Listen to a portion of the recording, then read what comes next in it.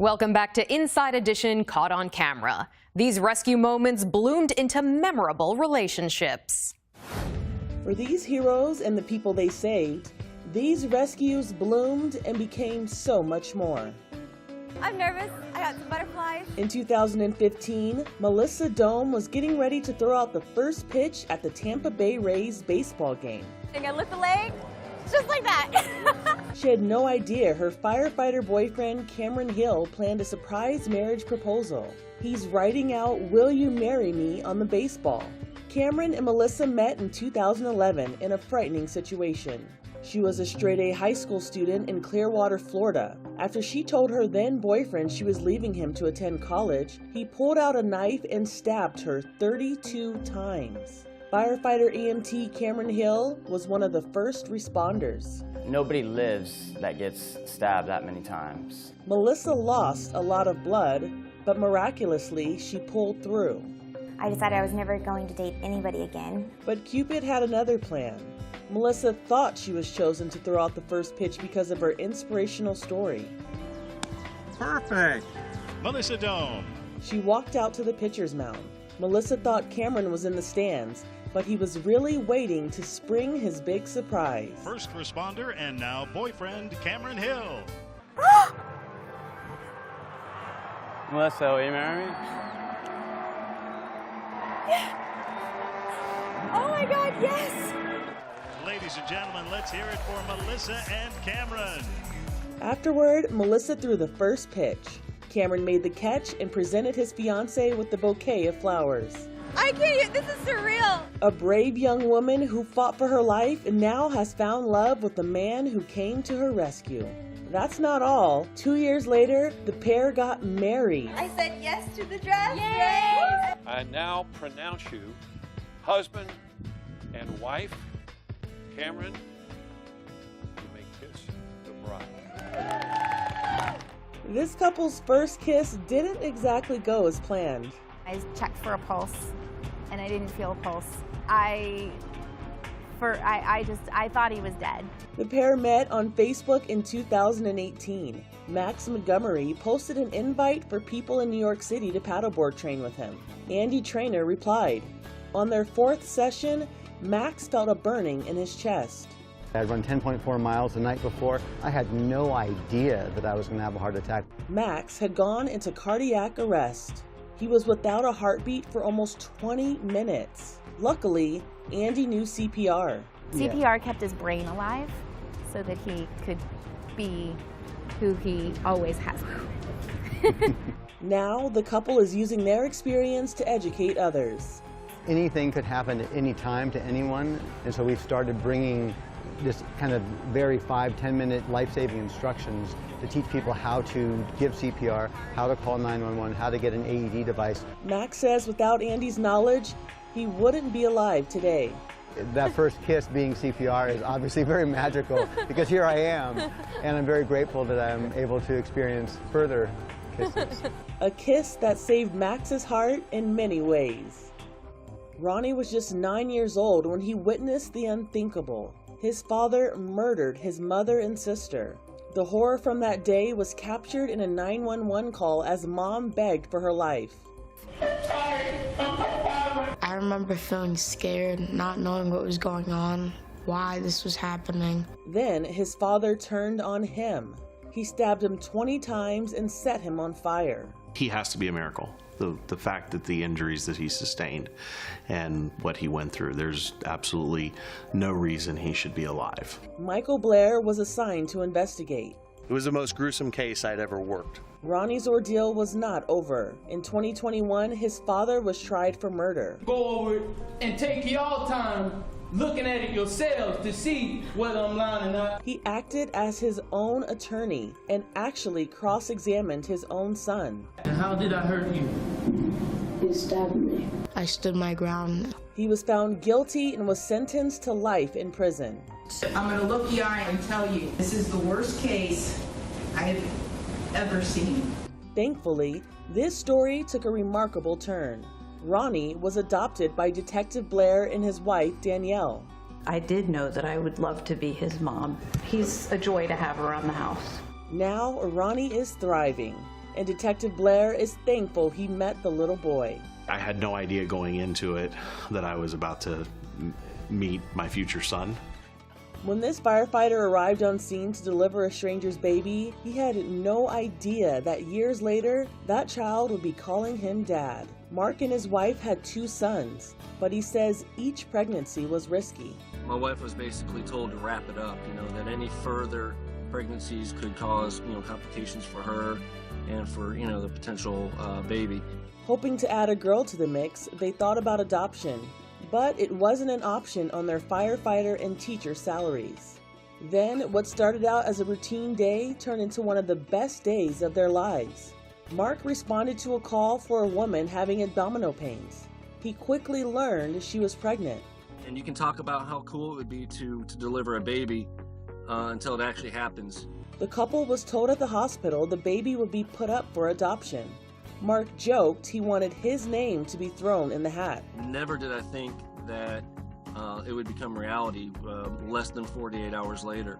They named her Gracie, and the community chipped in to help with her unexpected arrival. When we got home from picking Gracie up, we couldn't even get in our front door. There was everything you could possibly need. Now all grown up, Gracie is doing great. I love my boys more than life itself, but Gracie has me wrapped around her finger. There's no doubt about it. We have this bond that I think supersedes even other father-daughter relationships. We are tight as thieves for sure. In 2021, this woman got trapped inside an elevator. Oh my God. You can hear a witness outside the elevators telling firefighters the situation.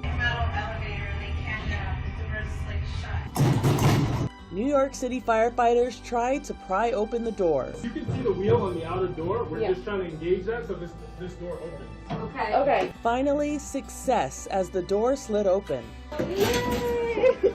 And look, the rescuer was quite a hunk. Hello, thank you. The woman inside the elevator turned out to be pretty accomplished herself. 20-something Haley Logan was a successful dentist, and a smitten Haley wanted to see that firefighter again. So she posted this slow-mo video on TikTok with the message, "NYC, I need your help. Please find this man that rescued me from an elevator today." It worked. What's up, guys? So my brother's at the firehouse, just showed me the video. The next day, the firefighter named David responded himself on TikTok. Haley was shook as she watched the video. I just wanted to make this video to say I'm glad that you're safe.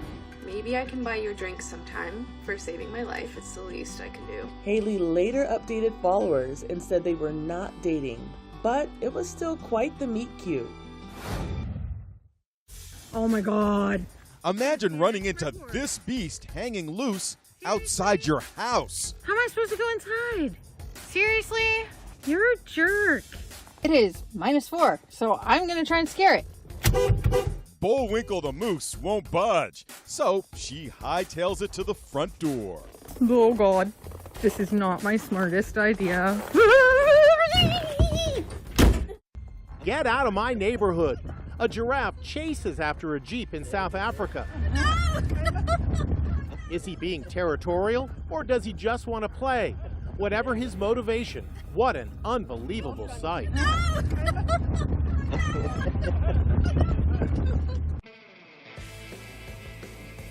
It wasn't the day at the beach these sunbathers expected. Watch as a pair of sea lions chase beachgoers in San Diego. Fortunately, no one was hurt, and eventually the sea lions went back to the sea. There's more in her hand than a pile of sand.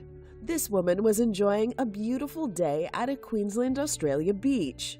Carrying a small clump of sand, she dips her hand into the shallow water. As the grains wash away, tiny blue crabs make their appearance. A baby is a baby is a baby, and this one is proving it. Watch as the wee gorilla finds out it can spin. Onlookers at Germany's Nuremberg Zoo seem to enjoy the show as much as the little ape enjoyed giving it. Might be time to look behind you, fella.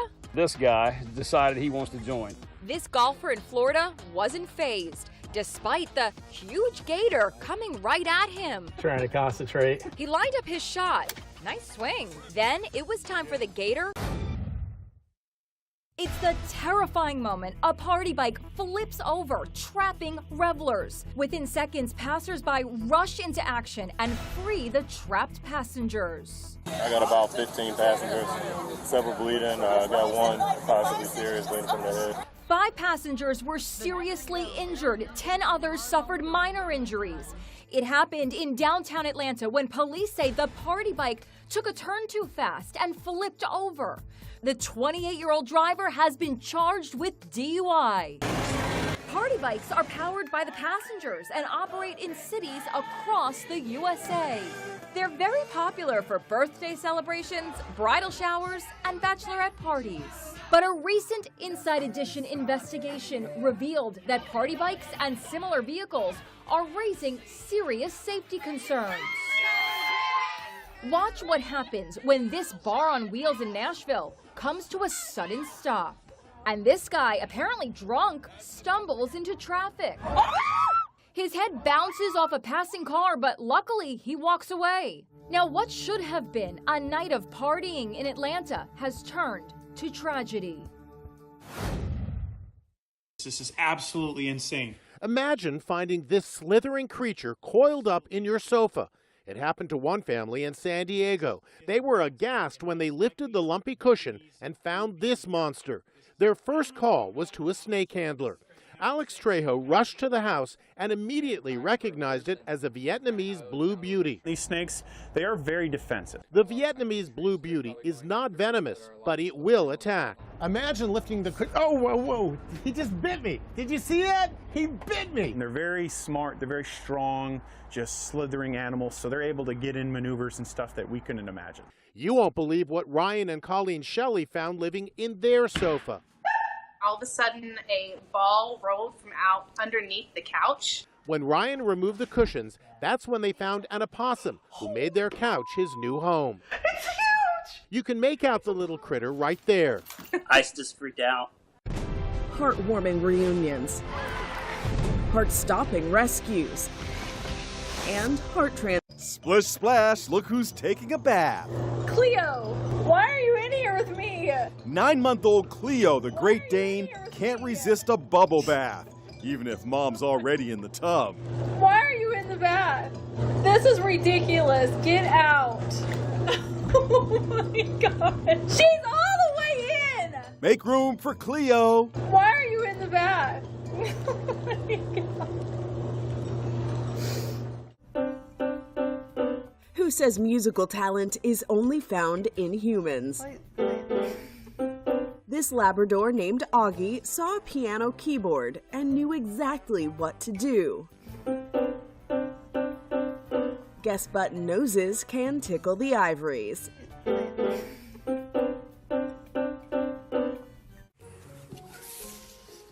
Is this the reverse of fetch? Whatever it is, this bulldog puppy seems to love it, because after his owner slides him across the wooden floor, the pup comes right back to him for another round. Perhaps the puppy slide will catch on in other households.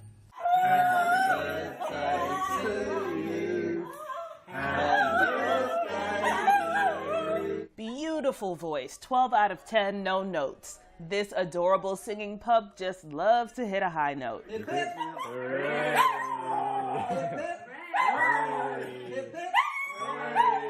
Anytime its humans start singing, so too does the dog.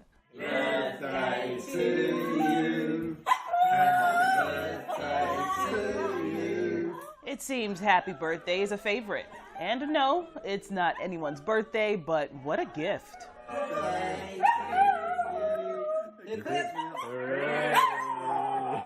One could argue.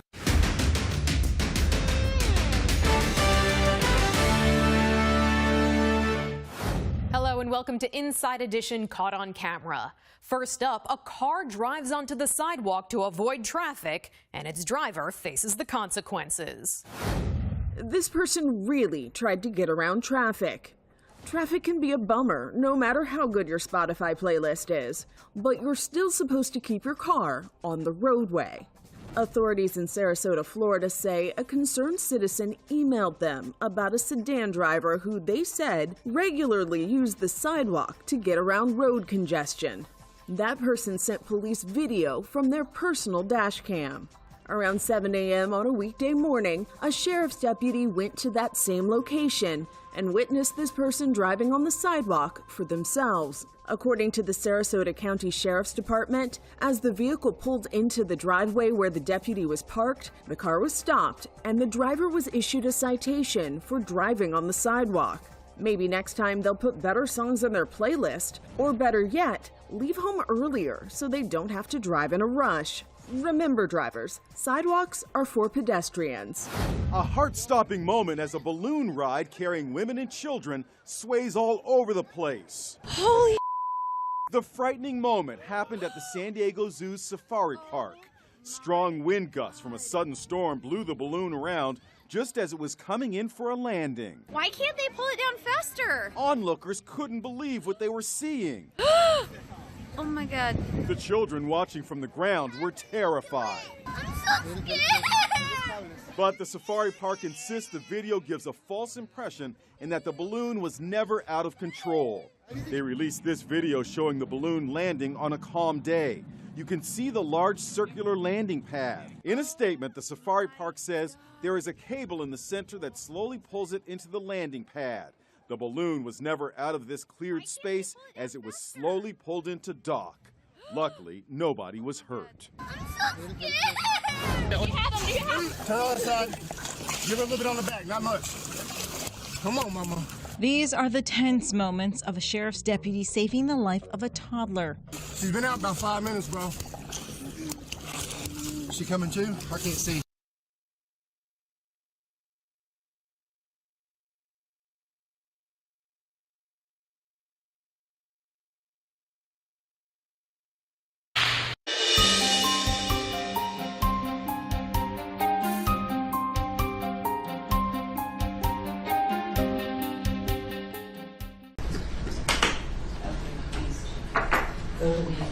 Two BHA 45 quote with silver and color primer. Yes, Judge.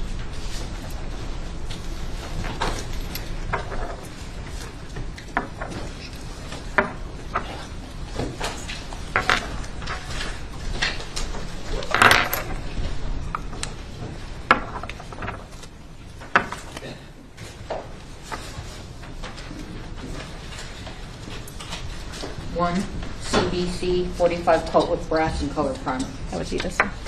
All right.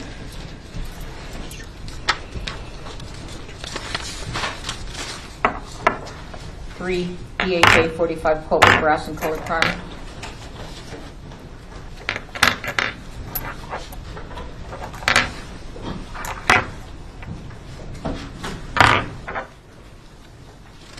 These things.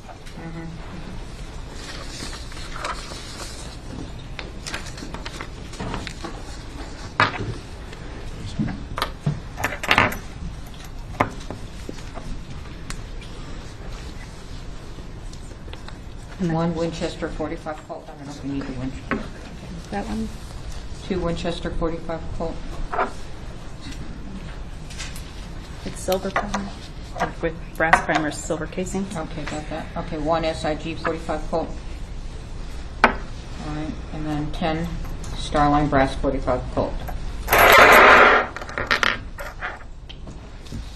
All right, so do we have the microphone close by? Or can you pick this up? Are you picking it up? That's my question. We've got one here. All right, so point out to me, let me ask you this. Did Ziegler tested the rounds in the Hannah Gutierrez case, correct? Yes. He didn't test any further rounds after the Hannah Gutierrez case? No. Okay. In the Hannah Gutierrez case, can you point out what types he did test from here? I'm uncertain what types he tested. This is a witness testifying, Ms. Morrissey. Please stop. We sent all of the... All right, let me ask it a different way. Do you recognize any of these types of bullets to have been gathered on the Hannah Gutierrez, on the rust set? The Starline brass with silver primer are similar to what was collected on set. And everything that was collected on set went to Ziegler? Yes. All right, thank you. I don't have any further questions, but I'll certainly allow some cross-examination. I don't know if you want to be there with her or what. If she could take the witness chair.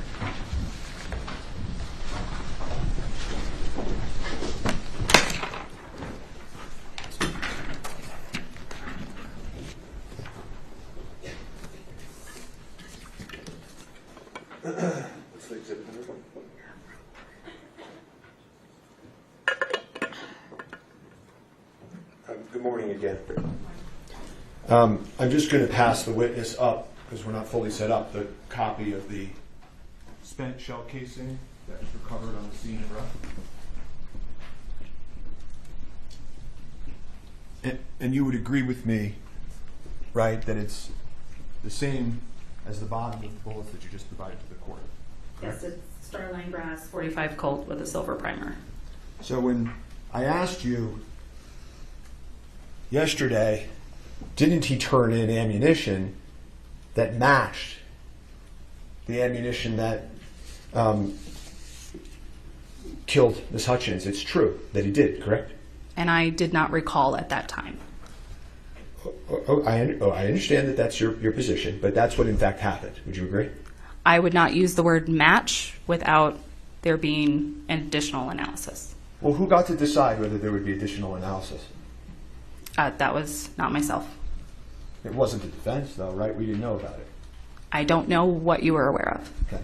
Well, you know that we came to have an evidence viewing where we asked to see every single round that could be related to the rust set, and this was hidden from us. You do know that.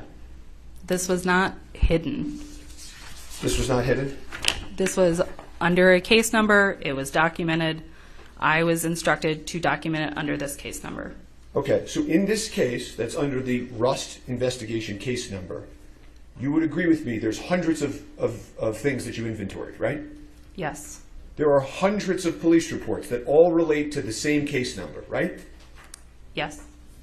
The one thing that seems to have been put under a different case number is just this one discovery of the actual ammunition that matches the ammunition from the set of rust. This was put under a doc information of someone coming in claiming to have rounds that were not utilized in a case. Okay, well, let's examine that for a second. When Seth Kenny comes into the precinct and he gives you ammunition, you vouchered it, right? I was instructed to collect the ammunition from Seth Kenny. Well, let me take a step back for a second just to make something clear. Investigator Popple, you're following orders, right, when you're doing these things, correct? Can you please stop referring to me as investigator because it's creating a misnomer? Okay, well, how would you? I apologize. I'm a crime scene technician. I'm not an investigator. Okay, I'm only doing that because it's shorter than crime scene technician. CST works. Perfect. Okay, CST Popple. When you took the, you're effectively following orders when you're deciding whether to voucher this or voucher the Seth Kenny evidence, right? You keep using the word voucher, and I'm not sure what context you're using it. Yeah, I apologize for that word choice also. When you inventory and make a report, I think your testimony is you're doing it at the direction of supervisors. Is that fair? Most of the time, yes. Okay. So when Seth Kenny walks into the precinct and gives you ammunition and says it's from the Rust case, you all inventoried it, right? Yes. You took photos of it, right? Yes. You put it under the Rust case number, right? Yes. You turned it over to the defense, right? According to my knowledge, yes. Okay. Somebody else comes in to the precinct, okay? A man named Troy Teskey, right? Yes. Who was a former police officer, right? I believe he stated that, yes. Okay. And I assume you all have the diligence to be able to confirm that, right? I do not know if it was confirmed or not. Okay. And he comes in and he also tells you he has evidence, right? He told us 3 years later, after a trial, that he had evidence that the defense wanted him to use that he no longer wanted to hold on to. Okay, let's break that down for a second, right? Mr. Teskey isn't involved in your meetings with the prosecutors and Corporal Hancock's meetings with the prosecutors up until the trial, was he? Not that I know of. Okay, so doesn't it make sense that he would have seen the trial on television, been completely outraged at what he was watching, not trusted law enforcement, and then walked it into the precinct? Doesn't that make sense? I do not know what would make sense to Mr. Teskey. Okay, didn't he in fact tell you, I don't trust Miss Morrissey and the prosecutors? He did not state that to me. He didn't on your oath? You're sure about that? I do not recall him stating that. So he turns this round in, and you, when he turns it in, obviously recognize it as Starline brass, nickel primer, Colt 45, correct? Yes. Okay. So it's not as if he came in and just turned in a bunch of shells, right? He did turn in a whole bunch of shells. Okay. But he didn't just turn in shells, right? He turned in multiple different 45 rounds. I'll ask the question a third time. He didn't just turn in shells, did he? He turned in multiple 45 rounds. Including rounds that matched the round that struck Ms. Hutchins, right? Again, I wouldn't use the word match without further analysis. And the reason that we don't have further analysis is you all didn't send this to the FBI for further analysis, did you? We did not. Right? Because if you had, it would have potentially proven the fact that all along this ammunition did come from Seth Kenney. Isn't that true? What I was informed of by Mr. Teskey was that the ammunition originated from Joe Swanson. And then went in the green ammo can to Seth Kenney.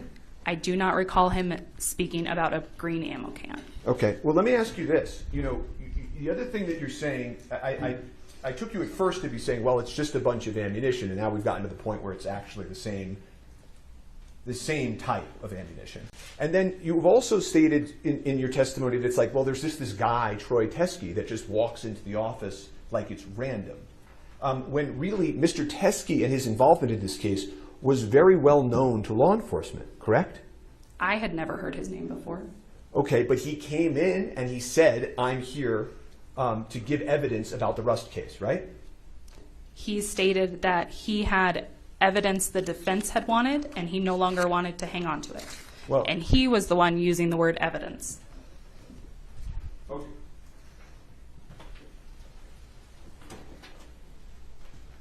You said to him when you met him down at the first floor of the precinct, you were called because you were the person in charge of the evidence, the CST, right?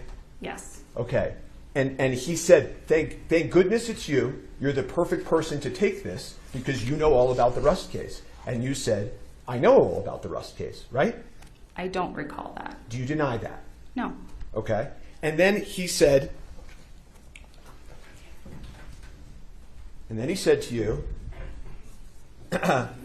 this ammunition was in Seth Kenney's possession, and you said Seth Kenney's law enforcement is well aware of Mr. Kenney, right? I don't recall that.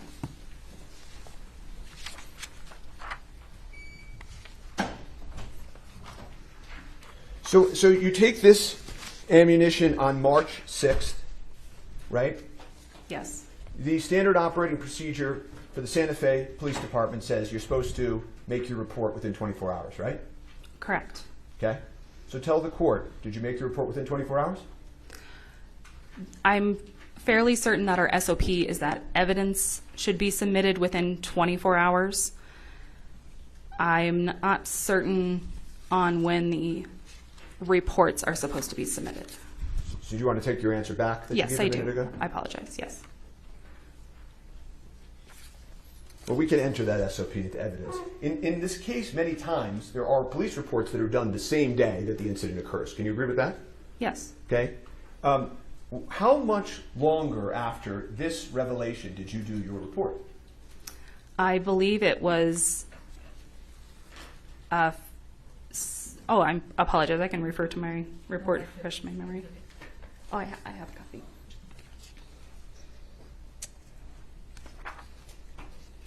I believe it was the following month that the report was made. Yeah, it was approximately a month later, right? Yes. Okay. What happened during that month? CST Papa. To be fairly honest, I went out of town to visit my dying mother. Okay, I'm sorry about that. I'm sorry to hear that. Were you out of town that entire month? I don't believe it was the entire month, no. Okay. Who was involved in the word choice in this report? Myself? You didn't have any input? Because this doesn't look like the same language you use in the other reports. Well, on a normal basis, I don't have conversations with people involved in cases. Uh-huh. But there was also other officers there that were aware of this. Corporal Hancock was aware of this, correct? She was notified about it, yes. Okay, and so was your supervisor who was there with you, correct? Yes. So you're not telling me and this court that you had no input at all in the drafting of this document, are you? It was reviewed by my supervisor. I don't believe any corrections were made to it or requested by him. You know, it's just, there's a funny sentence in it. It says, it's a sentence I've never seen in a police report. You tell me if you've ever seen this in a police report in your entire career. It says, it should be noted that this is not actual evidence from the death investigation collected by SO detectives. You are not reading my section of the report. You are reading what was written by Lieutenant Brian Brandel. Ah, I was going to say, it doesn't look like you're writing. So the lieutenant writes in, thank you for clarifying that. I just got this report, as you know, right? The lieutenant writes in, it should be noted that this is not actual evidence from the death investigation collected by SFSO detectives. Did I read that right? I believe so, yes. Okay. In your career, going back to when you were at CST in Florida, all the way through the present, have you ever seen such a sentence in a police report in your entire career? Not that exact sentence, no. Yeah, me neither.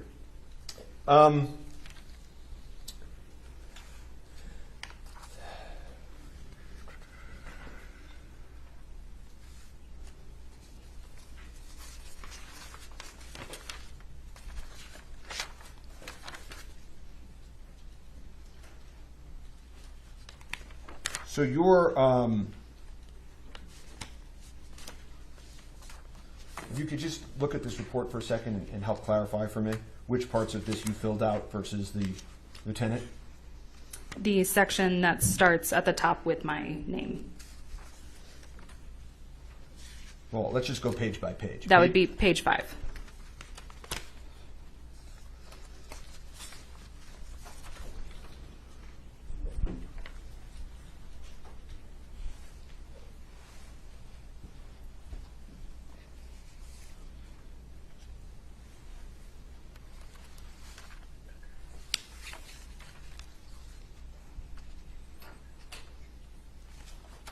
After this occurred, did this cause you concern, CST Popple, that this was handled this way? It did not.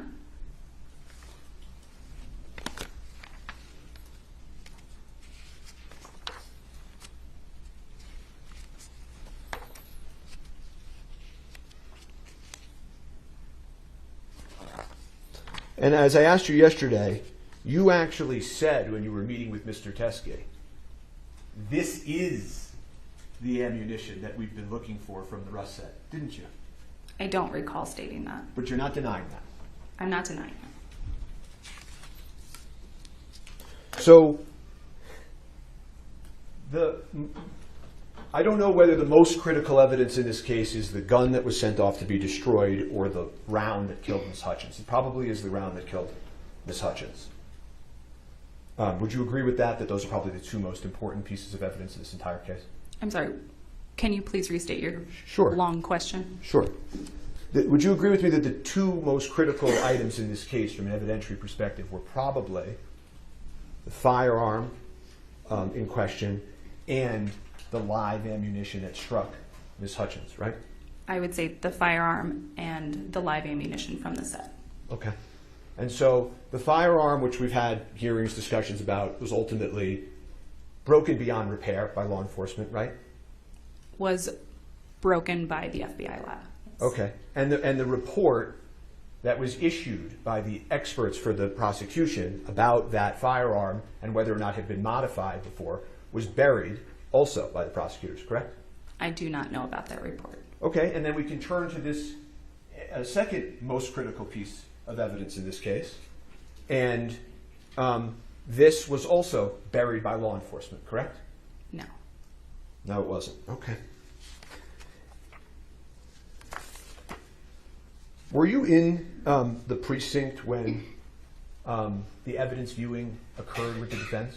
I think you said yesterday that your partner or your colleague dealt with the evidence viewing. Yes, my colleague and Detective Hancock, I believe, were there. But you didn't, nobody asked you to take this voucher sealed evidence out and show it to the defense, correct? When the request was made, I believe they couldn't quite narrow down everything that they wanted to view. There was quite a bit. Oh, so this was a narrowing down issue? The reason that this wasn't shown to the defense is a narrowing down issue? No, I'm stating that they couldn't quite tell me in detail what they wanted to see.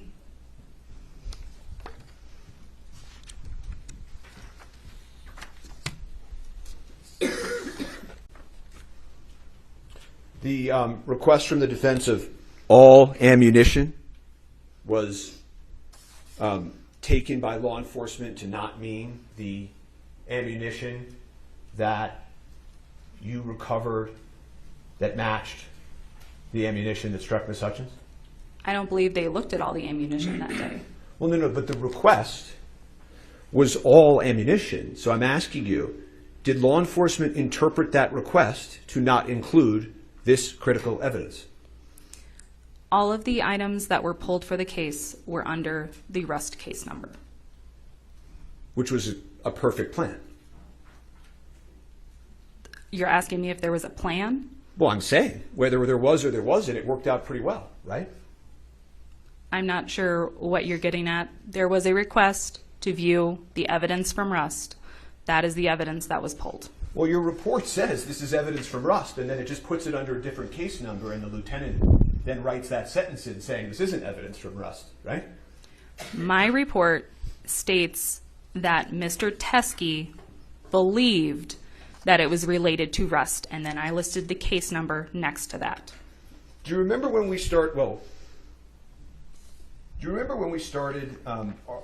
my examination of you yesterday, how I sort of said to you, the way you know what evidence to find is by what people tell you? Do you remember that?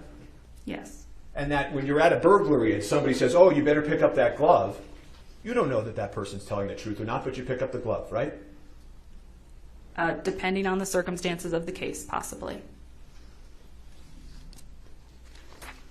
And here, a retired member of law enforcement walks into the precinct who's known to law enforcement, who turns in the matching ammunition, who tells you it's involved in the case, where there's tons of corroboration, both by what he provides and the history that law enforcement knows about this man, and you put it under a different case number, right? I'm sorry, what was your question in that long statement? You put it under a different case number. Yes, as I was instructed to do so. Okay, so you need to finish up so that Ms. Morrissey can cross-examine. Yeah, I'm trying to review this in real time. So I will pass the witness.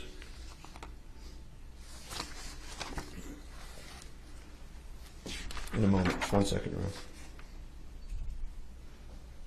Ron. Oh, and I asked you this yesterday, but I want to ask again, which is, you told Mr. Teskey that you would write up a report because of how important this was the very same day, didn't you? I don't recall stating the very same day. You don't deny that, though, do you? I don't deny it, but I don't recall it. Okay, nothing further. For the record, that was State's Exhibit 29 that showed the witness. All right, are we going to admit the supplemental into evidence? Please. Well, somebody move it in. I started the conversation. Defend.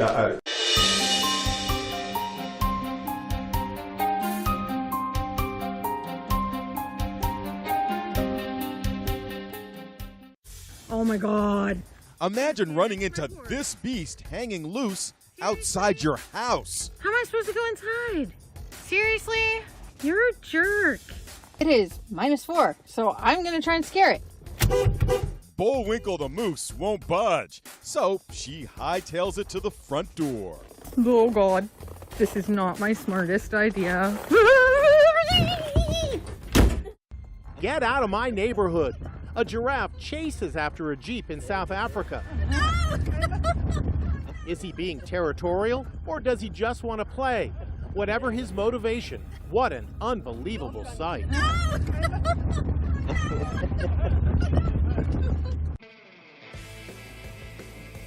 It wasn't the day at the beach these sunbathers expected. Watch as a pair of sea lions chase beachgoers in San Diego. Fortunately, no one was hurt, and eventually the sea lions went back to the sea. There's more in her hand than a pile of sand. This woman was enjoying a beautiful day at a Queensland, Australia beach. Carrying a small clump of sand, she dips her hand into the shallow water. As the grains wash away, tiny blue crabs make their appearance. A baby is a baby is a baby, and this one is proving it. Watch as the wee gorilla finds out it can spin. Onlookers at Germany's Nuremberg Zoo seem to enjoy the show as much as the little ape enjoyed giving it. Might be time to look behind you, fella.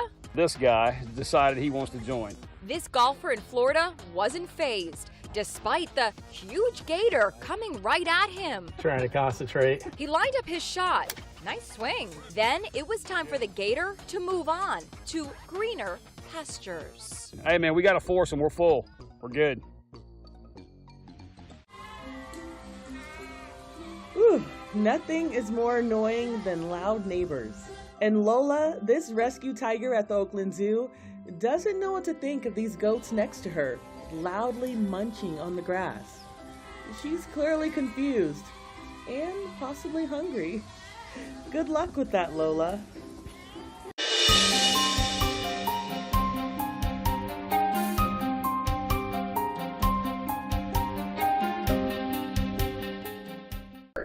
No, I have not. Okay.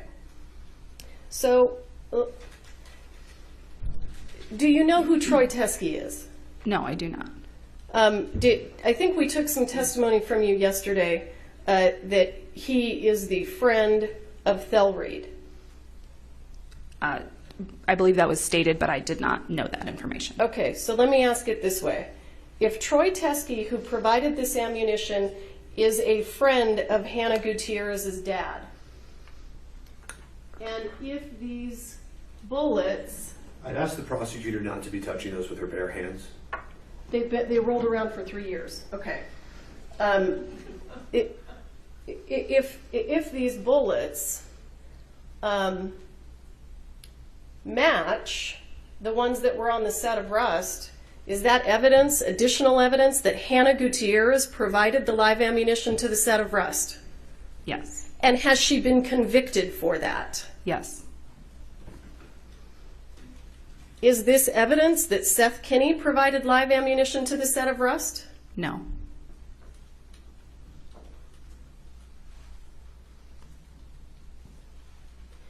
So let me ask you, Ms. Popple, if you buried it, how did the defense attorneys know to cross-examine you on it yesterday? I do not know. Do you have any idea when the defense attorneys learned about this ammunition? No, I do not. Do you know who they learned it from? No. Those are some important inquiries. Those are all the questions I have for Ms. Popple, but we'd like to take additional testimony. All right. I thought I had one more question. Oh, and I'm sorry. Would it refresh your memory about whether or not you're supposed to write a report within 24 hours if you? I don't think that was in dispute. I think he. All right. All right. Right. Never mind. Okay. So you're off the witness stand. We're gonna. Do we want to leave these out, or do we want to gather them up? I think they need to be vouchered and kept. Obviously. Well, okay. So it'll be Court's Exhibit 12. Is that how you want to do it? Yes, I think it should be a court exhibit since this is a hearing. Yes. Okay. Court's 12. And my only question is, do you want them back in the, do you plan to examine anybody with these? They have to be at the courthouse if we can, yes. All right. Well, she divided them all up is my only point. So is she going to keep coming back and dividing them up, or what are we going to do? I think yesterday there was some testimony that I think was frankly just misleading, that none of the... No, this is my question. Yes. You all, okay. What do you want to do with that? Because if you're asking a witness, then we're going to have to pile them out of there, and somebody's going to have to line them up and identify what's this, what's this, what's this. Okay? So do you want them staying out like this, or do you want them in the bag?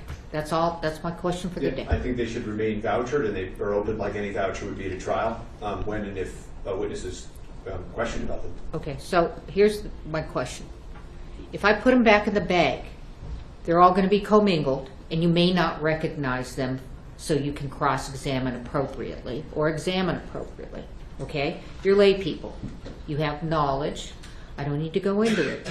That's my only question. Want it in the bag, or do you want it out? So what I would ask is let us quickly just photograph it, and then we'll ask CST Popple to put it back, actually, but remain at the courthouse. That's what I would ask. All right. Is that okay? Absolutely. My question for the court is, are we going to complete this motion hearing? No, we're not going to complete it yet. Okay, I'm going to. Can you just give us an idea so that we can be prepared for how you intend to proceed with regard to the motion hearing? I'm going to have Hancock come up. You're going to call Seth Kenny, and I would like, I don't know why we can't do Seth Kenny's testimony if he's coming. Did you call him as a witness? Sure, he's being called as a witness. Okay, well, you should be prepared to call him. So we're going to do both, and I'm going to hear both. So we're going to hear from these witnesses outside the presence of the jury and then in front of the jury? Oh, you're right about that. Thank you. That's my issue. Thank you for pointing that out. Well, other than telling the jury to leave for the and come back at 3, which I'm not going to do to them, I'm going to continue the testimony, and he would. Well, you said actually. I'm thinking why can't the jury hear this? They heard Popple. I'm sorry? They heard Popple. Oh, absolutely. No. I'm not making a comment on whether or not the defense gets to bring this in front of the jury. I'm making a commentary on the jury doesn't hear our motion hearing, and I just want to. Oh, they're not going to hear. Okay, I'm going to take evidence from each of these folks. Do you have? Is this a problem? So, I don't know what I'm going to do yet. So this is why I want to do it this way. Okay. I want Hancock on the stand. You can question her about this issue, okay? Seth Kenny comes. You're going to do all of his testimony, including this, okay? Bowles is separate. He wasn't going to be testifying, okay? And on Bowles' testimony, the jury will leave, okay? And anything further on this motion, the jury will leave. But I think that they can do Hancock and Kenny in front of the jury. Can Mr. Spiro and I approach? Sure.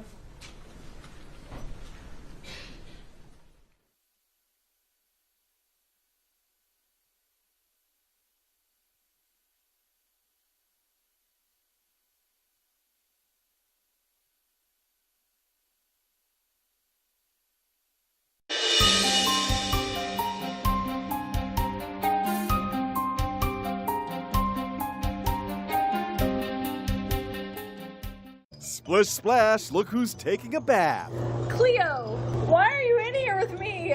9-month-old Cleo, the Great Dane, can't resist a bubble bath, even if mom's already in the tub. Why are you in the bath? This is ridiculous. Get out. Oh my God. She's all the way in. Make room for Cleo. Why are you in the bath? Oh my God. Who says musical talent is only found in humans? This Labrador named Augie saw a piano keyboard and knew exactly what to do. Guess button noses can tickle the ivories.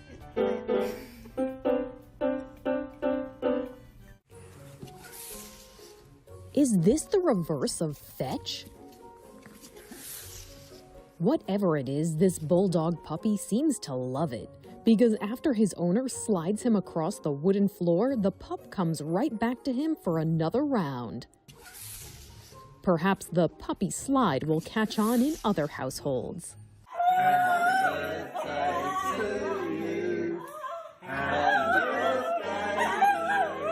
Beautiful voice, 12 out of 10, no notes. This adorable singing pup just loves to hit a high note.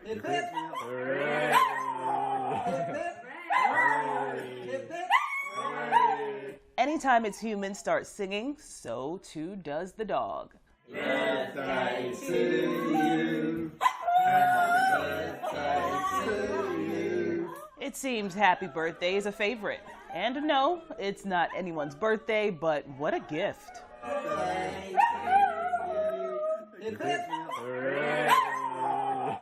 One could argue that this is animal cruelty, or a doggy that may not be too bright. He's struggling to get the slice of bread on top of his crate.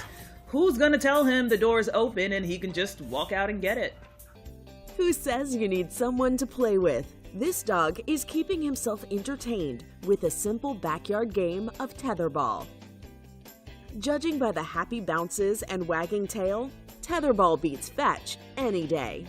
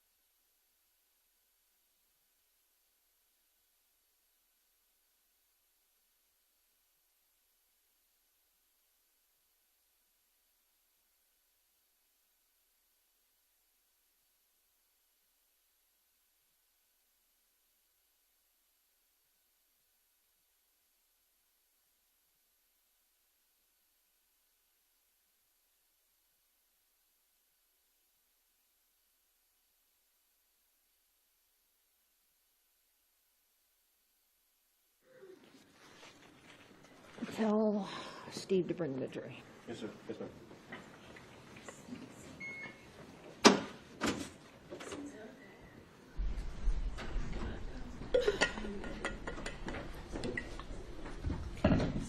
after I call in the jury, this is on the record, I gotta go to. After I call in the jury, I'm taking a bathroom break, and we're probably taking a break for a good 20 minutes or half an hour even, okay? Just want to settle.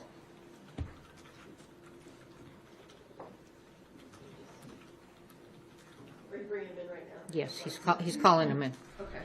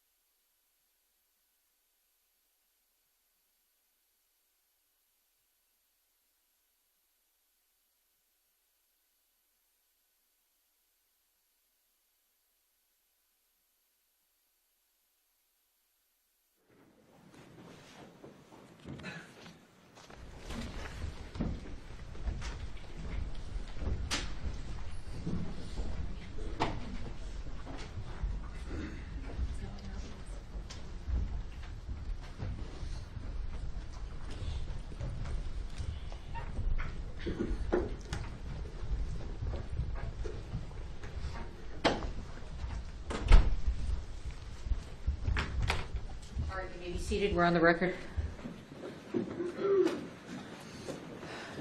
Jury, thank you for coming in. I'm going to recess you for the day. I'm sorry. Trials are fluid. It's not something we predicted. Okay, so if you all can return at 8:30 tomorrow morning. Monday. It's been a longer week than usual. Okay, so Monday. Okay, so have a great weekend.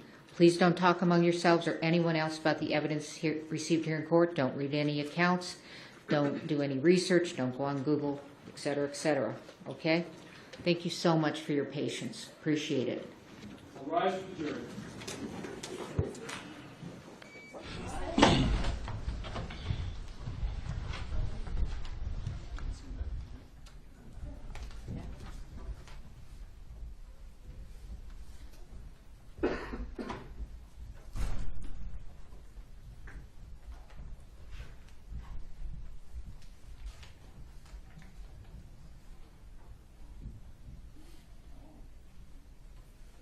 Thank you. We're still on the record.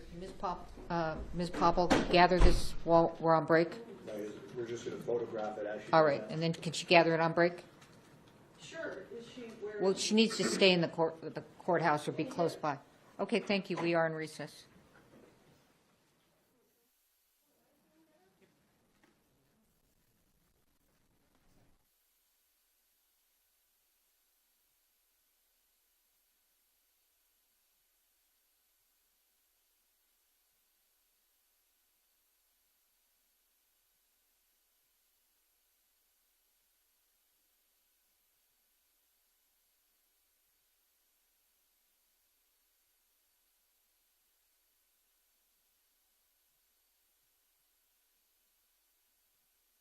What happened to Matthew McConaughey's eye? It's swollen shut. It seems he was stung by a bee and had a bad allergic reaction.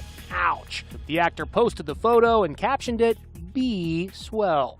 And the daughter of Ben Affleck and Jennifer Garner makes an impassioned plea for a mask mandate that would require everyone to wear masks in LA medical facilities. Hi, Violet Affleck, Los Angeles resident, first-time voter, I'm 18. The celebrity daughter, who's often seen wearing a mask with her famous family, appeared before the LA Board of Supervisors last night. To confront the long COVID crisis, I demand mask availability, air filtration, and far UVC light in government facilities, and mask mandates in county medical facilities. Mask mandates were hugely controversial during the COVID pandemic, and it remains a volatile issue judging by the social media reaction to Violet. This Violet Affleck kid is utterly deluded, blasts one critic. But there's also this. What a brave, confident, mature young woman. Most importantly, the county must oppose mask bans for any reason. One of the supervisors tells us the board was thrilled to hear from Violet Affleck because they, quote, welcome and value the voices of young people. Hard to believe this, but next week marks the 25th anniversary of the death of John Kennedy Jr., his wife Carolyn, and Carolyn's sister. They were all killed when JFK Jr.'s plane crashed off Martha's Vineyard. Stephen Fabian looks back on the promising lives cut short and what might have been. It's been a quarter of a century since we lost the Prince of Camelot in a tragic plane crash. And with the anniversary coming, there is renewed interest in JFK Jr. Everything is wonderful. He's on the cover of the New People magazine, and a book about his marriage to Carolyn Bessette Kennedy, Once Upon a Time, is a bestseller. News of his plane crash in 1999 sent the nation reeling. The loss of John Kennedy's plane has touched the entire nation in an astonishing way. The doomed flight took off here from Essex County Airport in New Jersey. JFK Jr. was piloting the aircraft heading to a family wedding on Martha's Vineyard. He became disoriented mid-flight and lost control, plunging into the Atlantic Ocean, killing Kennedy, his wife Carolyn, and her sister Lauren. Maureen Callahan, author of Ask Not, The Kennedys and the Women They Destroyed, says the flight was fraught with reckless behavior. JFK Jr. almost smashed into an American Airlines commercial plane because he wasn't talking to ground control, he wasn't talking to air traffic control, turned off his autopilot, turned off everything. Callahan says JFK Jr.'s life was marked by trouble in his marriage. This infamous fight in a New York City park made headlines. Carolyn lunging at John and he grabbing her engagement ring. Later, he gave it back. But Callahan says right before his death, JFK Jr.'s life was in a bad place. He wasn't speaking to his sister. His magazine, they were going to pull the plug. This was a guy who had never failed on the world stage before, and now every major thing in his life was coming apart. Rosemarie Terenzio, his former executive assistant, has co-authored a new book, JFK Jr., An Intimate Oral Biography. Beyond all of the hype and all of the fame and all of the celebrity was a really good man. At the time of his death, Kennedy was still taking instrument flight training. He was not yet certified to fly solely by instruments in poor visibility. We'll be back with more Inside Edition right after this. Still to come, they walked the entire length of the Grand Canyon. Over 100 degrees every day and night. It took them a year, and it was like walking inside an oven. How they faced disaster. I was concerned that I would not survive.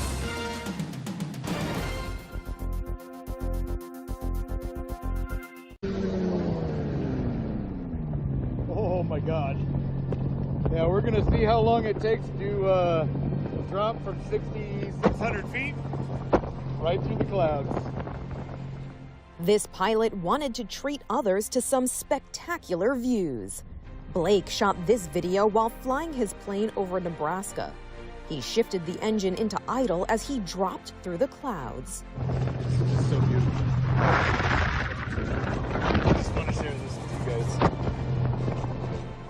Falling from the sky is an otherwise terrifying idea, but it seems to bring him peace.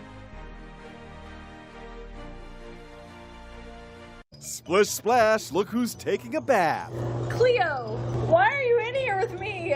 9-month-old Cleo, the Great Dane, can't resist a bubble bath, even if mom's already in the tub. Why are you in the bath. This is ridiculous. Get out. Oh my God. She's all the way in. Make room for Cleo. Why are you in the bath? Oh my God. Who says musical talent is only found in humans? This Labrador named Augie saw a piano keyboard and knew exactly what to do. Guess button noses can tickle the ivories.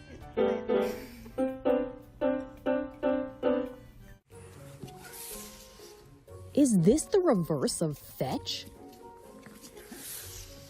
Whatever it is, this bulldog puppy seems to love it, because after his owner slides him across the wooden floor, the pup comes right back to him for another round. Perhaps the puppy slide will catch on in other households.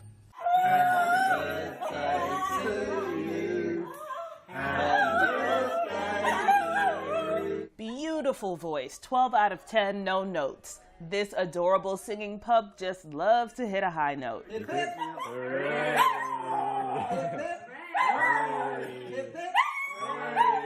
Anytime its humans start singing, so too does the dog. Birthday to you. Happy birthday to you. It seems happy birthday is a favorite. And no, it's not anyone's birthday, but what a gift.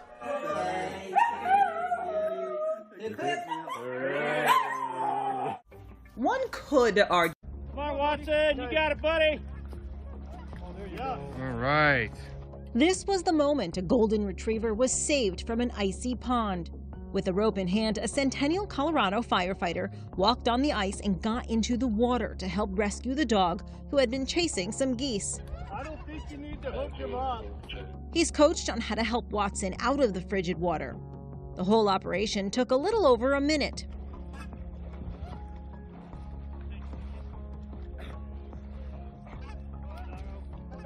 Come on, Watson. Come on, Watson, you got it, buddy.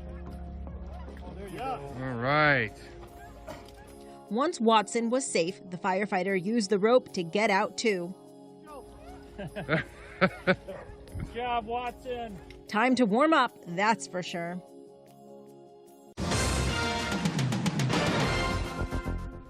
One of the hottest places in the country is the Grand Canyon, where 3 hikers have died in just the past month, including one man whose heartbroken niece is warning everyone to respect nature. Tragedy in America's most famous natural wonder. 69-year-old hiker Scott Sims died in the Grand Canyon after being overcome in the heat. His niece Jessica was hiking with him. There are no words for the emotions we are feeling right now, she says. The most beautiful places are unforgiving. Be prepared. Don't underestimate nature. Hike smart. These two friends, writer Kevin Fedarko and photographer Pete McBride, know all about hiking in the Grand Canyon. I feel like I'm in a Swedish sauna. They walked its entire length, a grueling 750-mile trek that took 14 months. It is, in fact, the most dangerous national park that we have in the United States. I would say on day 3 through day 6, I was concerned that I would not survive. I was having severe doubts. The friends tell me they faced near disaster many times. We came up against a whole host of challenges: extreme heat, ledges and cliffs that drop 300, 400, 500 feet. You're moving through an extreme wilderness on foot. This was beyond anything I'd ever experienced. I made some mistakes carrying too much weight, too much of my camera equipment. We learned a lot of very hard lessons. Fedarko's book about their exploits, A Walk in the Park, is now a bestseller. It inflicted misery and suffering on us, and it also gave us some of the most extraordinary moments that we've ever experienced. If you'd like to read an excerpt from the book, A Walk in the Park, just come to our website, InsideEdition.com. When we come back, don't feed the animals. Oh my God. Imagine running into this beast hanging loose outside your house. How am I supposed to go inside? Seriously? You're a jerk. It is -4, so I'm going to try and scare it. Bullwinkle the moose won't budge, so she hightails it to the front door. Oh God, this is not my smartest idea. "Get out of my neighborhood." A giraffe chases after a Jeep in South Africa. Is he being territorial, or does he just want to play? Whatever his motivation, what an unbelievable sight.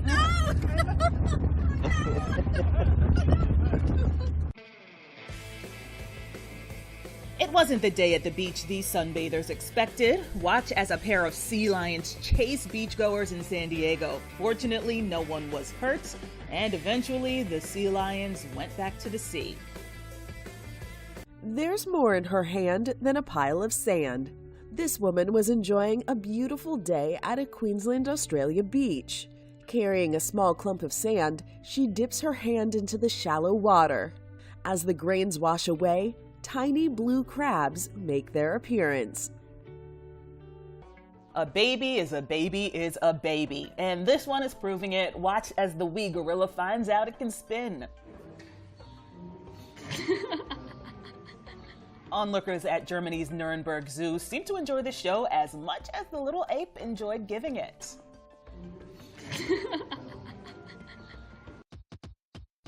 Might be time to look behind you, fella. This guy decided he wants to join. This golfer in Florida wasn't fazed, despite the huge gator coming right at him. Trying to concentrate. He lined up his shot. Nice swing. Then it was time for the gator.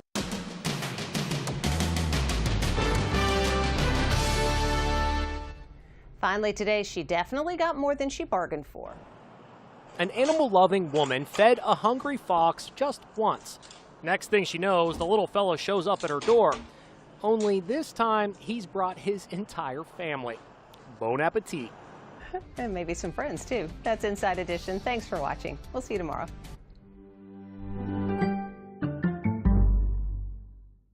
Splish splash, look who's taking a bath. Cleo, why are you in here with me? 9-month-old Cleo, the Great Dane, can't resist a bubble bath, even if mom's already in the tub. Why are you in the bath? This is ridiculous. Get out. Oh my God. She's all the way in. Make room for Cleo. Why are you in the bath? Oh my God. Who says musical talent is only found in humans? This Labrador named Augie saw a piano keyboard and knew exactly what to do. Guess button noses can tickle the ivories.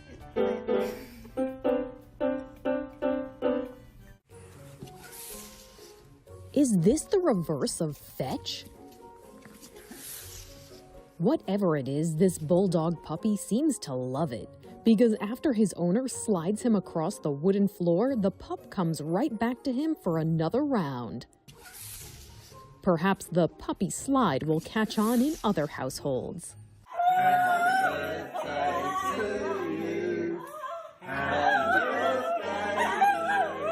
Beautiful voice, 12 out of 10, no notes. This adorable singing pup just loves to hit a high note.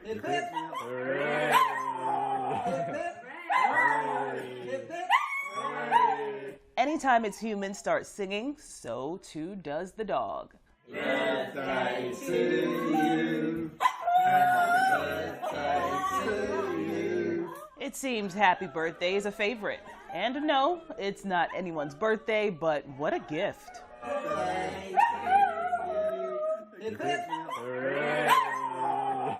One could argue.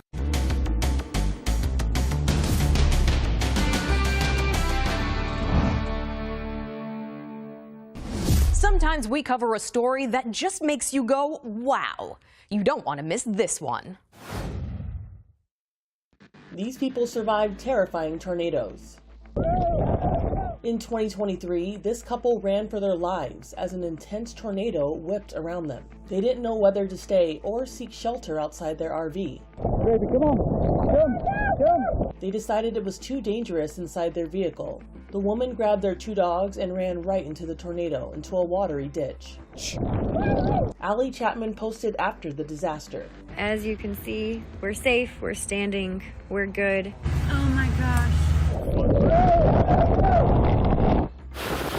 This is a tornado, guys. We're going inside. In 2017, shoppers took shelter inside a Home Depot in New Jersey when a twister touched down. Right there in the parking lot. Tornado right in the parking lot. Watch as the automatic doors blow open. Holy see it? Yep, there it is. Oh, God, man. I've seen tornadoes before, but never that close. We started going back inside. You could see the funnel come literally right over us. Holy From 2023, while a violent tornado came at her, the woman recording it learned the hard way that she should have run for shelter instead. Oh, I'm getting this. Kimberly Shaw was in harm's way, so her husband tried and fell to slam the door shut. Oh my God. Then the tornado began to suck her out of the building. The windows blew out, and when it did, it sucked me out the door. Oh my gosh, I'm gonna die. I just grabbed her arm and sat there and held her. Somehow, Jimmy Shaw was able to brace himself against the door frame while he held on to her. He saved my life. If it wasn't for him, I wouldn't be here today. I had stitches there. I just pulled some glass out of that yesterday. Afterward, Kimberly says her days of recording tornadoes were over. Just stay safe. Don't be dumb like me and try to videotape something that is going to cost you your life. In 2020, one couple had a narrow escape from a deadly Nashville tornado. Kaylee said her boyfriend woke her up just in time to take cover. I was dead asleep, so he woke me up, and we turned on the news and just saw that there was a tornado. Wasn't really sure how serious it was, and then they were saying it was like coming towards East Nashville. Over 20 people were killed, and the governor declared a state of emergency. Dozens of buildings were destroyed, and many people were unaccounted for. My boyfriend is a true hero, honestly, because I would have slept through the whole thing. My mom used to say I sleep through anything, and yeah, I almost slept through a tornado. In 2021, with the twister right in front of him, Tom Bedard got down on bended knee to propose to Raya Mayday. The AccuWeather meteorologists made arrangements to witness their first tornado together, but Tom had a bigger plan.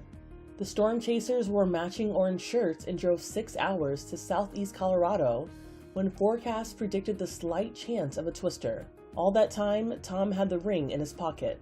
My legs were shaking more than they had ever before in my lifetime. I've never seen you so nervous, ever. Right as the twister touched down, he popped the question. I was just like, wow, this is going to be a moment I'm never going to forget. And as I turned to my right, Tom's left knee is dropping at the same exact moment that the tornado is. Raya said yes. This is the aftermath of a tornado that struck down north of Dallas in 2022. Dakota Hudson was planning to propose to his girlfriend when the tornado hit, but he lost the engagement ring in the rubble. So, a local junior college softball team volunteered to help. I can pass out, y'all. Suddenly, they found it. I pulled it out, and when I realized it, I just my jaw dropped, and my teammate was sitting right beside me, and we both just looked at each other and started screaming. And then it was like a triggered reaction of the whole team started screaming. Dakota instantly got down on one knee and proposed to girlfriend Lauren Patterson, surrounded by debris.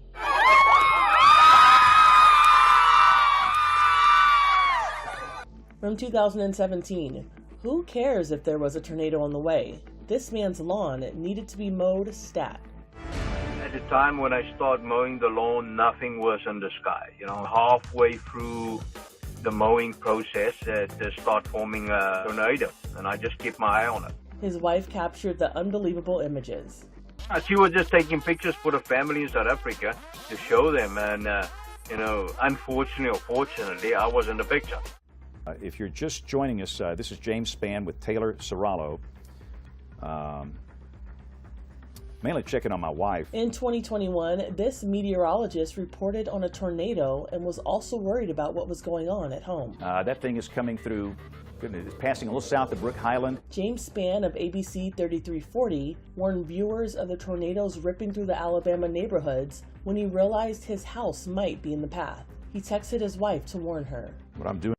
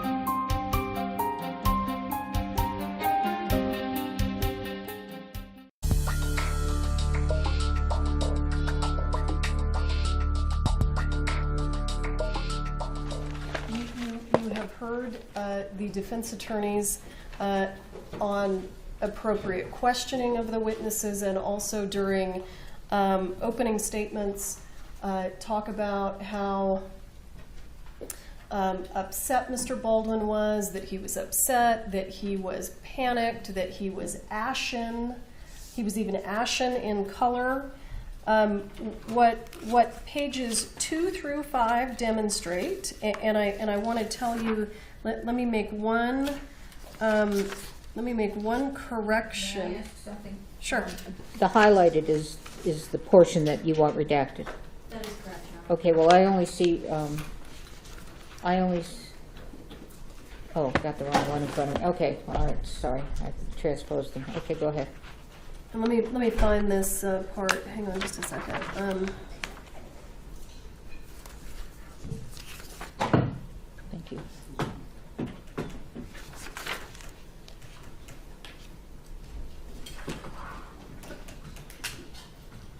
Okay, so if I to help make my point, if we go down to the last paragraph of page 4, you'll see where Mr. Baldwin is speaking to someone on the phone, and he says, and just spend the time here, and they're going to do what they've got to deal with. He's talking about, I think, investigators and also insurance investigators, and deal with what they've got to deal with.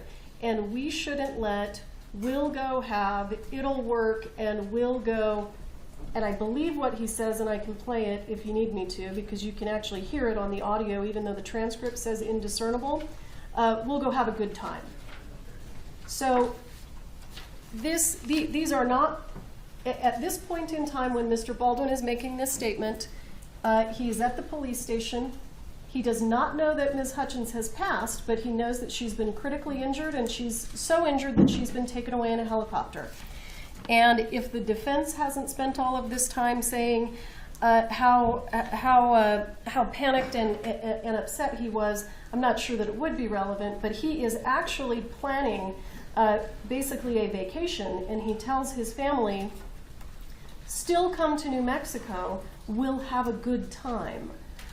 So this is obviously information that directly contradicts what the defense has argued, and if it would help the court to see his demeanor and hear what he actually says, his family was coming to New Mexico the following day because he had a bit part for his daughter in the movie. So his wife and all of his children were coming the following day, and he is telling his, at one point, I think he's speaking to his wife, and he has her on FaceTime so we can actually hear her. We can hear her responses. And then he's speaking to another person who sounds like some sort of a family assistant or a nanny or someone like that. And he is explaining that he wants that person to try to convince his wife to still come to New Mexico because they can't get their money back for the plane tickets, and they'd like to go ahead and have a good time. Where's the thing about the plane tickets? I didn't read that. So here's where he says it. There's a part here where he says they're not going to give us our money back. Oh yeah, that's okay. That's what he's referring to. Okay. So are you talking about lines 19 through 25 on page 4? You object to the redaction on? Just this portion.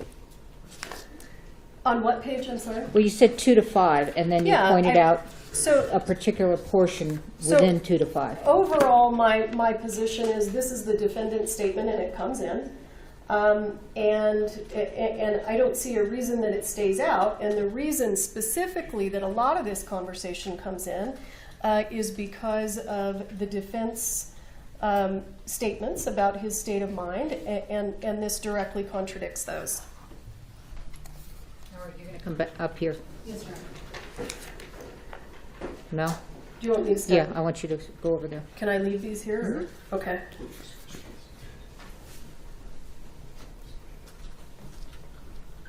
I'm just going to set this one aside. So, Your Honor, first, what we have within this section that we're going to be discussing right now is we have also some additional hearsay. So we're looking at not only Mr. Baldwin's statements, but it also includes statements from the female speaker who would be his wife. And then you see female speaker 1, there's also female speaker 2. So there's additional hearsay aside from, again, the statements that we're talking about with respect to Mr. Baldwin. In addition, when we're looking at whether or not this is admissible, the court has to engage in a balancing test as to what the probative value actually is. The court has already indicated and ruled, in fact, at the motions in limine, that Mr. Baldwin's demeanor, even leading up to the accident, was not going to be coming in because the court engaged in that balancing test and said, for example, anything regarding him exhibiting poor behavior. Way broad brushing, my ruling. Understood, Your Honor. And so I have actually the court's ruling here, so I'll be more specific.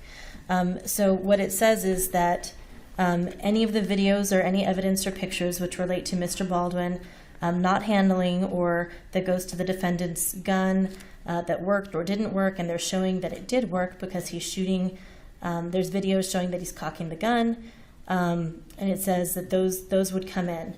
However, everything else regarding him yelling at the crew or telling people to hurry up, none of that is relevant, and that is propensity evidence. Right, and that dealt with what was offered, okay? That is correct. Was not offered, this was not even discussed at that time, so Correct. This is fresh to the court. Absolutely, Your Honor. So what we're doing is we're looking at what the court had previously ruled, and then we're using that also to inform the arguments that we're making at this time.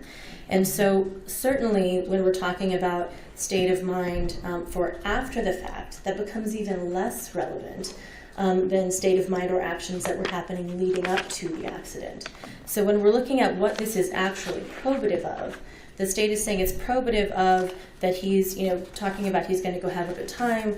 He's really not that distraught about it. But if we look again at what is Mr. Baldwin's state of mind after this has happened, what element does that go to within the proof that the state has to demonstrate in order to meet the elements to demonstrate that he is actually guilty of involuntary manslaughter? And the answer is that none of this here is probative of any effect of consequence to any of the elements of the crime that he is charged with. So when the court is engaging in this balancing test, we have to look to see what is the probative value, and there's none or very minimal, but the danger of unfair prejudice is substantial, and it substantially outweighs any probative value in that, again, he's talking about his family, he's talking about plans that they have, and there's danger that the jury will misinterpret that or misuse that to view him as being callous or that he doesn't care about Ms. Hutchins, when actually that's not accurate. So we are asking that the court exclude this section that we're referring to.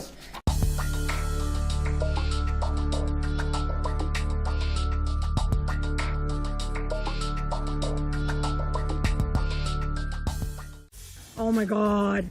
Imagine running into this beast hanging loose outside your house. How am I supposed to go inside? Seriously? You're a jerk. It is -4, so I'm gonna try and scare it. Bullwinkle the moose won't budge, so she hightails it to the front door. Oh God, this is not my smartest idea. Get out of my neighborhood. A giraffe chases after a Jeep in South Africa. Is he being territorial, or does he just want to play? Whatever his motivation, what an unbelievable sight.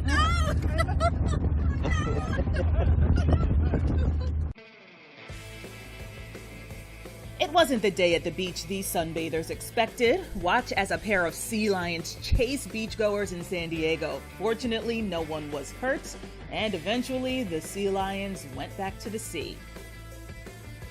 There's more in her hand than a pile of sand.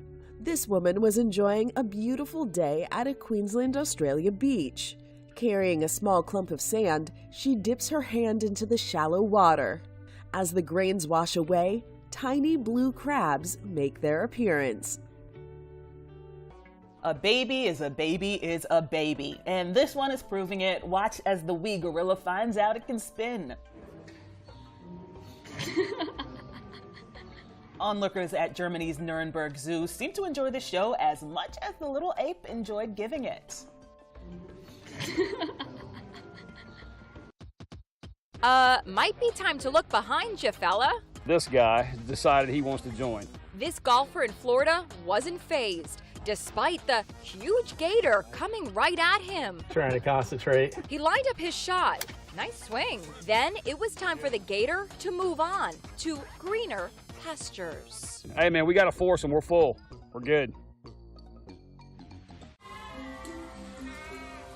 Ooh, nothing is more annoying than loud neighbors.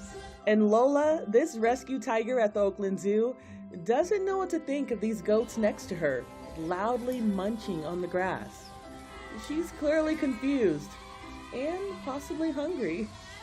Good luck with that, Lola.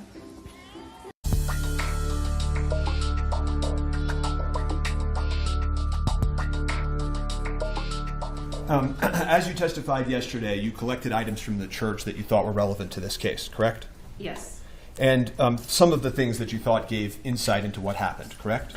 Yes. And including in those was a copy of the script and the shot list, correct? I believe there was paperwork that was photographed, but I don't believe it was collected. Okay. Well, I'm going to pass up to the witness what is marked as A3 and A11. Do you recognize these? Yes. And what are those? It appears to be scene paperwork. That you collected? Yes. And those are fair and accurate photographs? Yes. Okay. Offer them as evidence.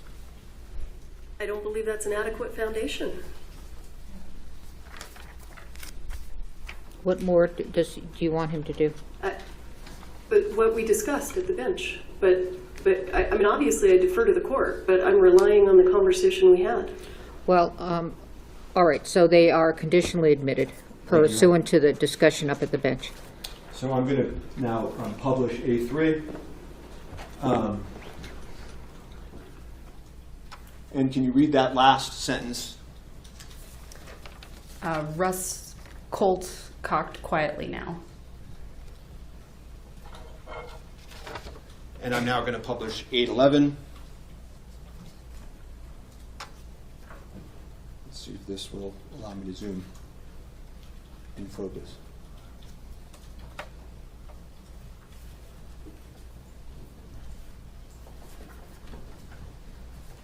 Can you read that, or does it not focus right? I cannot read that. Okay, I apologize.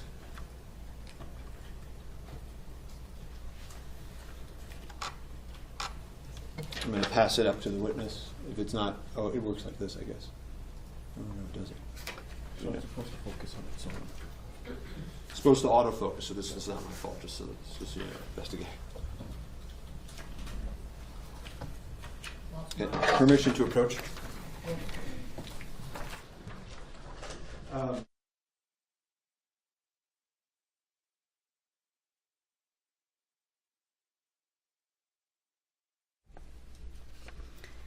Macro on hammer as thumb cocks it, and then line 6 is frontal slow push in on Rust, his hat down, motionless. Thank you. And you found and photographed these documents in the church in the vicinity of where Ms. Hutchins fell, correct? I believe the first photograph, the first paper was. I don't recall where the second paper was located. And if we look at states 21,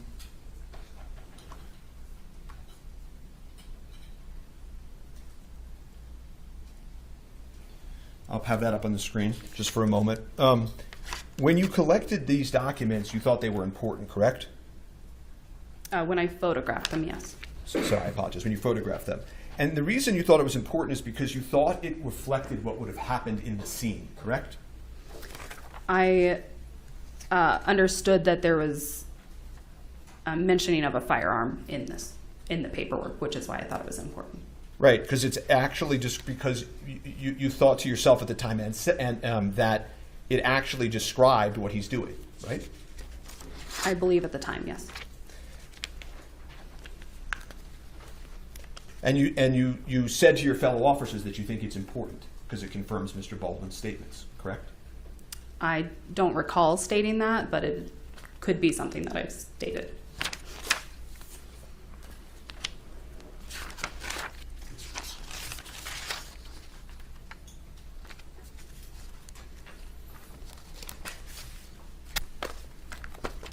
And you indicated that you thought it was hers, meaning Ms. Hutchins' paperwork, correct?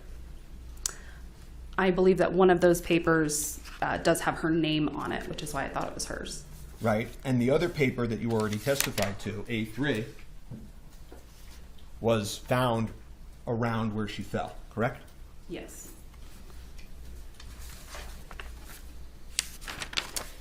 And it contains the shot list and the script for that day, correct? I don't know Objection, exactly. Foundation. Sorry.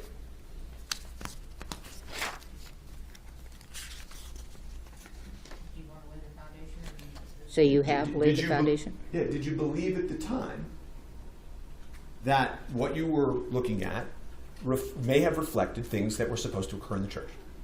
Yes. You also recovered Miss Hutchins' cell phone, correct? At a later date, I believe.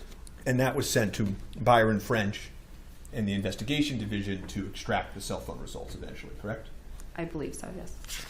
Now, you tried to find video recording in the church, correct? Yes. But the video cameras for the scene in question did not record that day, so you were not able to find that. Fair?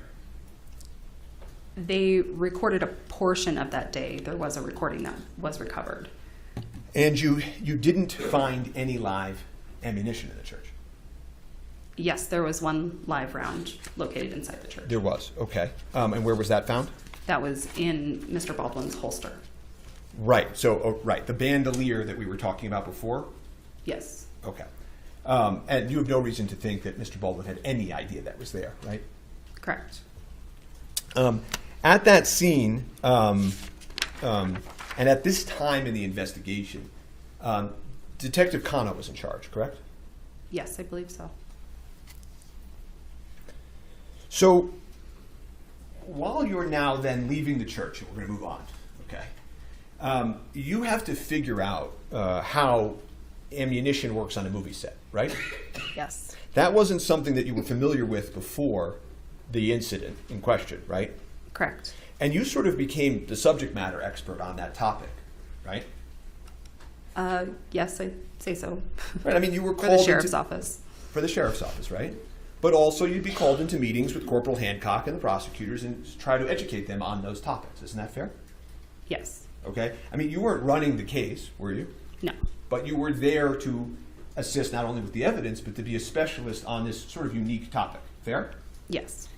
And again, you said this on direct, but I think it got a little confusing perhaps. But there are never supposed to be live ammunition on a movie set.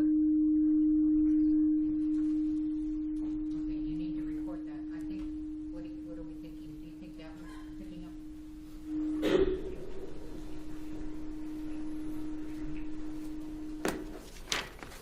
up? Okay, go ahead. Yours is on though, right? Yes, it is on. Okay. Thank you. You understood that there should never be live ammunition on a movie set, right? Yes. And the one type of ammunition that occurs on movie sets is blanks, and those are the ones that just go poof, right? Correct. Okay, and I'm just showing you 812 that's in evidence, right? And those have a crimped top, right? Yes. Okay, as opposed to dummy rounds, right? And I'm showing you 811 that's in evidence, right? Which look like real bullets, right? Correct.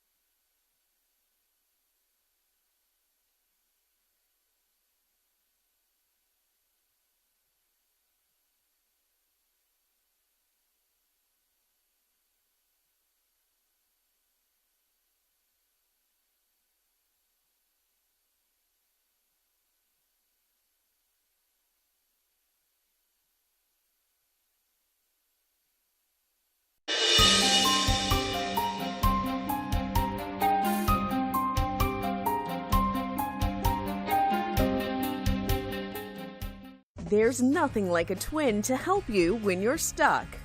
Giant panda twins Lele and Chow Chow have been introduced to the public at Tokyo's Ueno Zoological Gardens for the first time since they were born in June 2021.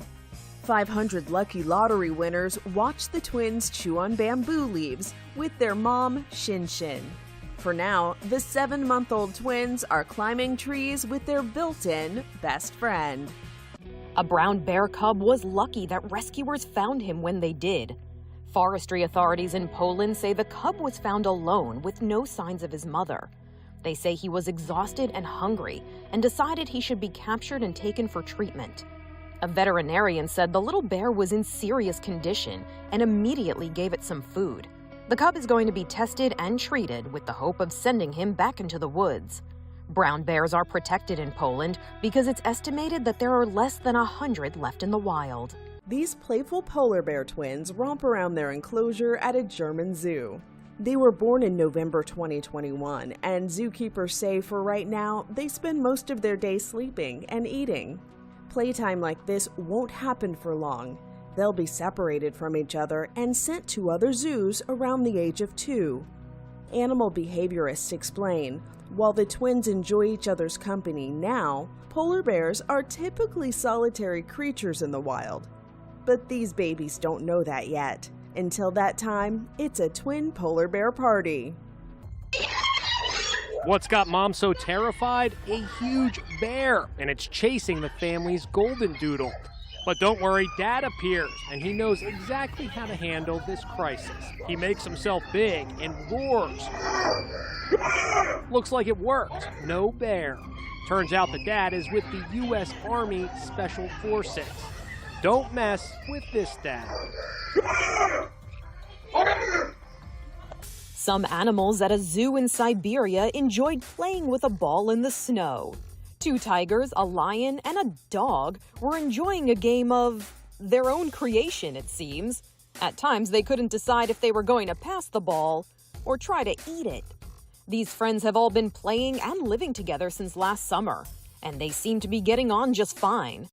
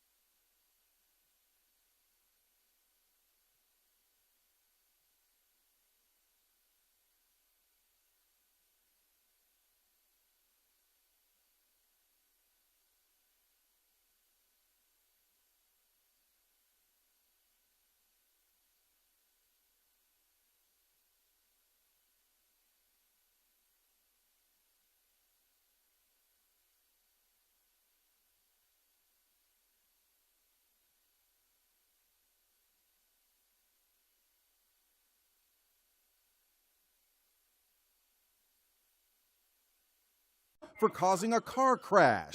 Oh my gosh, what am I gonna do? What am I gonna do, lady? The 92-year-old is told to pay up or her grandson goes to jail. He's gonna get remanded to the county jail and... Oh no. But it turns out those are crocodile tears. Granny's turning the tables on the scammers. In another video, she keeps the would-be cheat on the phone so long, he gives up. Can you give a cheaper to me? No. Oh, well, I'm sorry you wasted all this time. You are wasting my time. Why would I do that? The scammer is so fed up, he hangs up on her. And here she tells yet another scammer she can't buy his fake life insurance policy because the end of time is coming. I think I'm going to get raptured, you know? So I don't need all that stuff. Are you ready? Are you ready to go? I just thought it was hilarious. I spoke to Grandma Donna Saltzman and granddaughter Cheyenne, who posted the videos with 3 million views. She came back and said, you got 3 million people. It's on TikTok. I don't even know what TikTok is, to tell you the truth. According to the FBI, seniors lose more than $3 billion each year to financial scams. But they can't touch this sharp as a tack lady who sure can deliver an Oscar-worthy performance.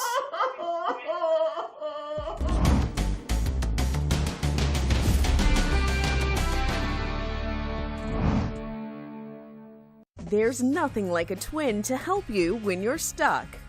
Giant panda twins Lele and Chow Chow have been introduced to the public at Tokyo's Ueno Zoological Gardens for the first time since they were born in June 2021. 500 lucky lottery winners watched the twins chew on bamboo leaves with their mom, Shin Shin. For now, the 7-month-old twins are climbing trees with their built-in best friend. A brown bear cub was lucky that rescuers found him when they did. Forestry authorities in Poland say the cub was found alone with no signs of his mother. They say he was exhausted and hungry and decided he should be captured and taken for treatment. A veterinarian said the little bear was in serious condition and immediately gave it some food. The cub is going to be tested and treated with the hope of sending him back into the woods. Brown bears are protected in Poland because it's estimated that there are less than 100 left in the wild.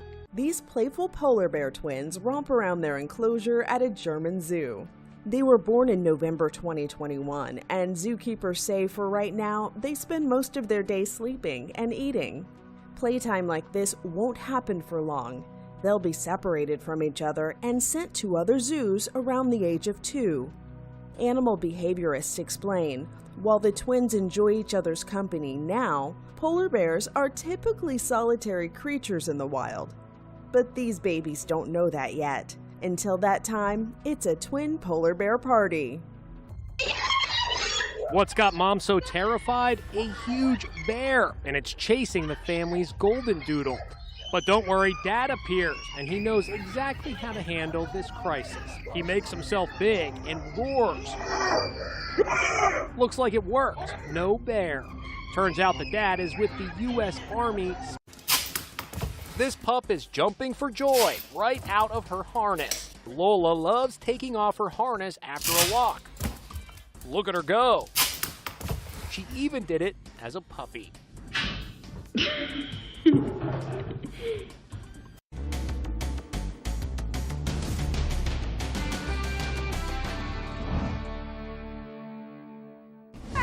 They were having a great time. 3 best friends parasailing on a Florida vacation.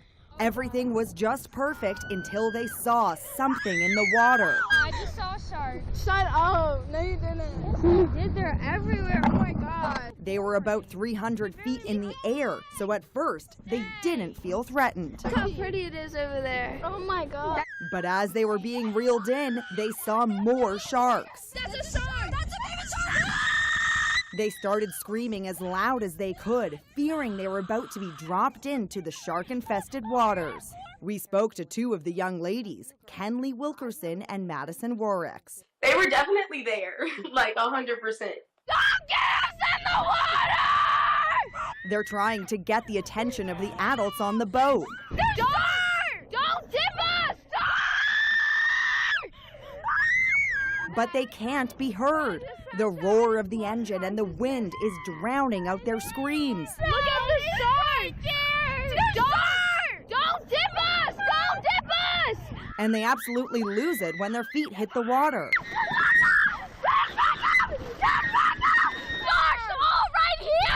I was like, maybe I could kick it in the face. I genuinely don't think that I thought I was going to make it out the water that day. Fortunately, they all made it safely out of the water. The incident near Santa Rosa on the Gulf Coast actually happened 5 years ago, but the video has only now been posted on social media. And in a terrible turn of events, 3 years after the terrifying shark scare, Chloe Shartle lost her life in a car accident. Her best friends say they're glad the video has now resurfaced. They see it as paying tribute to their friend's zest for life that ended all too soon. She could light up any room she walked into. There are still so many stories to tell. Stick with the stream for more from Inside Edition.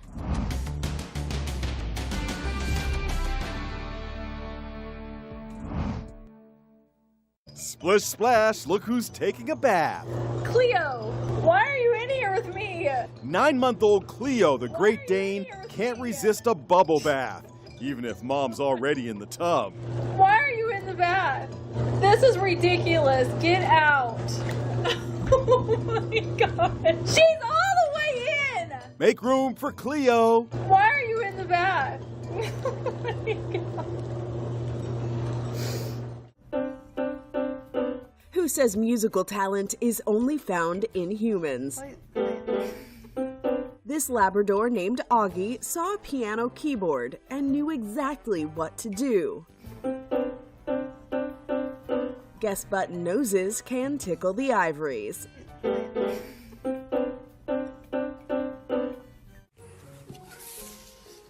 Is this the reverse of fetch? Whatever it is, this bulldog puppy seems to love it. Because after his owner slides him across the wooden floor, the pup comes right back to him for another round. Perhaps the puppy slide will catch on in other households.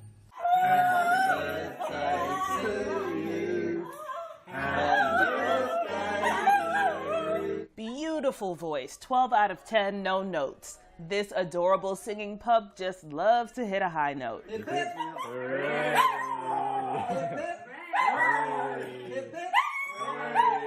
Anytime its humans start singing, so too does the dog.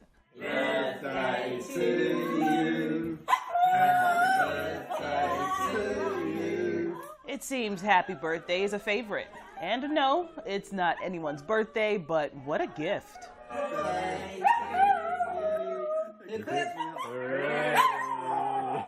One could argue.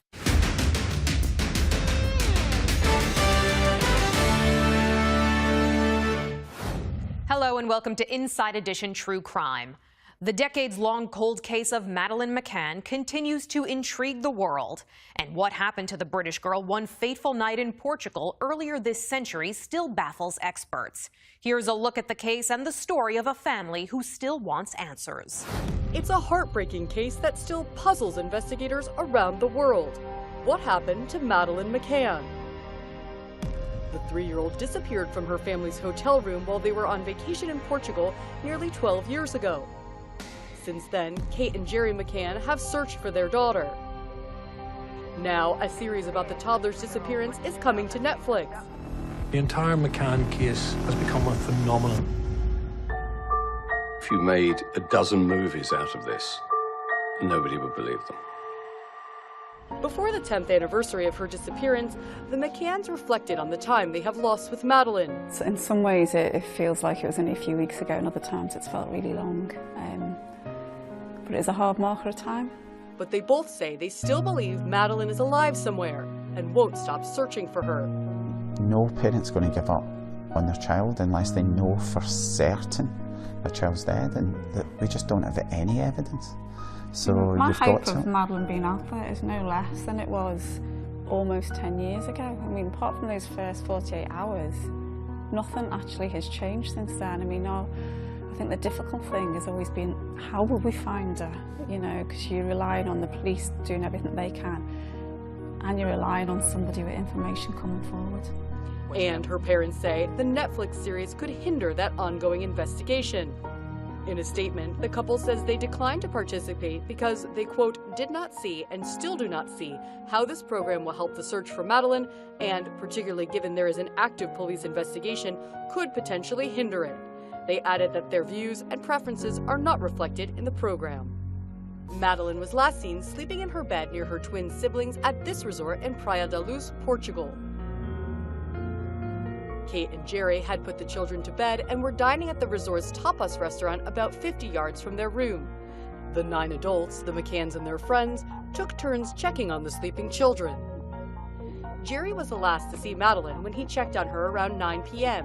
When Kate went to check on the kids an hour later, Madeline was gone.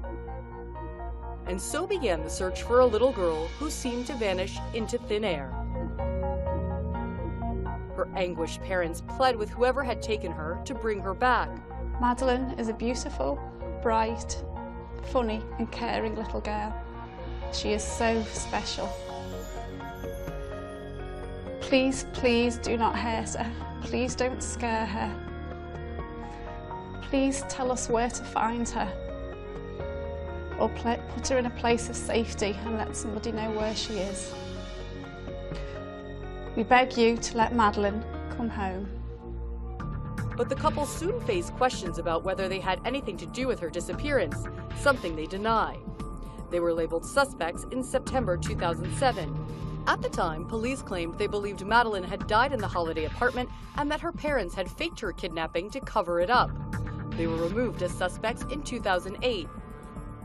Over the next decade, police received tips from people saying they had spotted Madeline, including this girl in Morocco who seemed to bear a striking resemblance. Is it Madeline? A photo taken of a little girl in Morocco.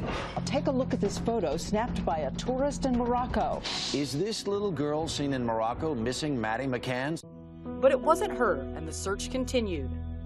The McCanns say they struggled with how to give their other children some semblance of a life.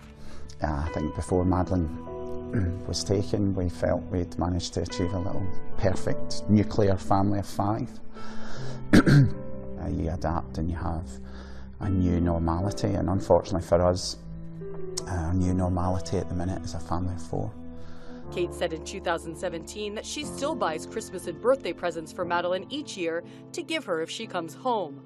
What it would be like to see their daughter again is something Kate says she doesn't always allow herself to think about. I think I try not to go there too often, to be honest. It's one of those real bittersweet kind of thoughts.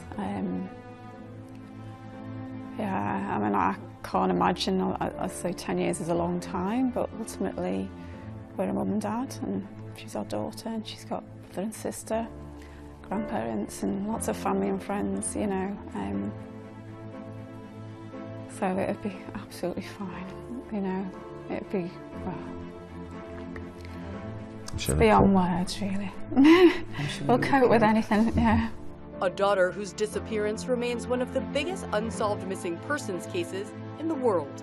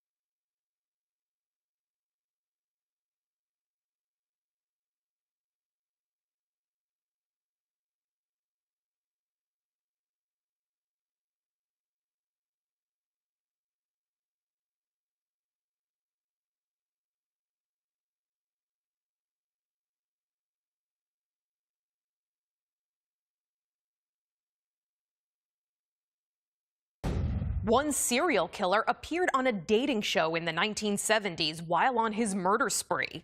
Here's a look at the case of the dating game killer. He's the serial killer who went on TV's The Dating Game in the middle of his killing spree. Now 2020 has spoken with his first victim, who was only 8 years old when she managed to escape. Rodney Alcala crisscrossed the nation in the 1960s and 70s, using his good looks and charm to lure his victims. He was even brazen enough to appear on the 1978 episode of The Dating Game as Bachelor Number 1. Bachelor Number 1 is a successful photographer who got his start when his father found him in the dark room at the age of 13, fully developed. Please welcome Rodney Alcala. Rod, welcome. Guess what? He won. Fortunately, the Bachelorette's sixth sense made her wary, and the date never happened. Ellen Metzger was the contestant coordinator on The Dating Game. She said, Ellen, I can't go out with this guy. There's weird vibes that are coming off of him. He's very strange. I am not comfortable. Is that going to be a problem? And of course I said no. Friday's 2020 on ABC probes Alcala's reign of terror and how he was able to get away with it for so long. I think it'll be a really chilling look at a period in our history where someone like Rodney Alcala was essentially allowed to roam free throughout the country using aliases, eluding prosecution. His first victim was an 8-year-old girl named Tali Shapiro, who he lured into his car while she was walking to school.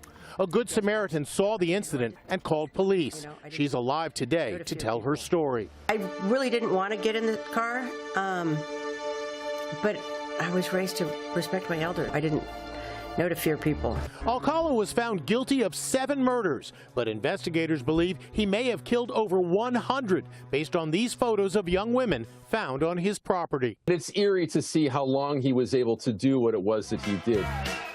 Dirty John was a popular podcast and TV series, but the real story is even more shocking. Here's the real story behind Dirty John.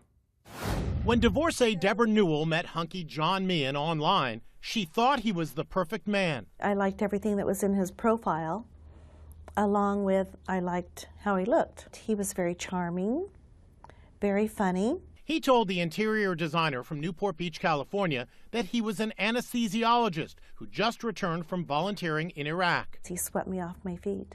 After just 2 months of dating, she says Meehan talked her into marriage at a Las Vegas courthouse while she was on a work trip. Her daughter, Tara, was suspicious. Why is he saying that he's an anesthesiologist, but he's just playing video games all day? Soon after, Deborah says her new husband's real nature started emerging.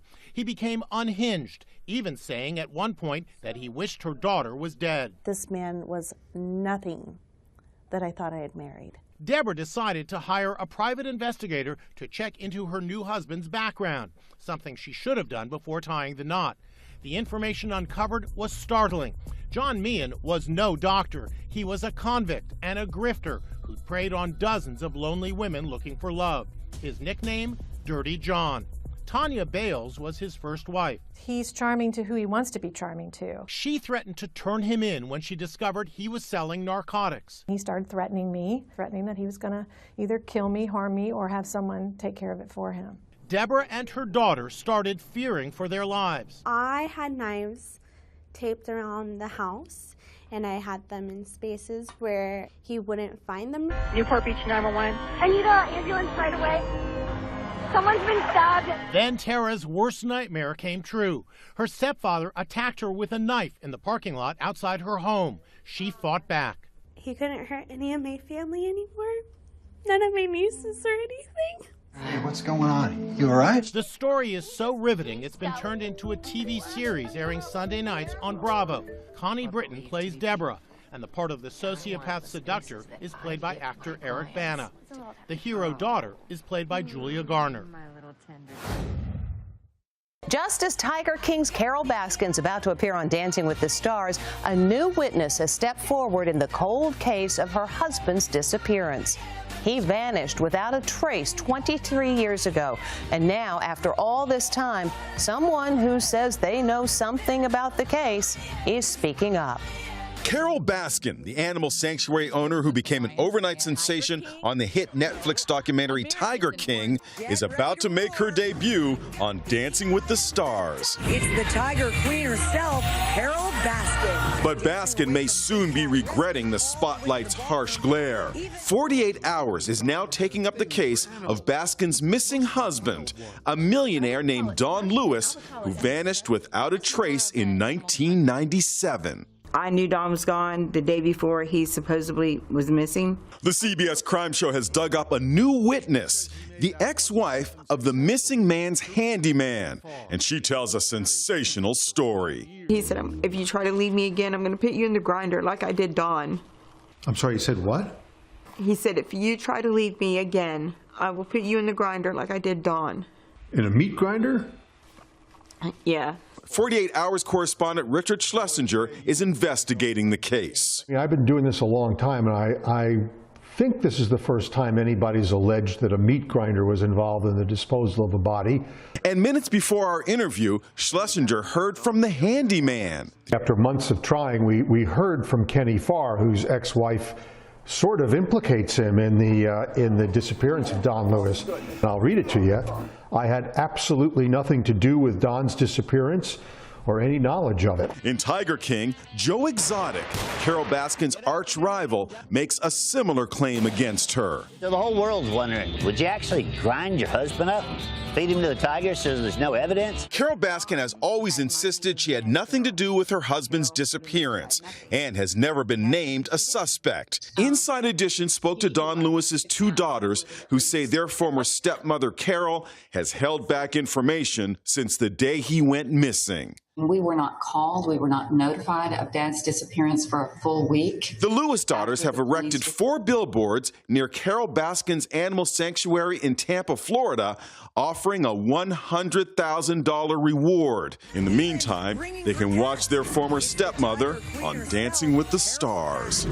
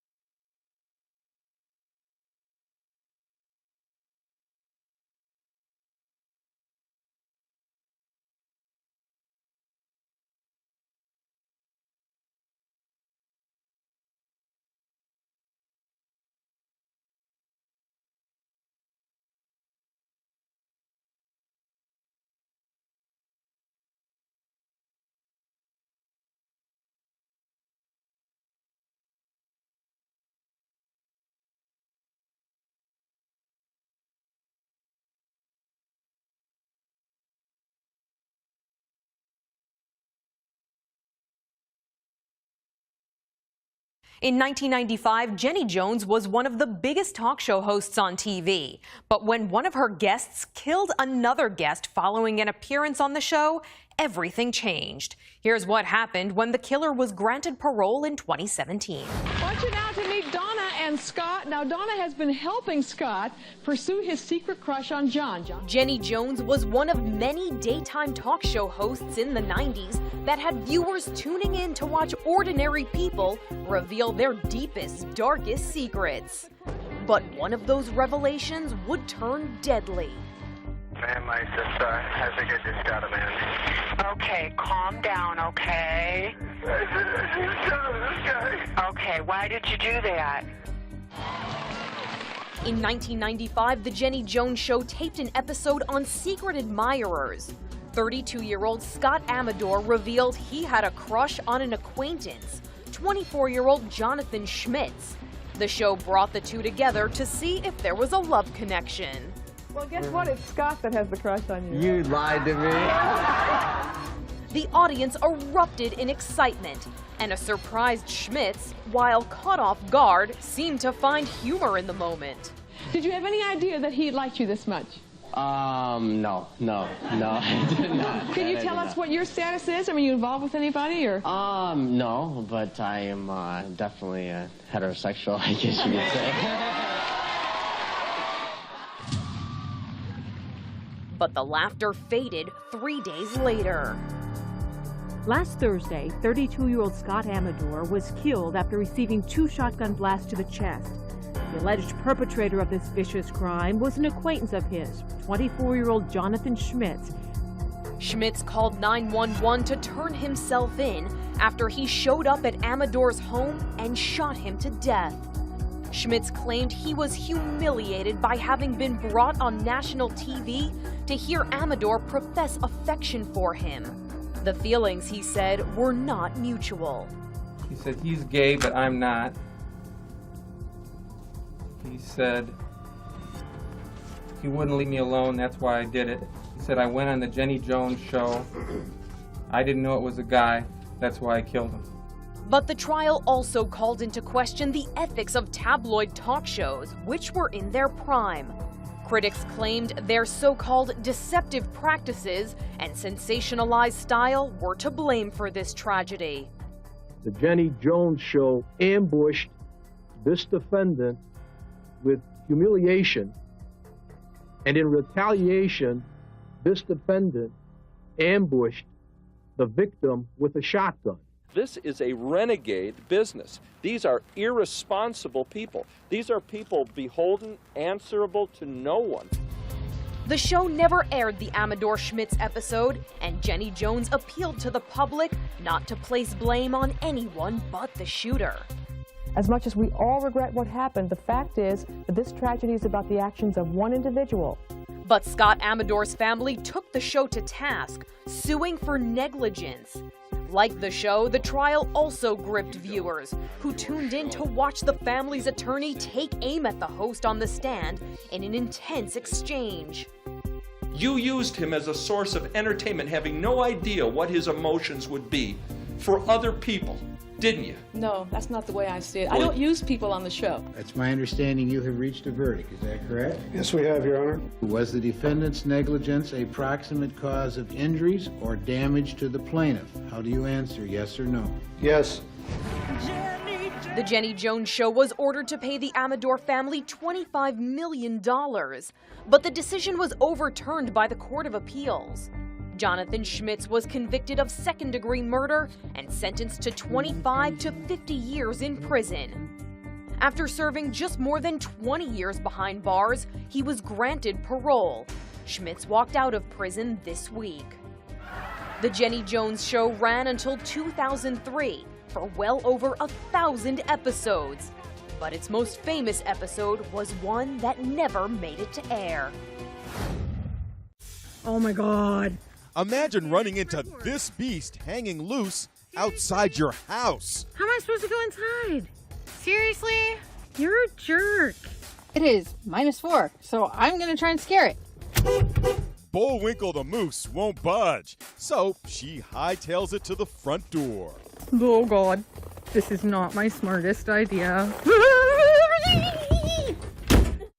Get out of my neighborhood. A giraffe chases after a Jeep in South Africa. Is he being territorial, or does he just want to play? Whatever his motivation, what an unbelievable sight.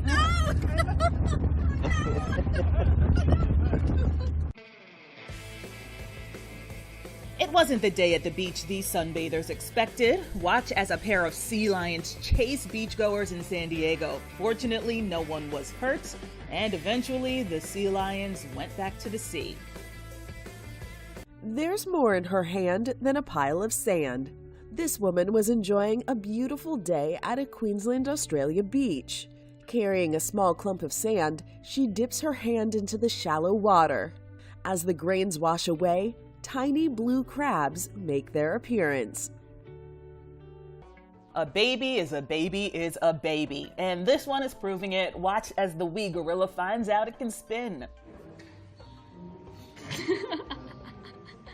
Onlookers at Germany's Nuremberg Zoo seem to enjoy the show as much as the little ape enjoyed giving it.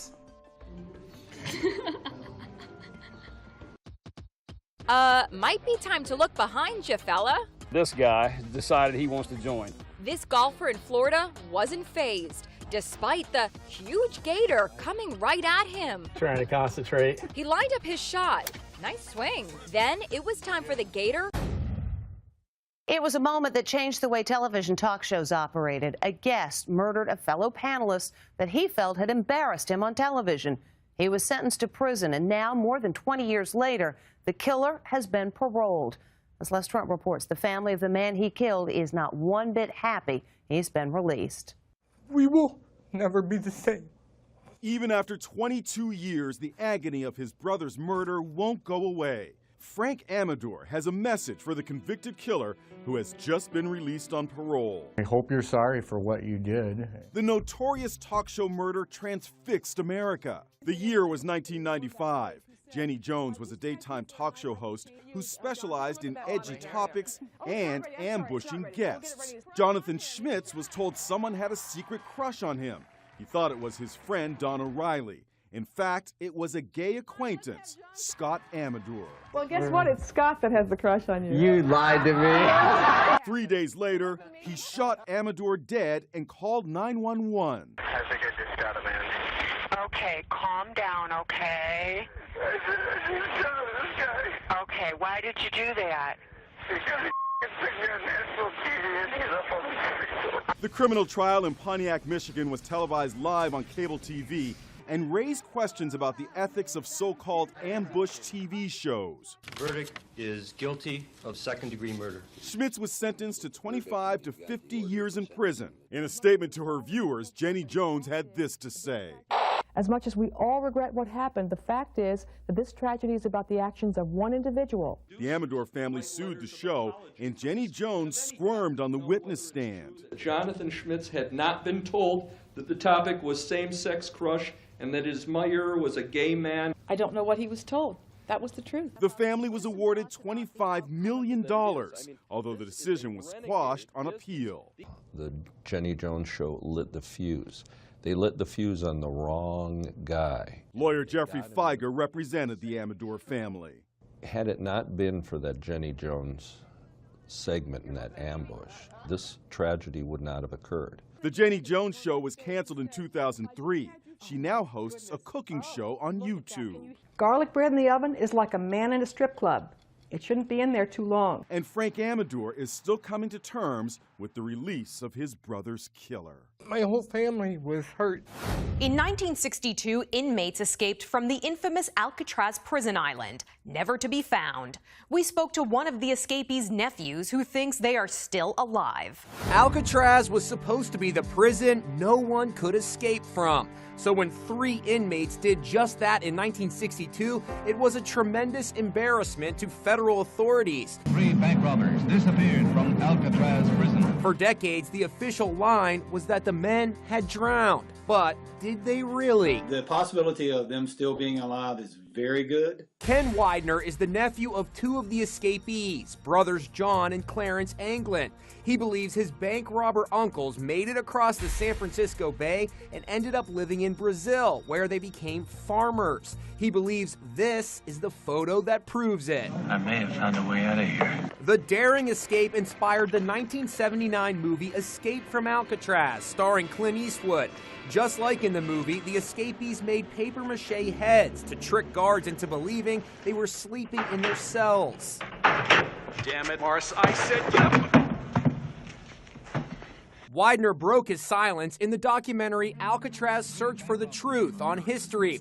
He says he believes his two uncles, along with fellow prisoner Frank Morris, had a very detailed plan and left nothing to chance. They didn't get down to the water and go, okay, what do we do now? They already had it in their mind what they were going to do. So could this 1975 photo that was delivered to the family by a friend of the brothers really be them? We asked former U.S. Marshal Arthur Roderick why he thinks it's the real thing. When the forensic artists actually took out the facial shots and isolated them by themselves, and you put the mug shots right next to them, it's clearly evident, especially with John Anglin. The forehead, the hairline, the ear, the earlobes, the area around the nose, all that is almost perfectly similar. Widener says his uncles kept sending their mom Christmas cards long after they escaped Alcatraz.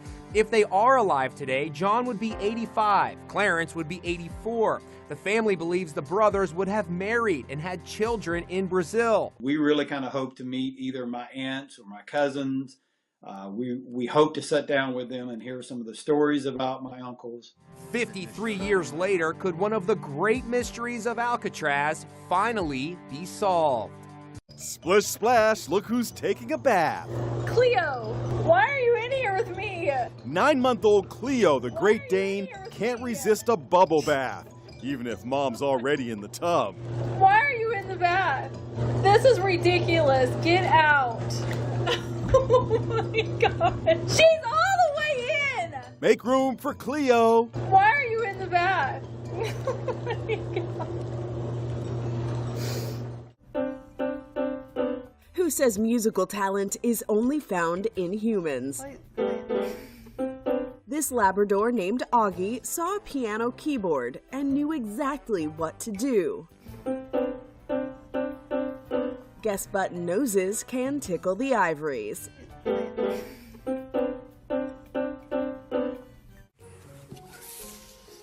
Is this the reverse of fetch?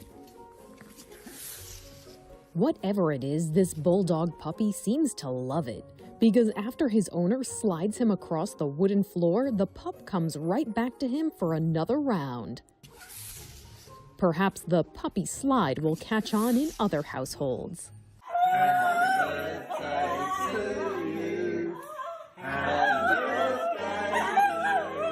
Beautiful voice, 12 out of 10, no notes. This adorable singing pup just loves to hit a high note.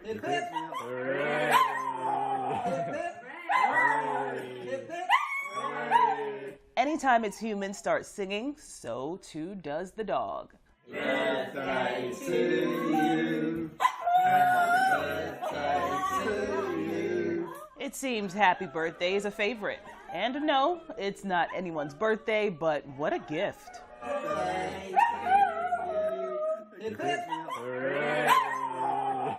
One could argue.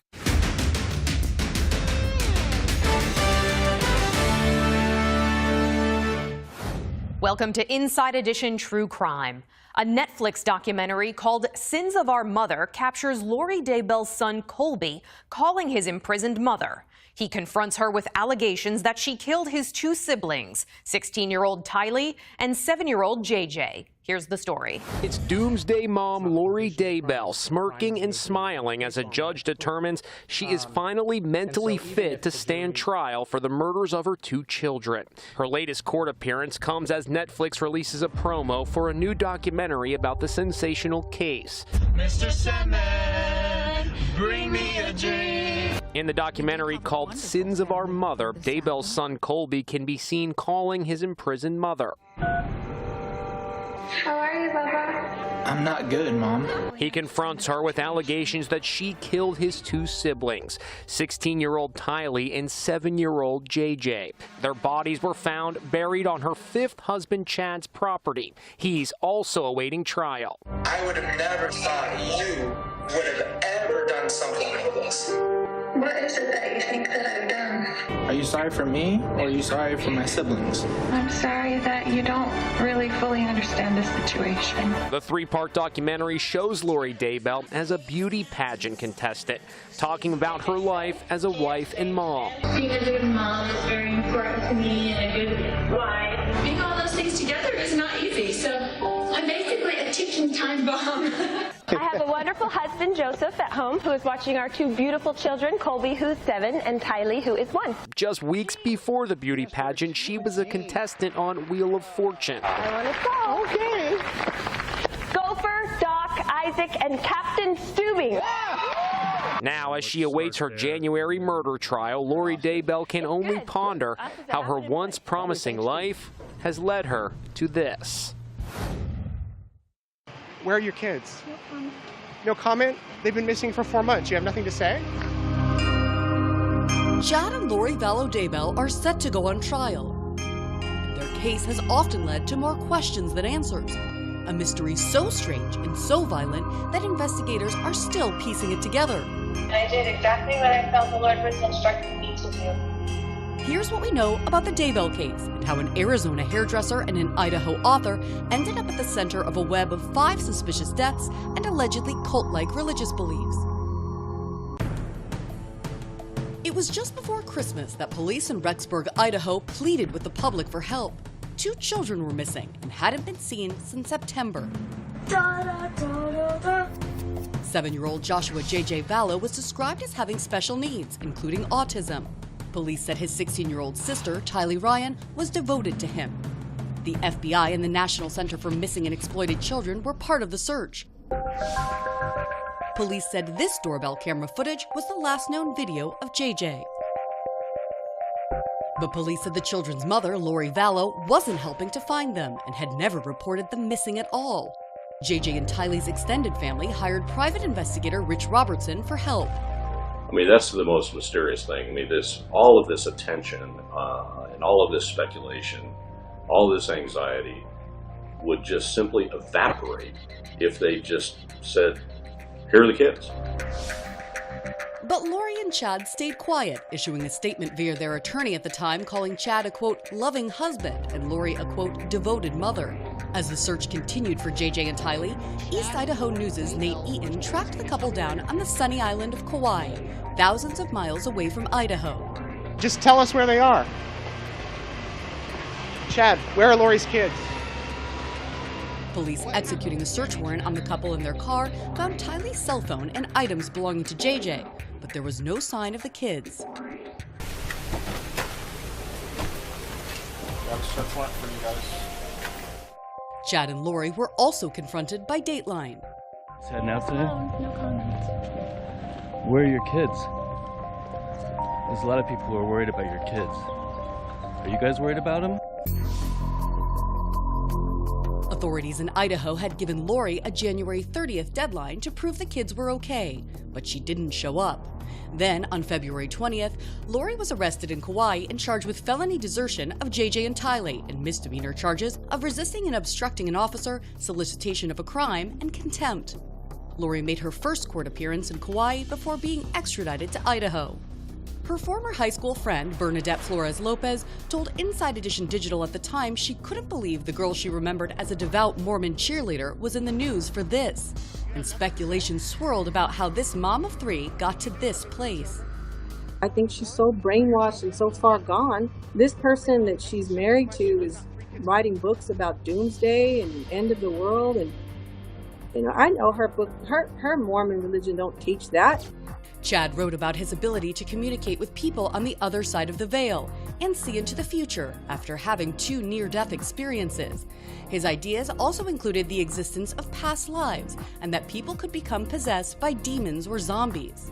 Ideas that Chad and Lori had about reincarnation weren't just a theological idea. They set Lori and Chad apart as significant figures. They didn't just teach that the second coming was near. They taught that they would be the leaders in a movement leading up to the second coming.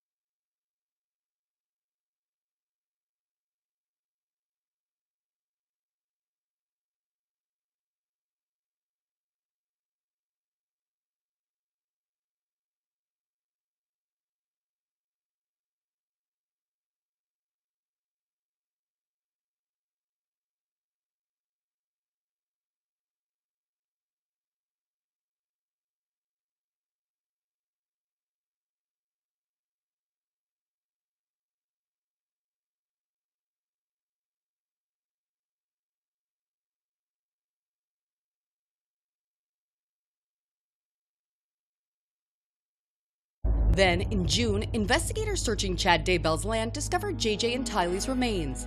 They said they had used cell phone data from Lori's brother, Alex Cox, to find the remains, which they believe Alex buried there.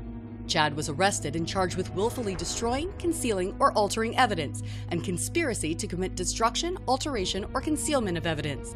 He has pleaded not guilty and has denied all allegations of wrongdoing. Anything you want to say, Chad? During his preliminary hearing, the court heard this phone call between Chad and Lori on the day the children's remains were found. Hello? Are you okay?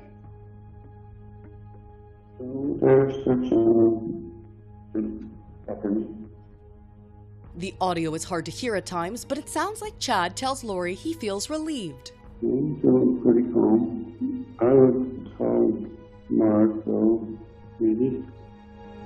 Lori is also facing felony charges of conspiracy to commit destruction, alteration, or concealment of evidence in the case of JJ and Tylee.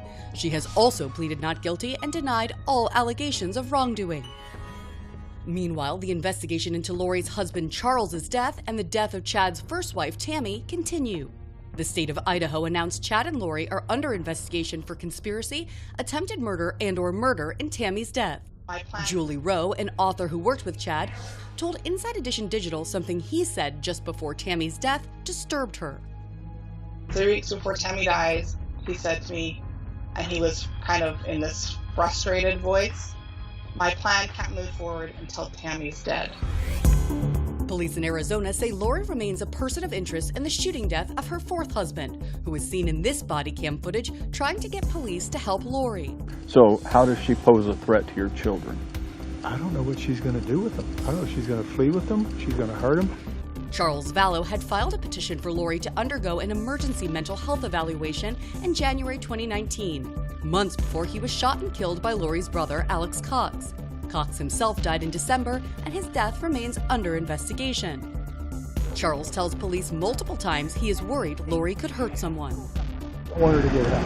Yeah. She's my wife. I love her to death. Something's going on.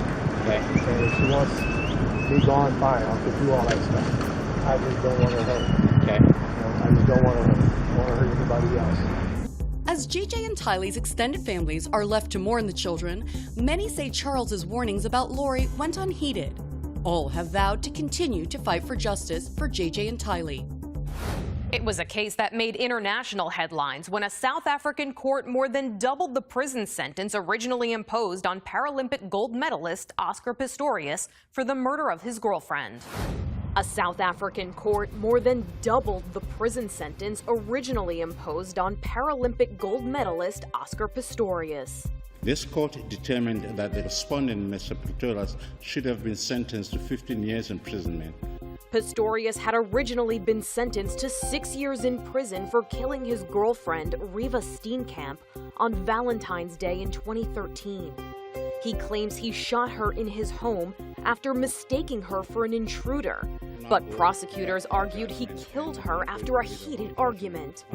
They appealed the sentence, arguing it was far too lenient for a murder conviction. The Supreme Court of Appeal agreed and sentenced him Friday to 13 years, 5 months in prison, taking into account time already served. The victim's family says they are pleased with the decision. We felt that we didn't have justice for Riva. That's too lenient a sentence, but now we have justice for her. I just feel that now we can get on with our lives, that everything has come to an end, and I, right from the beginning, always said justice hasn't been served. Today it has. Dubbed the Blade Runner, Pistorius was regarded as a hero in South Africa for becoming the first double amputee to compete against able-bodied runners in the 2012 London Olympics. His conviction and sentence put an end to what could have been a promising athletic career after the end of another life taken too soon. Stay here for more Inside Edition True Crime.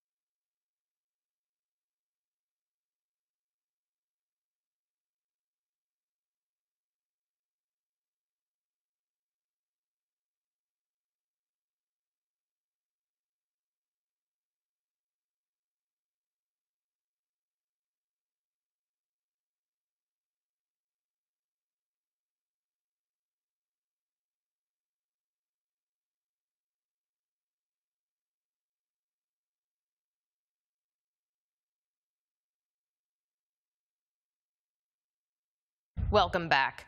It was one of the more bizarre true crime stories in recent memory. In 2016, a former yoga instructor was accused of killing her identical twin sister. During the trial, we spoke to Jeffrey Hall, the ex-boyfriend of victim Anastasia Duval. Bombshell revelations from the boyfriend about the twin sisters whose love-hate relationship allegedly ended in murder. I told them that if they went out there, they were going to get into a fight and go over a cliff, and they did it. 38-year-old Alexandria Duval is accused of killing her identical twin, Anastasia, by intentionally driving their car over a steep cliff in Hawaii. Witnesses say the twins were seen arguing in their car as they headed down this treacherous stretch of the Hana Highway in Maui. Just before the car went over the cliff, the witnesses saw hair pulling and fighting over the steering wheel. The car just went down a cliff with passengers within. Jeffrey Hall dated Anastasia, the twin killed in the crash. He recounts the awkward moment he discovered she had a twin sister. I get woken up to what I thought was Anastasia, sitting there sobbing, rocking, topless. So I'm like, oh, so I go over and I sit down, I'm like hugging her, like, oh, it's okay, it's okay. And then Anastasia walks in. So here I'm hugging her topless sister, and she walks in and she looks, she's like, what are you doing? He says that was his first glimpse into their strange world. With piercing blue eyes and striking blonde hair, the twins made quite a statement as yoga instructors in swanky Palm Beach, Florida, and Park City, Utah. Hawaii was supposed to be a fresh start, but wherever they went, trouble followed.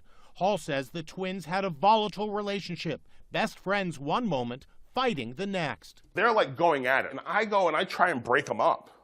And Anastasia stops and she looks at me in like this really deep voice. She's like, if we're fighting, you just let us fight. And I'm like, okay. Hall, who drives a cab, says he's not too surprised that the twins ended up going over a cliff because the same disaster almost happened to him when he was driving with his girlfriend. She like ripped this thing off, just pulled that off, and she went to grab that and I took her hand away. And when I put my hand back on the wheel, she reached up and she grabbed my steering wheel as I was in the middle of a left-hand turn. I almost hit the curb. He videotaped his girlfriend's erratic behavior, which he says got worse when she drank. He claims that was often. 4 bottles of champagne. You're the one that drinks 4 bottles of champagne a day. Look at you. You're wasted. Good. I know. You don't need me. And listen to this bizarre threat from Anastasia. Wait again? Dad. Do what again? Take a picture of me again. Never take a picture of me again. Dressed in a yellow jail jumpsuit, Alexandria looked nothing like her former glamorous self. She pleaded not guilty to murder charges. Do you believe that this was murder or an accident? I know it was an accident. I know there was no intent to drive off of a cliff and kill her sister. He hopes prosecutors putting Alexandria on trial eventually see it the same way. She's been through enough. She has to deal with not having her sister, the one that finishes her sentences and knows where the other half of everything is.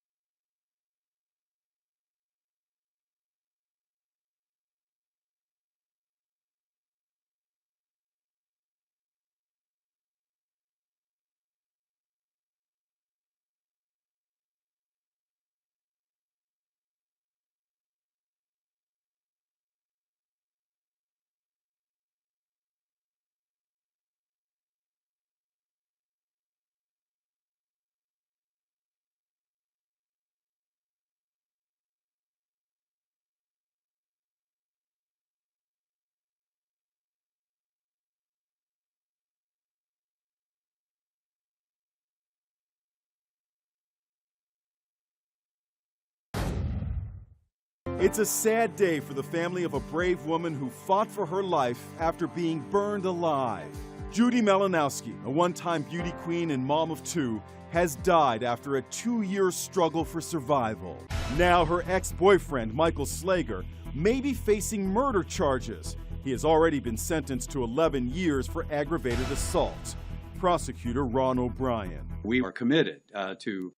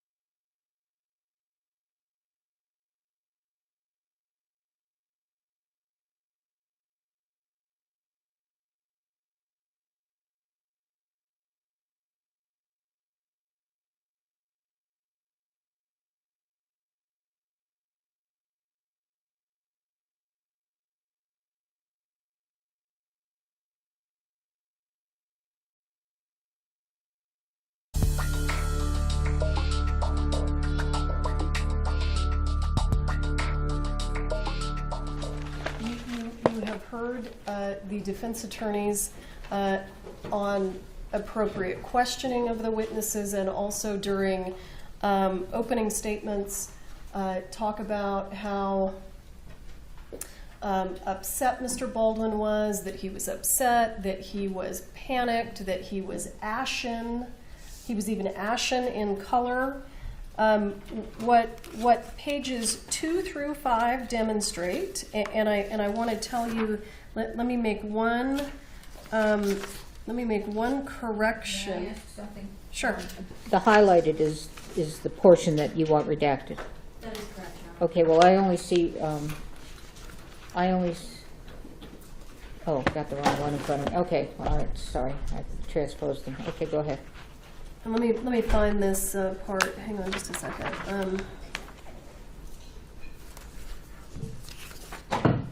Thank you.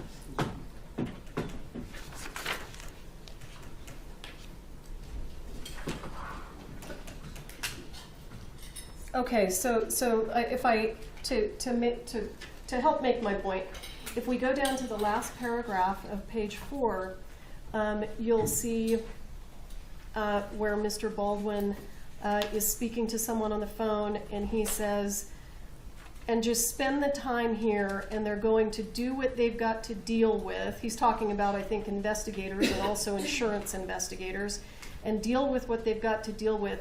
And we shouldn't let, we'll go have, it'll work, and we'll go. And I believe what he says, and I can play it if you need me to, because you can actually hear it on the audio, even though the transcript says indiscernible. We'll go have a good time. So these are not, at this point in time when Mr. Baldwin is making this statement, he's at the police station. He does not know that Ms. Hutchins has passed, but he knows that she's been critically injured, and she's so injured that she's been taken away in a helicopter. And if the defense hasn't spent all of this time saying how panicked and upset he was, I'm not sure that it would be relevant, but he is actually planning basically a vacation, and he tells his family, still come to New Mexico, we'll have a good time. So this is obviously information that directly contradicts what the defense has argued, and if it would help the court to see his demeanor and hear what he actually says, his family was coming to New Mexico the following day because he had a bit part for his daughter in the movie.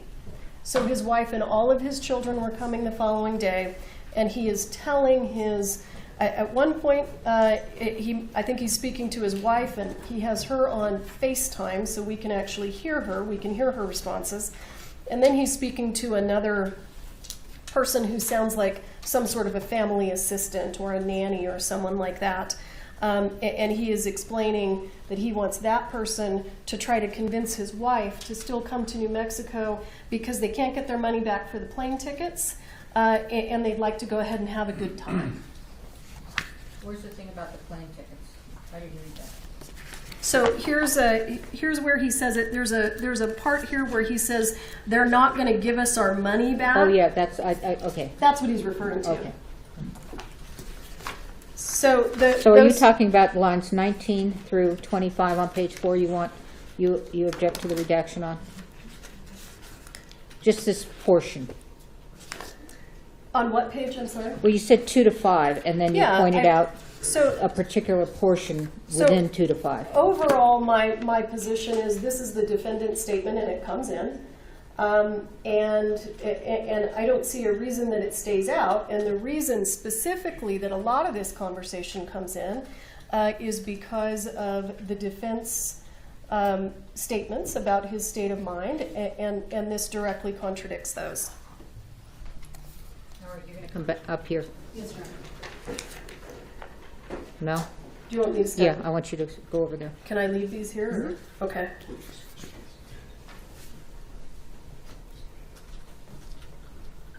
I'm just going to set this aside.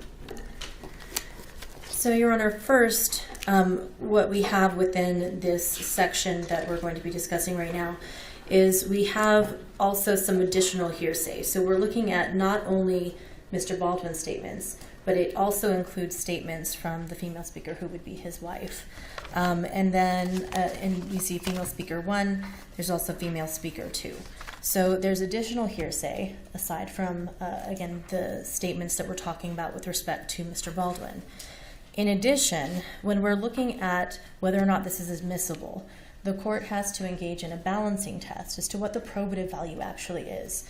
The court has already indicated and ruled, in fact, at the motions in limine, that Mr. Baldwin's demeanor, even leading up to the accident, was not going to be coming in because the court engaged in that balancing test and said, for example, anything regarding him exhibiting poor behavior. Way broad brushy, my ruling.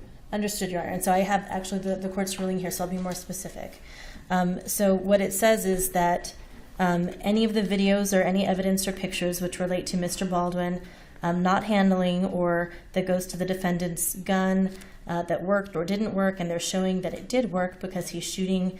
There's videos showing that he's cocking the gun, and it says that those would come in.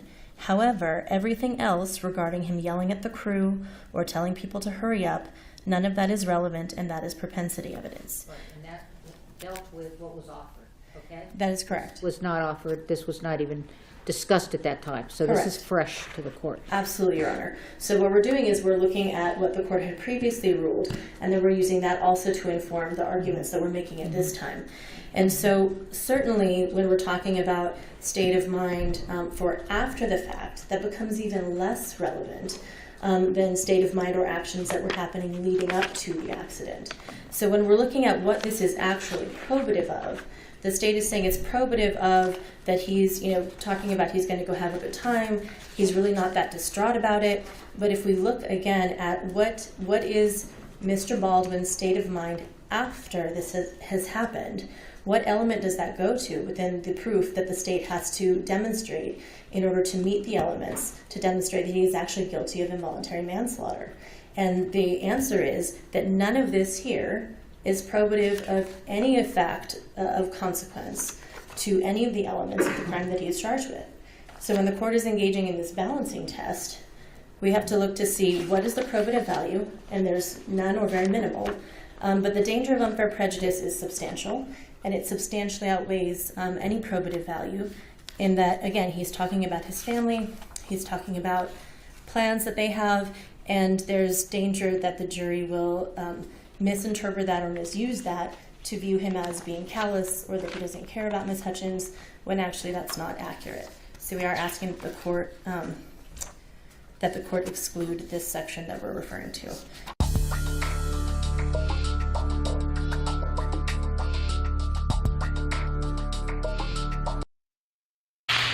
This sound will perk you up during a lull in the workday.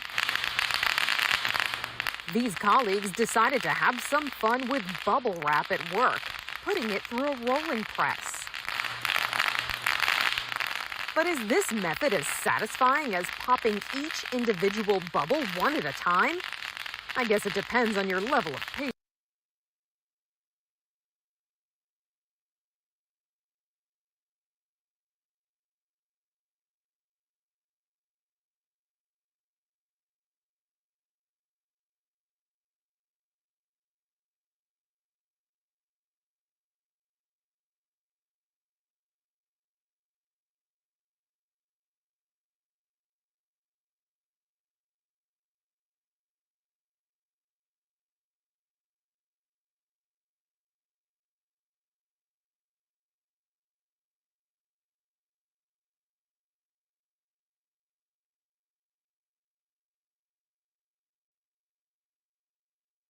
There's nothing like a twin to help you when you're stuck. Giant panda twins Lele and Chow Chow have been introduced to the public at Tokyo's Ueno Zoological Gardens for the first time since they were born in June 2021. 500 lucky lottery winners watched the twins chew on bamboo leaves with their mom, Shin Shin. For now, the 7-month-old twins are climbing trees with their built-in best friend. A brown bear cub was lucky that rescuers found him when they did. Forestry authorities in Poland say the cub was found alone with no signs of his mother. They say he was exhausted and hungry and decided he should be captured and taken for treatment. A veterinarian said the little bear was in serious condition and immediately gave it some food. The cub is going to be tested and treated with the hope of sending him back into the woods. Brown bears are protected in Poland because it's estimated that there are less than 100 left in the wild. These playful polar bear twins romp around their enclosure at a German zoo. They were born in November 2021, and zookeepers say for right now, they spend most of their day sleeping and eating. Playtime like this won't happen for long. They'll be separated from each other and sent to other zoos around the age of 2. Animal behaviorists explain, while the twins enjoy each other's company now, polar bears are typically solitary creatures in the wild. But these babies don't know that yet. Until that time, it's a twin polar bear party.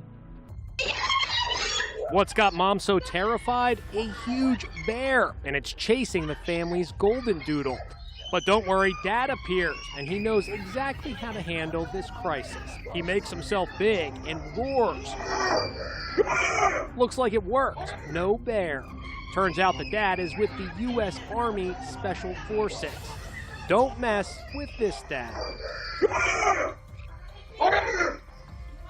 Some animals at a zoo in Siberia enjoyed playing with a ball in the snow. 2 tigers, a lion, and a dog were enjoying a game of their own creation, it seems. At times, they couldn't decide if they were going to pass the ball or try to eat it. These friends have all been playing and living together since last summer, and they seem to be getting on just fine.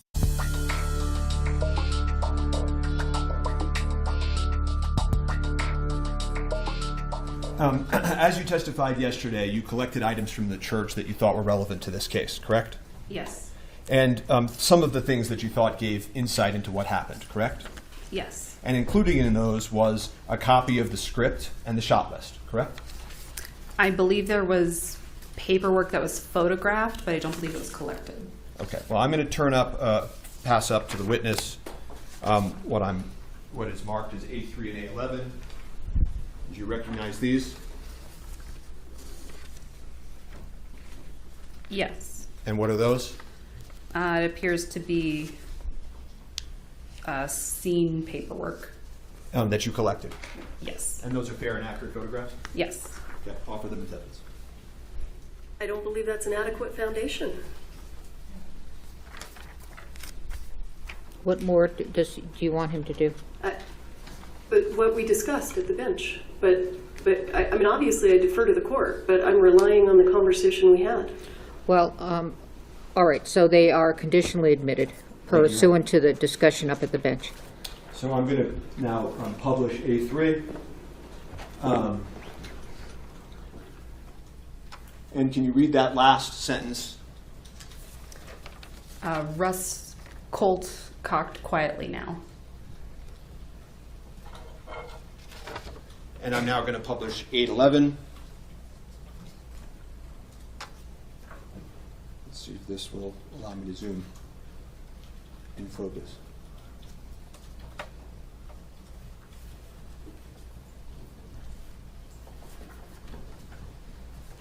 Can you read that, or does it not focus right? I cannot read that. Okay, I apologize.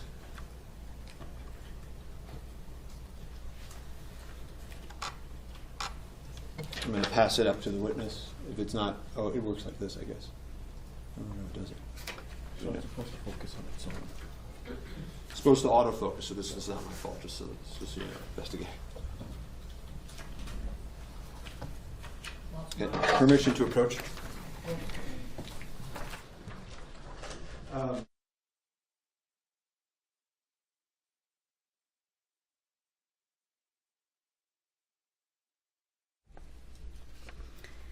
Macro on hammer as thumb cocks it, and then line 6 is frontal slow push in on Rust, his hat down, motionless. Thank you. And you found and photographed these documents in the church in the vicinity of where Ms. Hutchins fell, correct? I believe the first photograph, the first paper was. I don't recall where the second paper was located. And if we look at states 21,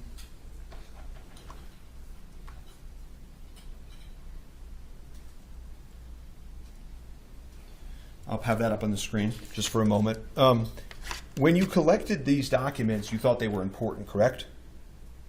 When I photographed them, yes. Sorry, I apologize. When you photographed them. And the reason you thought it was important is because you thought it reflected what would have happened in the scene, correct? I understood that there was a mentioning of a firearm in the paperwork, which is why I thought it was important. Right, because it's actually just because you thought to yourself at the time and that it actually described what he's doing, right? I believe at the time, yes. And you said to your fellow officers that you think it's important because it confirms Mr. Baldwin's statements, correct? I don't recall stating that, but it could be something that I've stated.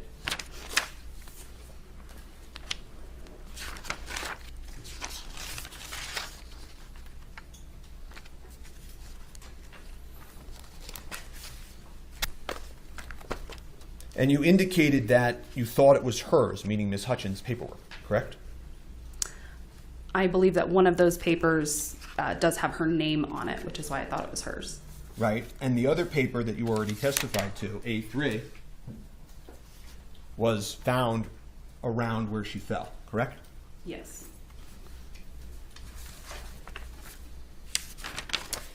And it contains the shot list and the script for that day, correct? I don't know exactly. Sorry.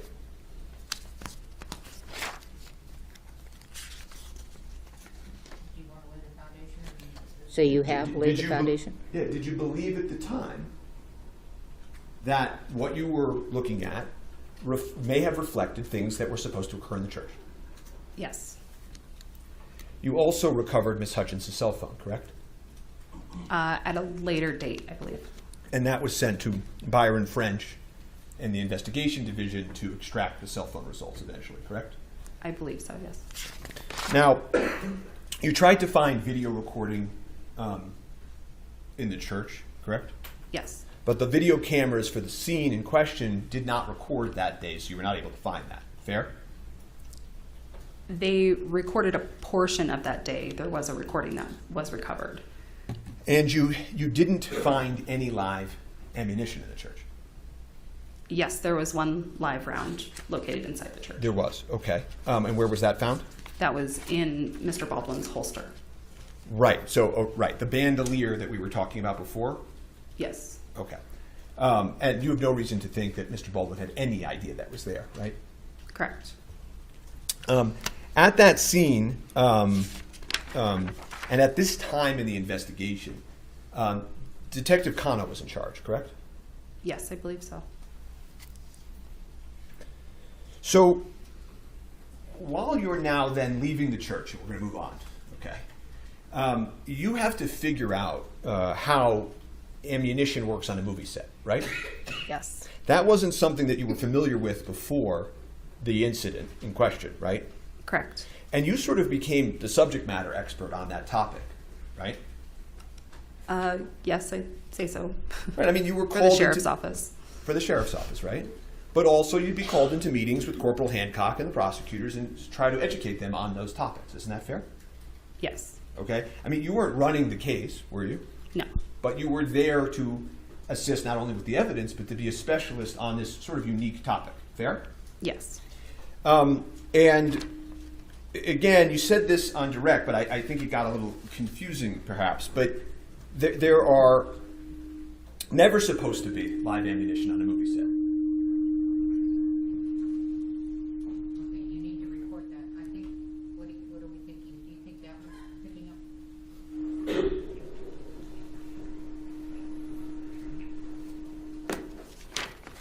up? Okay, go ahead. Yours is on though, right? Yes, it is on. Okay. Thank you. You understood that there should never be live ammunition on a movie set, right? Yes. And the one type of ammunition that occurs on movie sets is blanks, and those are the ones that just go poof, right? Correct. Okay, and I'm just showing you 812 that's in evidence, right? And those have a crimped top, right? Yes. Okay, as opposed to dummy rounds, right? I'm showing you 811 that's in evidence, right? Which look like real bullets, right? Correct.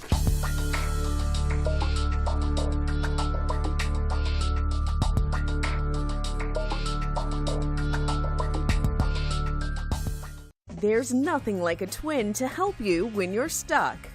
Giant panda twins Lele and Chow Chow have been introduced to the public at Tokyo's Ueno Zoological Gardens for the first time since they were born in June 2021. 500 lucky lottery winners watched the twins chew on bamboo leaves with their mom, Shin Shin. For now, the 7-month-old twins are climbing trees with their built-in best friend. A brown bear cub was lucky that rescuers found him when they did. Forestry authorities in Poland say the cub was found alone with no signs of his mother. They say he was exhausted and hungry and decided he should be captured and taken for treatment. A veterinarian said the little bear was in serious condition and immediately gave it some food. The cub is going to be tested and treated with the hope of sending him back into the woods. Brown bears are protected in Poland because it's estimated that there are less than 100 left in the wild. These playful polar bear twins romp around their enclosure at a German zoo. They were born in November 2021, and zookeepers say for right now, they spend most of their day sleeping and eating. Playtime like this won't happen for long. They'll be separated from each other and sent to other zoos around the age of 2. Animal behaviorists explain, while the twins enjoy each other's company now, polar bears are typically solitary creatures in the wild. But these babies don't know that yet. Until that time, it's a twin polar bear party. What's got Mom so terrified? A huge bear, and it's chasing the family's golden doodle. But don't worry, Dad appears, and he knows exactly how to handle this crisis. He makes himself big and roars. Looks like it worked. No bear. Turns out the dad is with the U.S. Army Special Forces. Don't mess with this dad. Some animals at a zoo in Siberia enjoyed playing with a ball in the snow. 2 tigers, a lion, and a dog were enjoying a game of their own creation, it seems. At times, they couldn't decide if they were going to pass the ball or try to eat it. These friends have all been playing and living together since last summer, and they seem to be getting on just fine.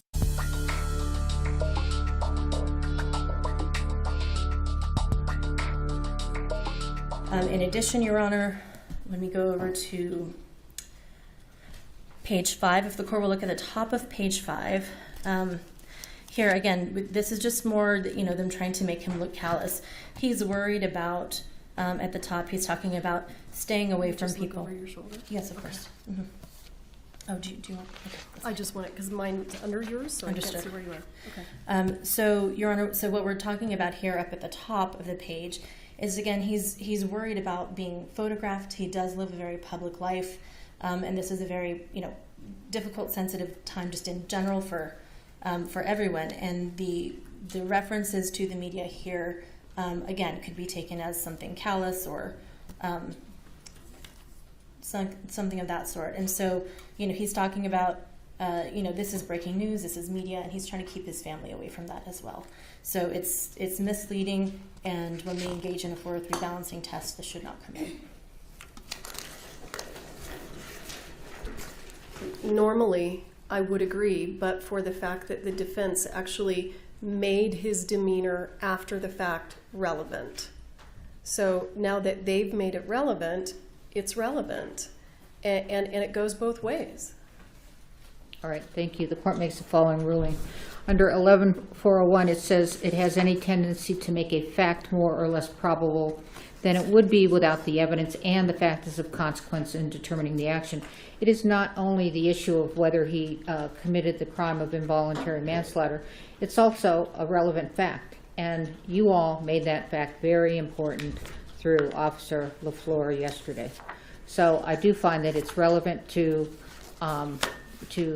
basically respond to you all talking about how upset Mr. Baldwin was, and certainly that you considered that fact of consequence, and I'm deciding that this rebuttal information is of consequence. I also find that its probative value is not substantially outweighed by the danger of unfair prejudice and all the other choices that are under 11-403. I will say that I think that I'm not going to let everything in. I'm going to focus on page 4, and I'll start with line 16 and on page 4, and I will go to page 5. And I'm sorry, is this what's coming in or what's staying out? No, it's coming in. The rest of the yellow is staying out. Can you repeat that line Just again? a minute, I'm reading page 5. Okay, sorry. Okay, so it's line 16, starting with Alec Baldwin, finishes the rest of the page 4, starts on page 5 at the top, and finishes on line 10. The rest of the yellow will be redacted. Understood. Are we ready to move on to the next one? Yeah. The next one I show, and Ms. LeBlanc, just correct me if I'm wrong, is on page 12. That's correct. So this issue goes directly to Mr. Baldwin's state of mind, and I'm looking, Your Honor, I'm sorry, at basically 12 through 14. He understands that whether there's a live round on set or not, these guns can be dangerous, and he says it right here between 12 and 14. What he's talking about with the wadding can come out. If you're closer, you can get a burn. That's him talking about his knowledge of the danger of these guns. That goes directly to the heart of the state's case. As the court knows, the state doesn't disagree with 15 through 17. And again, when we start here on 18, where Mr. Baldwin says, "I'm told," that again goes directly to his knowledge of the injuries that can occur if these guns are not handled with safety. He says right there, "I'm told even with the flash powder, you can cause contusions and you can do a brain bleed and die." And you know what? We can take out this part here that says which both of them died, because that is relevant to the Brandon Lee, John Eric Hexum that we agreed to remove. So I don't oppose taking out both of them died, but this goes directly to the heart of the state's case. And then I think it's 21 through 25 we've agreed to redact. Obviously, this part here on the top of page 13 is very important to the state because Mr. Baldwin says, my point is I've been doing this. I shot enough guns in my day in movies. I've never seen this before where a flash round was. Obviously, what I'm trying to get in is he's got experience with firearms, and he talks to Detective Hancock pretty extensively about that. So his personal experience with firearms on movie sets and off movie sets is all absolutely relevant. You want me to stop there? Yeah. Here, let's do this. Let me just... There you go. So, Your Honor, this was already the subject of a defense motion in limine that the court ruled upon. So we have, in the transcript of the pretrial proceedings, the parties were arguing about whether or not this knowledge of danger of blanks would be admissible. And so what the court ruled was, the court said, the court makes the following ruling, weighing whether it has any tendency to make a fact more probable or less probable than it would be without it, and whether its probative value substantially is outweighed by the unfair prejudice. I think it's difficult to deal with what I read in the grand jury transcripts about, the theory about the negligent use of a deadly weapon is that this manner of handling, that he shouldn't have cocked the gun, etc. And then with respect to the alternative is that he failed to check the gun. He failed to confirm that the gun, and I remember the word confirm, about live ammunition before he pointed it at someone. The court went on. I think that I will not allow any testimony other than one sentence, probably by your expert, Ms. Morrissey, that says the blanks also can kill. But to consider that he failed somehow, that's just going to be up to the trier of fact. I think everybody knows that guns can kill. It depends on what's in there. But I think that you cannot mention it, you can mention it, but that's it. We're not going through 5 different questions on tell me how serious this is, and if he's a gun owner and he's done all these westerns or not westerns, but all this gun experience, then he should have known. Just say that, and if you can tie that up, great. So that's specifically on this subject, and so we've already argued this, and the court has already ruled. So based on that, we are asking that the court, consistent with its previous ruling, exclude these portions. And the additional portions, there will be a number of other sections in the transcript that I think we can dispense with rather quickly once we have the court's ruling on that as well. Is that the part about when he talks about the commingling? Is one of them about the commingling and the dummy rounds? I don't recall, Your Honor, I have some flagged, but I think we can move through them fairly quickly, and I can identify those to the court every place that is throughout the transcript. But, all right, thank you. Yeah.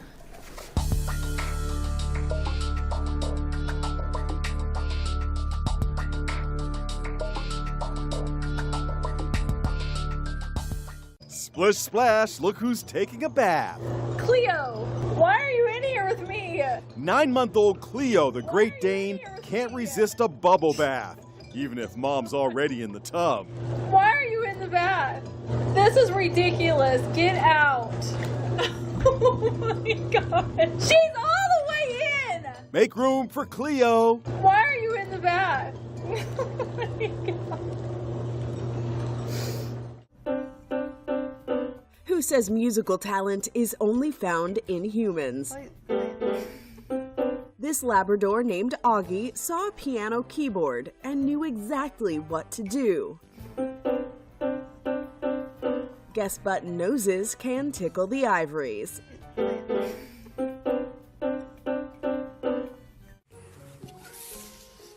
Is this the reverse of fetch?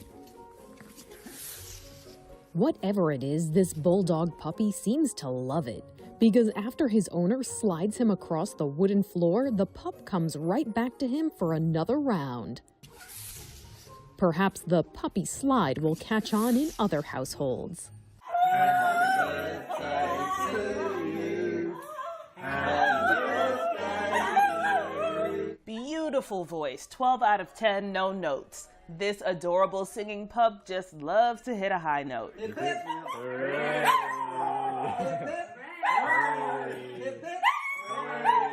Anytime its humans start singing, so too does the dog.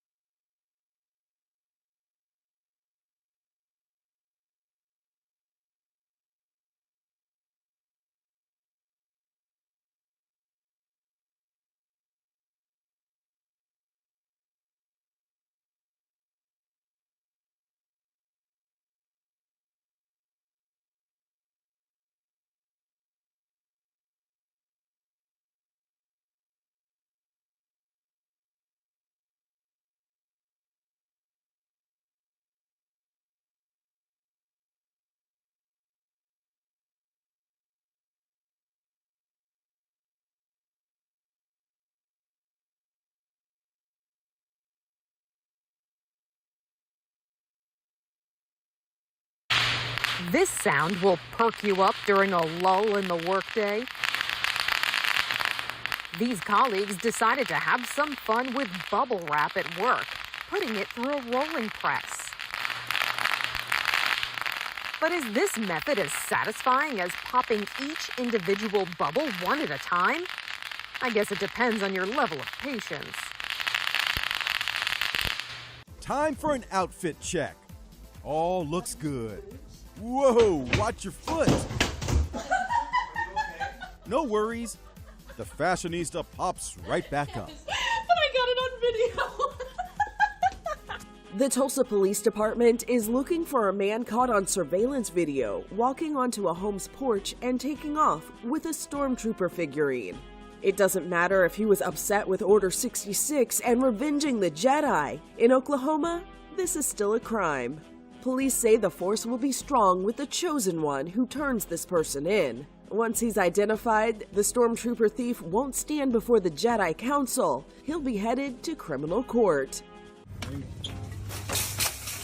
Yikes. One little kick caused this guy to fall flat on his face at a New Zealand supermarket. Maybe get like a salsa for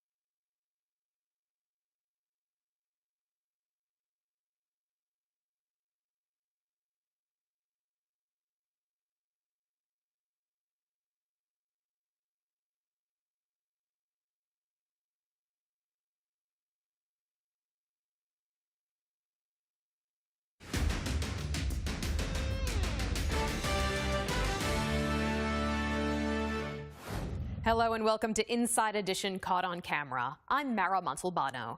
Starting things off, here's video of a gigantic avalanche that sent a tourist scrambling for shelter. Watch out! Avalanche! A tourist is stunned as a giant avalanche stops him in his tracks during a hiking adventure in Central Asia. The rush of snow gets closer. Oh, God. And closer. Oh, dear God. Before finally engulfing in its path, the British tourist took shelter between some rocks as the avalanche crashed down around him. Harry Shimon shot the breathtaking video. It was over, and then I kind of poked my head up, and I was like, just happy to be still around, really. A robbery victim fought back, possibly shooting one of his offenders. Now police in Philadelphia are looking for 2 suspects, one of whom may have a gunshot wound. Surveillance footage from a nearby business shows the 2 suspects get out of a dark-colored SUV. It then shows the victim fighting one of the suspects in the street. The 46-year-old man was able to tackle the first suspect to the ground while the second suspect approached. Police say the victim was able to wrestle a gun away from suspect number 1 and fire at suspect number 2.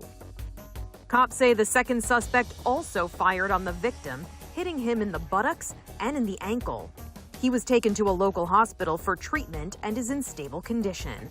The second suspect appears to have been struck by a bullet fired by the victim. Police say both suspects retreated back to the SUV and fled the scene.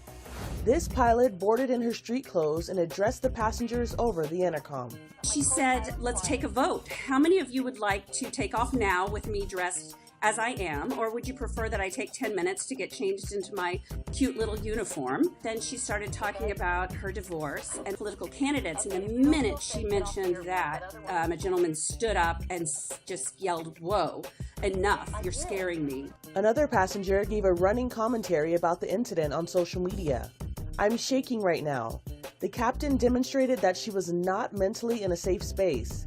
She says, "Sorry, I'm going through a divorce." Uh-oh. The pilot also insulted a mixed-race couple on board. Did I offend you? Okay, so did I purposely offend you? I did. The answer is yes. The more she tried to convince everyone she was okay to fly, the more people got off. Flight attendants, please disarm doors. Everything went wrong on the flight. The captain clearly was in an emotional state and was having a breakdown. The right thing to do, you don't feel safe on an aircraft, is to take matters into your own hand and get up and leave that aircraft. After 20 passengers insisted on getting off the United Airlines flight, the pilot quietly left the aircraft. Okay, if you don't feel safe, get off the airplane. That's former CNN anchor Chris Cuomo in 2019, lashing out at a Trump supporter who insulted him. I'll throw you down these stairs like a punk. So, what was the big insult? Don't insult me like that. I didn't insult you. You called me Fredo. You know my name's not Fredo. He's referring, of course, to Fredo Corleone, the brother from The Godfather. I can handle things. I'm smart. Not like everybody says. Like dumb, I'm smart, and I want respect. Fredo is from The Godfather. He was that weak brother. Isn't that your brother? And they use it as an Italian aspersion. Any of you Italian? Are you Italian? It's an insult to your people. It's an insult to your people. It's like the N-word for us. CNN justified the rant. They said, Chris Cuomo defended himself when he was verbally attacked with the use of an ethnic slur in an orchestrated setup. We completely support him. Cuomo later spoke out, saying he regretted losing his cool. "I should be better than the guys baiting me," he tweeted. "No need to add to the ugliness." In 2021, actor Ricky Schroeder came under fire after he got into it with the Costco manager in California for denying him entry for being maskless. Nationwide Costco has said you don't need to wear a mask.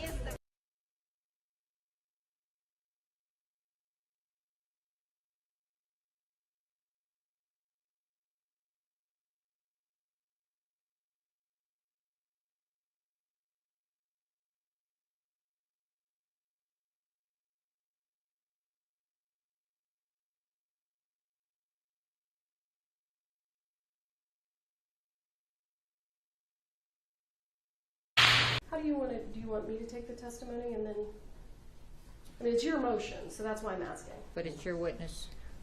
Well, who wants Sure. to do what? That's fine, Your Honor. Okay, Mr. Kenny. I think it's Corporal Hancock, if it's a hearing, can she not be sequestered? Sure, she can sit outside. Okay.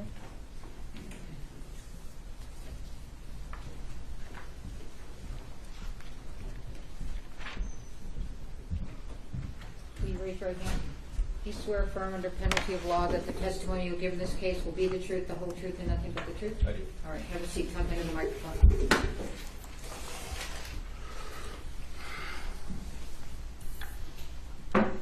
Good afternoon, sir. Good afternoon. Please go ahead and state your name for the record. Seth Kenny.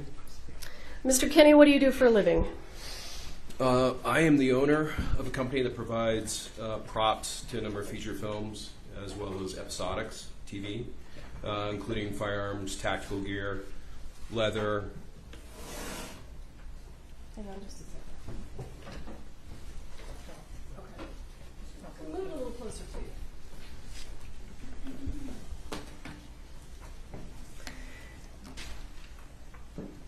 You provide ammunition and firearms as a part of the props that you provide, is that right? Well, not ammunition, because again, legally and technically, I'm sorry.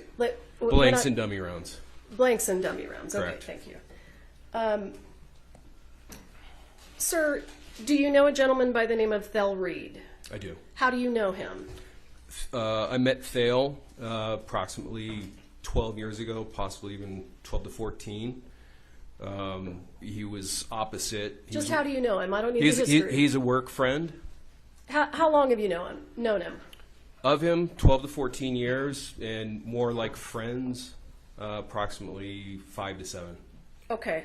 And do you know a gentleman by the name of Troy Teskey? I do. How do you know him? He is a friend of Thale's, and we used to spend time together at his house or meeting at restaurants and things in Bullhead City. And just for the record, what does Thel Reed do for a living? Thale Reed is a bit of a legend, gun coach and armor to the film industry for going on 60 years. And does he have a daughter? He does. Who is his daughter? Hannah Gutierrez Reed. And do you know her? I do. Have you met her? I have.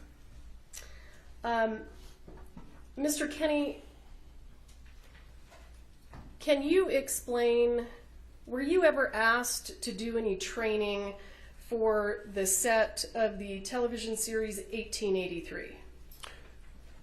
Not training myself, no. But props, firearms, leather holsters, dummy rounds, blanks.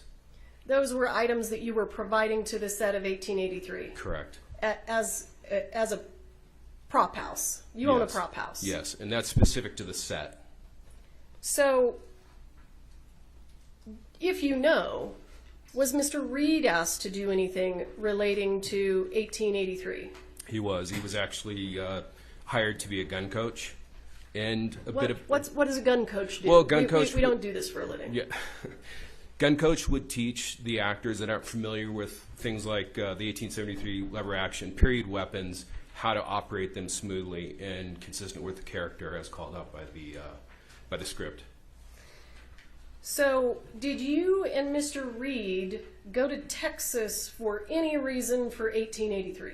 Yeah, we did all of our filming when we were involved with the project physically, personally, was done in Texas. Were you asked to do a cowboy training camp? We were asked, Thale and I were asked to be there. To do what? And Thale was charged with training of the actors. I was charged with bringing, specific to the training camp, some of the live reload ammunition that Thale had. And why was live reload ammunition being taken to Texas? Well, it was just for actor training to give them a sense of the recoil of the guns, and it was done on a private range away from set. Were you present when the actors were shooting the live rounds? I was. And was Mr. Reed there with you? He was. For the most part, he was in the Sprinter van with the AC running because it was a August Texas summer day. So did you take live rounds from? Did you take live rounds to the cowboy training camp? Yes. Yes. And where did those live? Who provided those live rounds? Did you provide them? Did Thel provide them? Thel provided the live rounds, and we met in Albuquerque. At that point, he loaded up his luggage and everything he needed for a couple of months. When you say you met in Albuquerque, how did he get to Albuquerque? He and Hannah, his daughter, drove out together. We met in Albuquerque, prepped her out for the Nick Cage movie. And just for the record, where did they drive from? They both drove from Bullhead City, Arizona. Oh, thank you. So they came to Albuquerque, and did they have the live ammunition with them? They did. And where did you all go from there? She loaded up and left to Livingston, Montana to work the Nick Cage movie, and Thale and I loaded up the Sprinter with everything we needed, and we headed straight to Texas. And did you take that live ammunition with you to Texas? We did. And did the actors get to have their training camp? They did. And was there any ammunition left over? There was. Where did it go? It stayed in Texas for an undetermined amount of time. I could never figure out when it came back to my shop. With who? When you say it stayed in Texas, did it sit by itself? It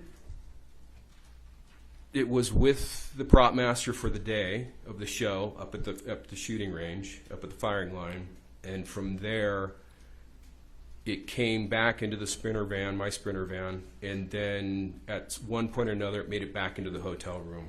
And I lost track of it once it was in the hotel room, and from there when it got loaded back into the Sprinter van and came back to Albuquerque. So, but it doesn't come back to Albuquerque by itself. So tell us how it gets from the cowboy training camp to Albuquerque. Well, it's driven back. By who? By myself. Okay. So, and how is it packaged? What kind of a container is it in? All the live ammunition from the cowboy training camp was in a typical household gray bin, approximately 2 feet long, 16 inches tall, about the same width. And it stayed in there and was packaged within each caliber individually within smaller boxes that typically held about 50 rounds. Do you have any idea approximately how many rounds were taken to Texas? Yeah, I know exactly. It was 325 rounds. How do you know exactly? Well, it was a guess of Thales that there was between 200 and 300, and they were loosely combined in a small military green ammo can. And when I opened up that bin in Texas at the firing range for the first time, I had brought along 10 boxes, white plain boxes with styrofoam inserts that held 50 rounds each. So I populated those boxes, and then it took a picture of those boxes. And one of the boxes is dog-eared, means it's partial, and coincidentally it held exactly 25 rounds. In case I missed it, how many rounds came back to New Mexico? Between 50 and 100. And when they came back to New Mexico, where did they go? They went, because I was running low on space, they went into the bathroom. Were they in the green can? No. Once they had been populated into the small white boxes, the green ammo can went to the firing line, and it was being used for the spent shells, for the spent cases of fired brass. So how were they kept at PDQ? They were kept in that same gray bin, large household typical gray bin, and within the same boxes that they had populated or gotten populated into at the Texas firing line. So I'm going to show you what has been previously entered into evidence as Defendant's Exhibit A21. Do you recognize that? I do. What is that? That is that gray typical household bin marked live ammo 1883.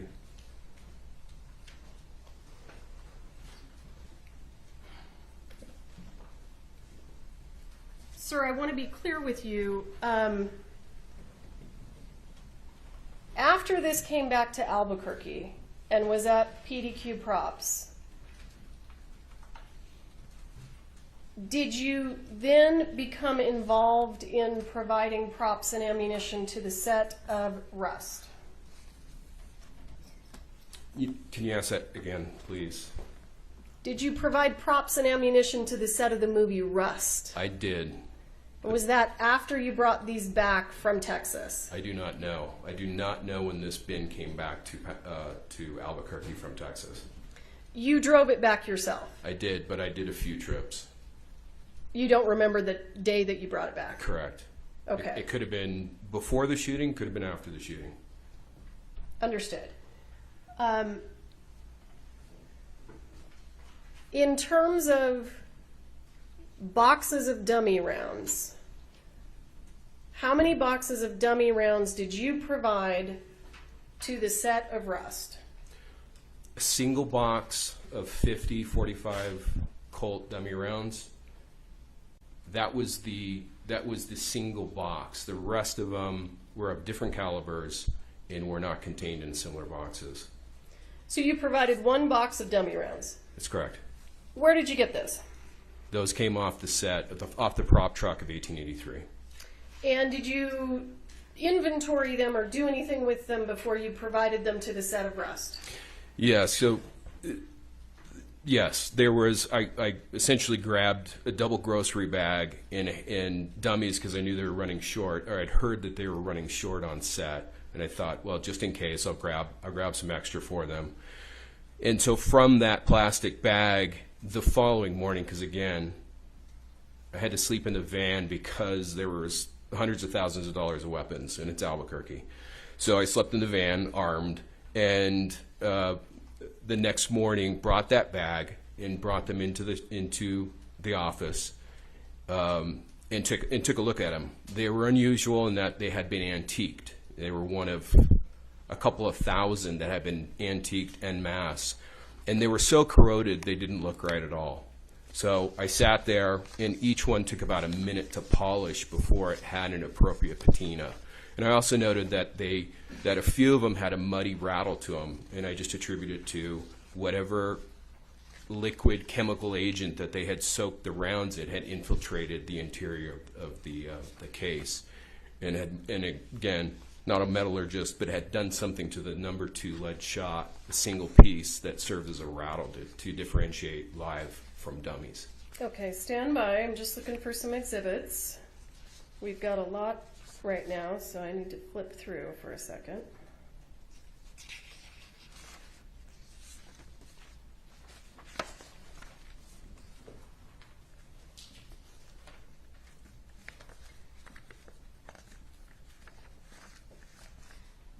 The dummy rounds that you provided to the set of Rust,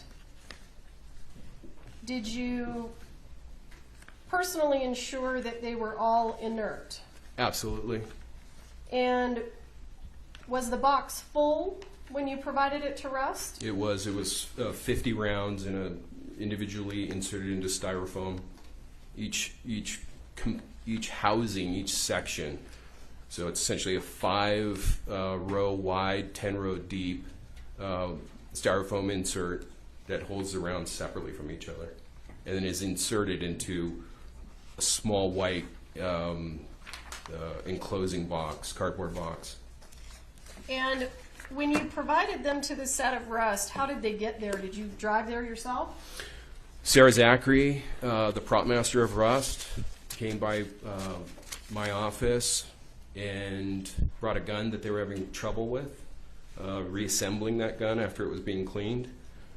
So I quickly put that back together, met with her, chatted, and gave her the dummy rounds. And is that the only box that you provided? Yes. Did anything from this box that we have here, or this container, Defendant's Exhibit A21, was any of that sent to the set of Rust? Absolutely not. Let me ask you, Did you also supply props and ammunition to the set of a movie called The Old Way? No ammunition. Blanks and dummy rounds, yes. And do you know who the armorer was on the set of The Old Way? Hannah Gutierrez Reed. And you indicated that you didn't supply ammunition. If you know, do you know if dummy rounds were used on the set of The Old Way? They were. Dummy rounds were used. And where did those dummy rounds come from if you didn't provide them? They came from Thale Reed. How do you know that? Because I witnessed them packing up her car and assembling all the blanks and dummy rounds that she was going to need. So, did Hannah stay in touch with you when she was working as the armorer on the set of The Old Way? Loosely, yes. Did you receive any communications from her regarding the use of live rounds in the prop gun? She did. She did reach out to me. How? Text? Call? Both. She called on one particular day because she had been looking for 45 Colt ammunition, live ammunition to shoot. How did you know that? Because she asked me at the office. And I thought it was odd because Thale had live ammunition and you know, why was he not giving his daughter any? I found it peculiar. So at one point in her travels from Albuquerque to Livingston, Montana, she stops along the way and stays with friends in Denver, Colorado. And at one point between Denver, Colorado and Livingston, Montana on her travels, she called me and told me she finally had found live ammunition, 45. So once she makes it to Montana, does she contact you about shooting live ammunition out of the prop guns? She does. She texts me this time, and she asks if she can shoot live ammunition out of the set guns. Well, how did you respond? I said absolutely not, and it's a big mistake, and I even said it always ends in tears. And did you have any additional communications with her about live rounds after that?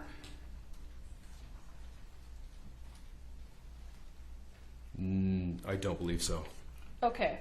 So after you take your box of dummy rounds and you give it to Sarah Zachary, do you ever see it again?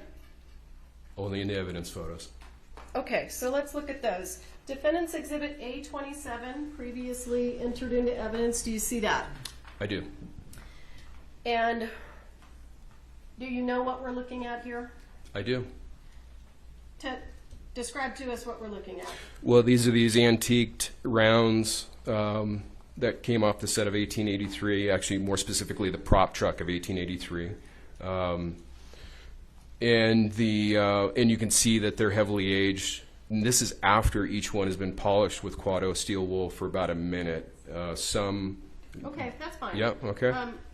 What about this one? Does this one look different? Yeah, absolutely. The case is way too bright. It looks nearly new, and that is an anomaly. I do not believe that came from me because all the rounds were heavily aged. Okay. I'm going to show you what is entered into evidence as State's Exhibit 30. Do you see that? I do. What is that a photo of? It looks to be the same antique rounds, dummy rounds that I provided Rust. Okay. So you provide these to the set of Rust, and obviously there's an incident and Ms. Hutchins dies. Do you then reach out to law enforcement and begin communicating with law enforcement? I do. Why? Well, I think they wanted access to the guns that were on the prop truck near the set of Rust. And there was some text message discussions regarding that. I offered to open the safe. Why did you have a combination to the safe on the set of Rust? I actually didn't until I think the day that I met former Detective Hancock at the prop truck, the day that they executed the warrant. I didn't actually have the combination until Sarah Zachary gave it to me. So Ms. Zachary gave you the combination and you were able to open the safe? I didn't actually physically open it myself. I never went onto the prop truck. Just passed along Okay, to... what did you do then? Well, I met off to the side with Detective Hancock at the time, and at one point Sarah Zachary was there as well while they were searching the prop truck, and as well as opening and starting to pull guns out of the safe. Okay.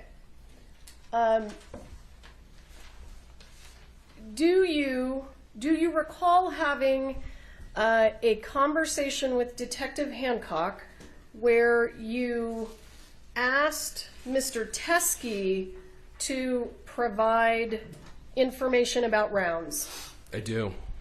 Tell us about that. Well, it was one of 2 or 3 times that I went up to the sheriff's department to provide evidence or something that I thought might be of value to the investigation. And upon one of those visits, we were in the interview room and I was just trying to figure out where these live rounds could have come from, and I thought possibly Troy Teskey might have something that was similar. And so I called him while we were in the interview room, and I believe it was being recorded with Detective Hancock right there, and we started the dialogue, and at that point it went into a text exchange with pictures as well, with at least one picture.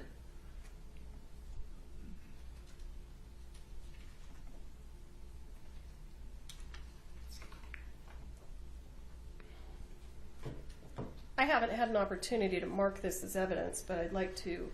I only have a digital copy of it, but I intend to use this with the witness. This is, as an offer of proof, Your Honor, this is a copy of the text message between Mr. Teskey and Mr. Kinney. So I'd like to just go ahead and display it, and I can mark it and provide it to the court. I just don't have a paper copy of it. Do you need to see it? No, I know what this document is. Okay, let's go. What is it going to be? These are going to be, actually, this is a separate motion hearing, so when I marked that the supplemental as courts 13, I think I should have marked it separately as courts 1 for Okay. the motion hearing. And Well- then while we're here, I have not marked those, so those are courts 2. These the ammunition? Yes. Okay. Okay. So what do you want me to mark this exhibit that I'm going to use with Mr. Kinney? Well, now you're going to have to, well, let me do this. Let me make this courts Roman numeral 1 and courts Roman numeral 2, and then you can keep your 1s and he can keep his alphabet. You can keep your numerics. I should just continue with the next exhibit? No, because we're in a motion hearing now. Right. So we'll call this State's Exhibit 1. Right. Okay, got it. Now, you also introduced some other evidence, which you can refer to. You don't have to reintroduce it. We'll just identify it as like 27 from the trial. Okay? Is that, okay. All right. Okay. Can you mark this? Can you mark that for me? Courts 2, Roman numeral 2. Is there a reason I'm not seeing this on the monitors? Oh, sorry, did I miss that? Yeah. Okay, well, he's doing this first. So Okay, sure. Yeah, right there, right on top. Thank you. Okay.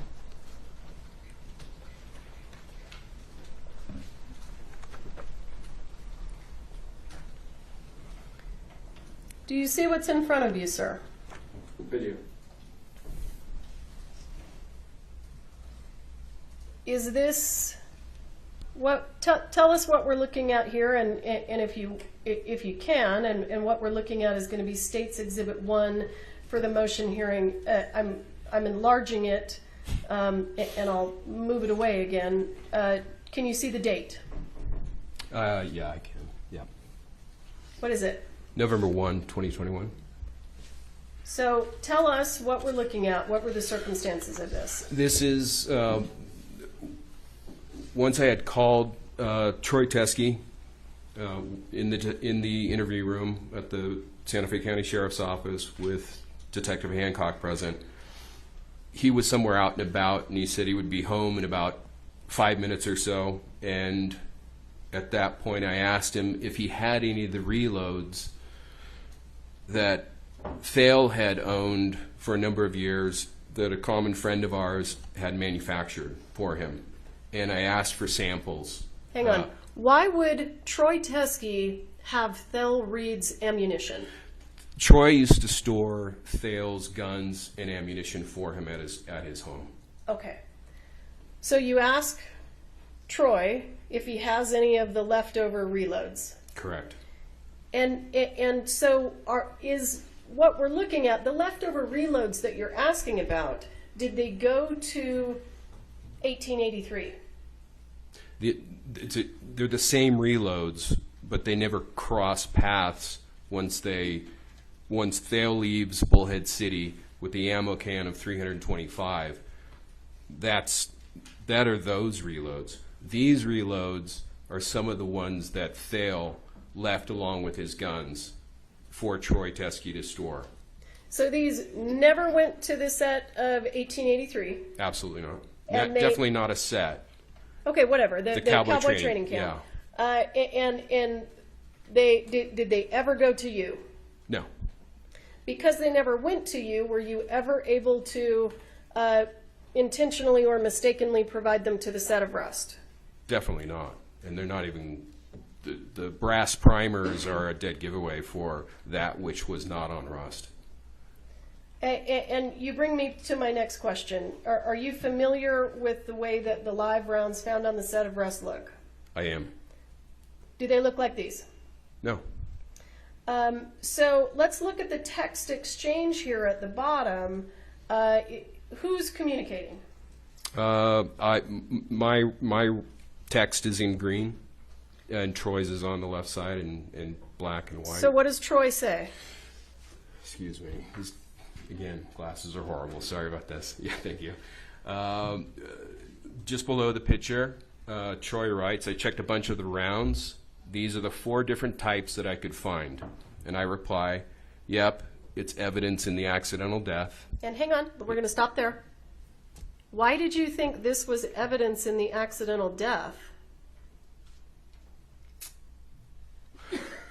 Well, I think at that point, without having seen the evidence photos and knowing, the only thing I did see was Detective Hancock shared with me a black and white 8.5 by 11 piece of paper with some pictures on it, and I saw Starline brass, and it was the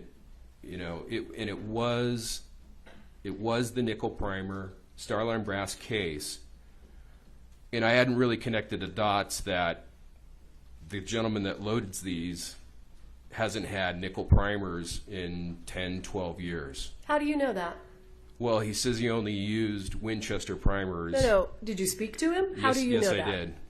Okay. Right after Hancock and I got done with this meeting, I called him because it dawned on me that it seemed unlikely that there would be 2 different color primers, and so I called the gentleman and I asked him, at what point, if you What made... gentleman? Don't use the word gentleman. We need names. Joe Swanson. Okay. Okay. So I called Joe Swanson. I asked him, at what point, if he remembered making the reloads for Thale, which he did. I asked him which powders he might have used, and he gave me 2 options, and one of which was Trail Boss powder. And I asked him, I said, well, at what point would you switch between brass and nickel primers? And he said, I wouldn't. And I said, well, why? He said, well, because Winchester stopped making them 10, 12 years ago. Not making what? Nickel primers. Okay. So he only, if we look at all the evidence photos of all the blanks that Joe Swanson makes, you will not see a nickel primer in any of those blank rounds for the same reason. So you indicated to Mr. Teskey on November 1st, 2021, this is evidence in the accidental death. And you're talking about this photograph. I am. And, well, the rounds. The rounds in the photograph. Yes. Have you learned a few things about the evidence in the case and the live rounds that were found on Rust since November 1st of 2021? Yes. Do you still believe that these are evidence in the accidental death? Definitely not. And then I see Mr. Teskey responds and says okay, and then what do you say? Can you zoom in? Thank you. Let me see. There you go. I reply, ugh, this sucks, but she's seriously trying to blame everyone else for her mistake. What does he say? He replies, who is she, Hannah? ? And I reply, Hannah. And then you ask an important question. Read that to us. Yeah, November 3rd, 2021, I ask Troy Teskey in text, did you see any rounds in either box with nickel primers? What's his response? He replies, no. Okay.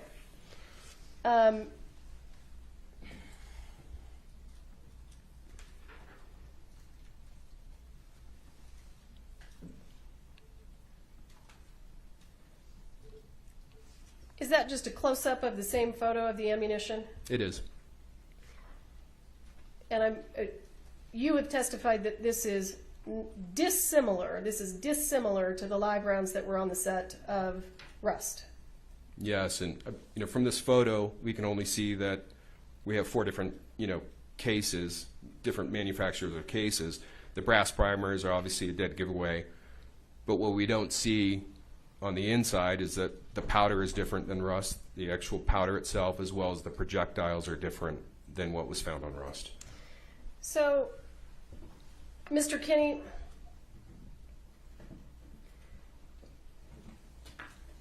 the ammunition that is in this can here, that's Defendant's Exhibit A21, what happened to it? Where did it go?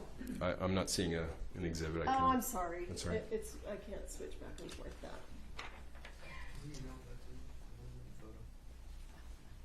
Oh, yeah, okay. Can you see it? The gray bin. Yeah, the gray bin. Yep, I see it. What happened to the ammunition that was in this can that you brought back from Texas?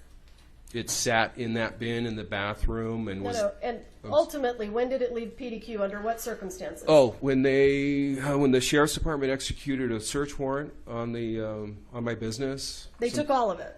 Yes. They weren't entitled to all of it, but I just said take all of it. The warrant specified it had to be Starline brass, and I just told them take it all.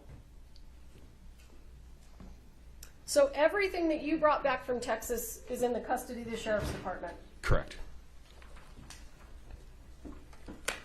Did you, at any point in time,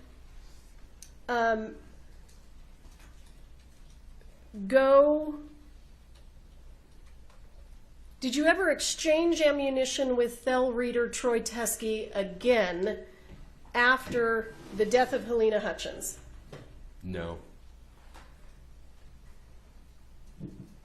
So any ammunition that would be in the possession of Mr. Teskey, is that anything that you have ever had possession of? No. No, I've only once received 45 Colt live ammunition from someone, and that was Thale, and that on our way headed to Texas. And I hadn't opened the can until we got to Texas.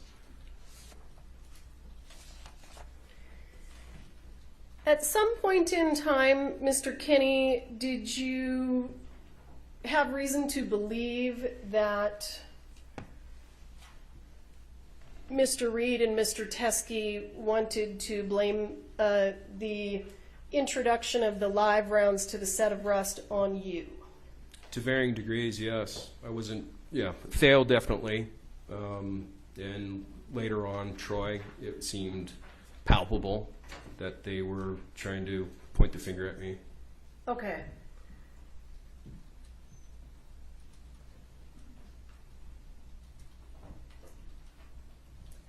Let me think. Hang on just a second. I just want to make sure I'm done.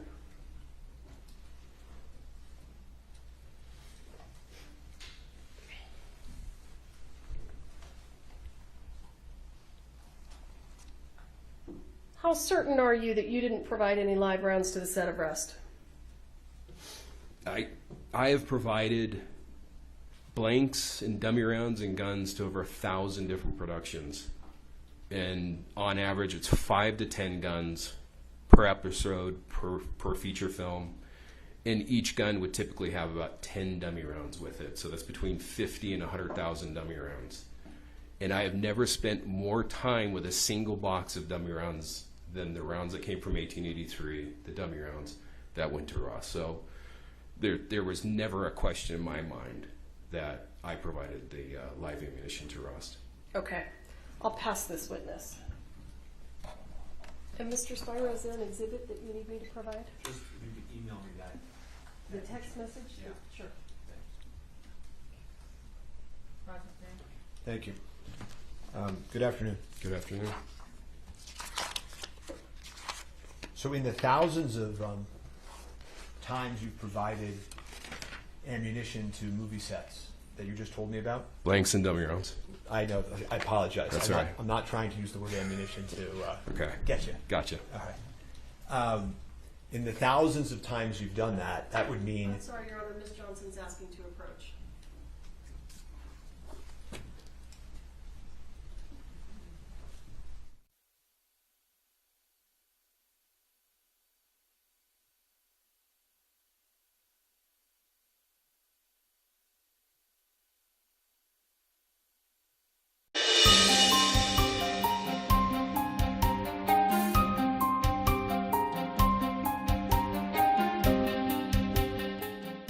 Splish splash, look who's taking a bath.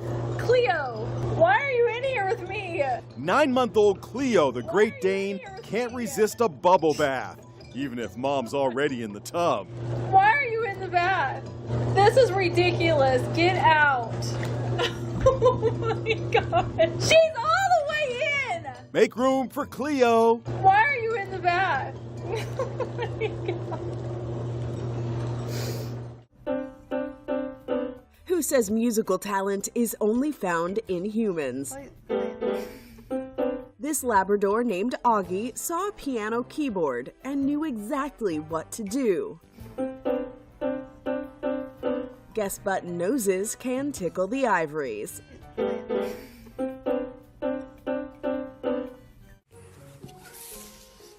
Is this the reverse of fetch? Whatever it is, this bulldog puppy seems to love it, because after his owner slides him across the wooden floor, the pup comes right back to him for another round. Perhaps the puppy slide will catch on in other households.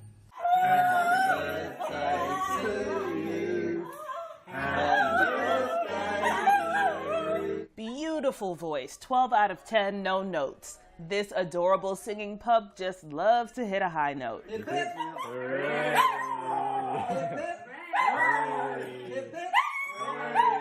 Anytime its humans start singing, so too does the dog. Birthday to you. Birthday to you. It seems Happy Birthday is a favorite.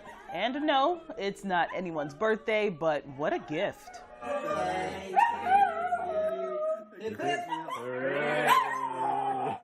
One could argue that this is animal cruelty, or a doggy that may not be too bright. He's struggling to get the slice of bread on top of his crate. Who's gonna tell him the door's open and he can just walk out and get it? Who says you need someone to play with? This dog is keeping himself entertained with a simple backyard game of tetherball. Judging by the happy bounces and wagging tail, tetherball beats fetch any day.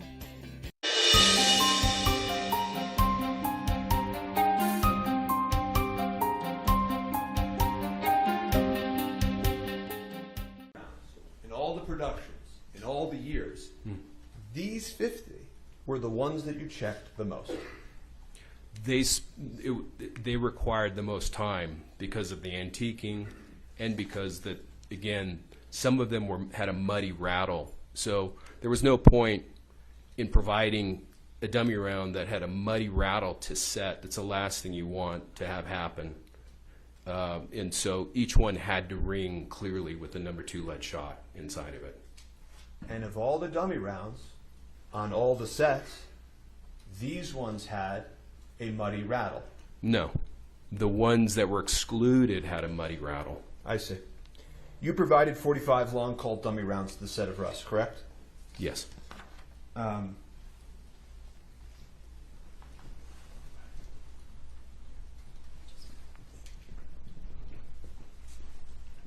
more specifically, through Sarah Zachary. She picked them up. Right. And you know Sarah Zachary was at your prop house on the 12th of October, correct? Yes. And you came back from Albuquerque.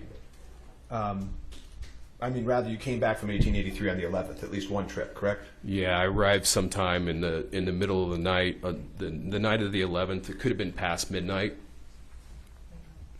You've got to put it on. Okay. Thank you. You arrived the 11th. Night of the 11th. She comes the 12th. Yes. Shooting happens on the 21st. Yes. Russ needed 45 long Colt dummies. May have needed. Knew they were running short. Okay, they may have not needed it the most of all time, but they needed it, right? Possibly. You have already told this court that you had brought 45 long Colt rounds from the set of 1883, correct? The dummy rounds from the prop truck, yes. There were also live ammunition on 1883, correct? No. There was no live ammunition on the set of 1883? Not on the set of 1883, at the cowboy camp, just off the set of 1883. Not even close to anything that was filming. Okay, so not anywhere close to filming, not on the set, but at 1883's cowboy camp. The cowboy training camp for 1883, yes. Okay. Live, yes. And you brought some of those live rounds to PDQ, correct? Yes. The live 45 long Colt rounds to PDQ, correct? Yes. And you've told this court that when you brought them back, they were between 50 and 100, correct? Yes. Okay. And you provided 45 long Colts, again, you say dummies, I get it, to Sarah Zachary, correct? Correct. Those were Starline brass with nickel primers, correct? Yes. The invoice you provided to Sarah Zachary and the set of Rust had 200 listed as the amount that you provided, correct? I don't recall. Do you deny it? Sounds about right. It could be. The invoice was generated weeks after, so it was done from memory at that point. Okay. Have you been watching any of this trial? Just the headlines, whatever comes on the news. Okay. Do you know that on direct examination of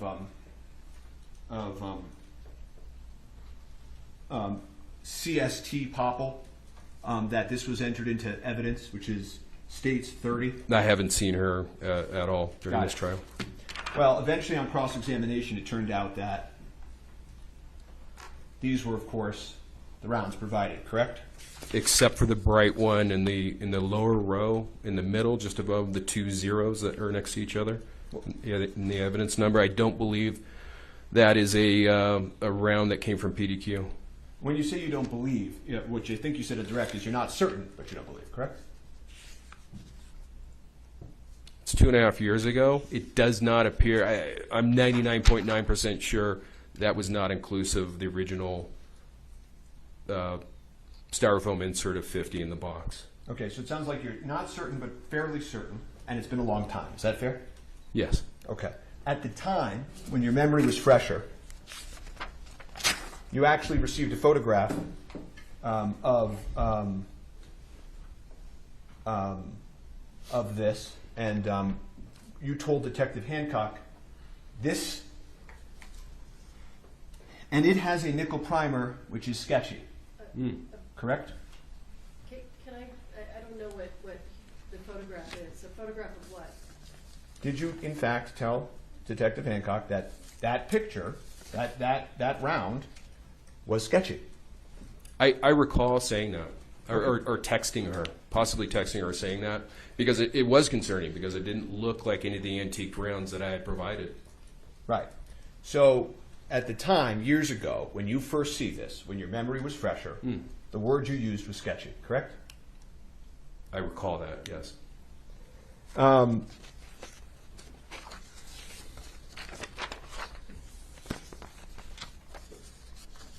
The incident happens on the 21st of October, and at 1:55 p.m. you receive a text message from Sarah Zachary telling you that this has occurred, correct? I think it wasn't telling me that it occurred. It just said emergency in all caps. And you called her, right? I did. I missed a call from her, received the text. I think I said I'd call her back, and I did. Okay. Within just a minute or two. And between the time you provided, whatever it is that you provided to Rust, and the moment you get that emergency text, isn't it fair to say you're not sitting around, daydreaming and wondering and thinking about each round you provided and whatever you provided to the set? You do this for a living. You do it lots of times, right? That's correct, yeah. But the moment that happens, right, things changed, didn't they? What changed? Well, Miss Hutchins died, right? I wasn't aware of that till hours later. You spoke to Miss Zachary 5 times that night, right? I don't recall. Probably. Ms. Zachary, had the shell casing, right, at one point that evening? No, I don't recall that. You don't recall that? No, that she said she held the spent case from the gun. I don't recall that. Sarah Zachary threw out some of the evidence, correct? I had heard that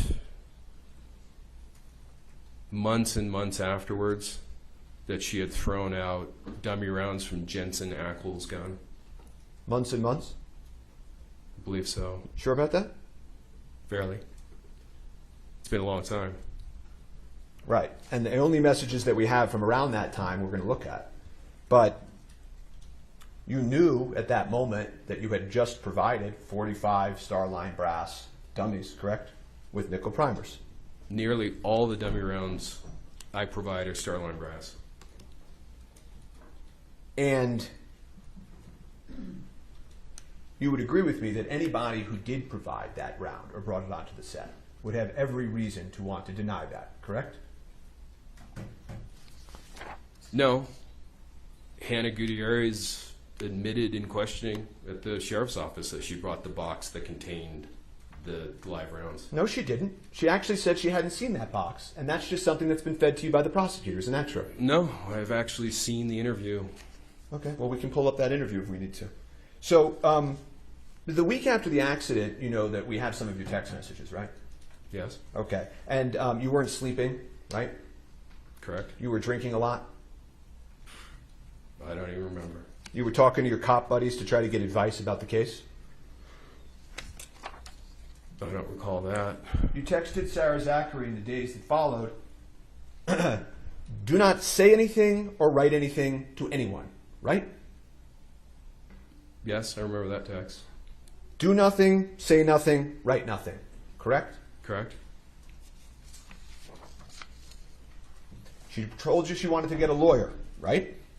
Yes. You told her not to get a lawyer, right? Yes.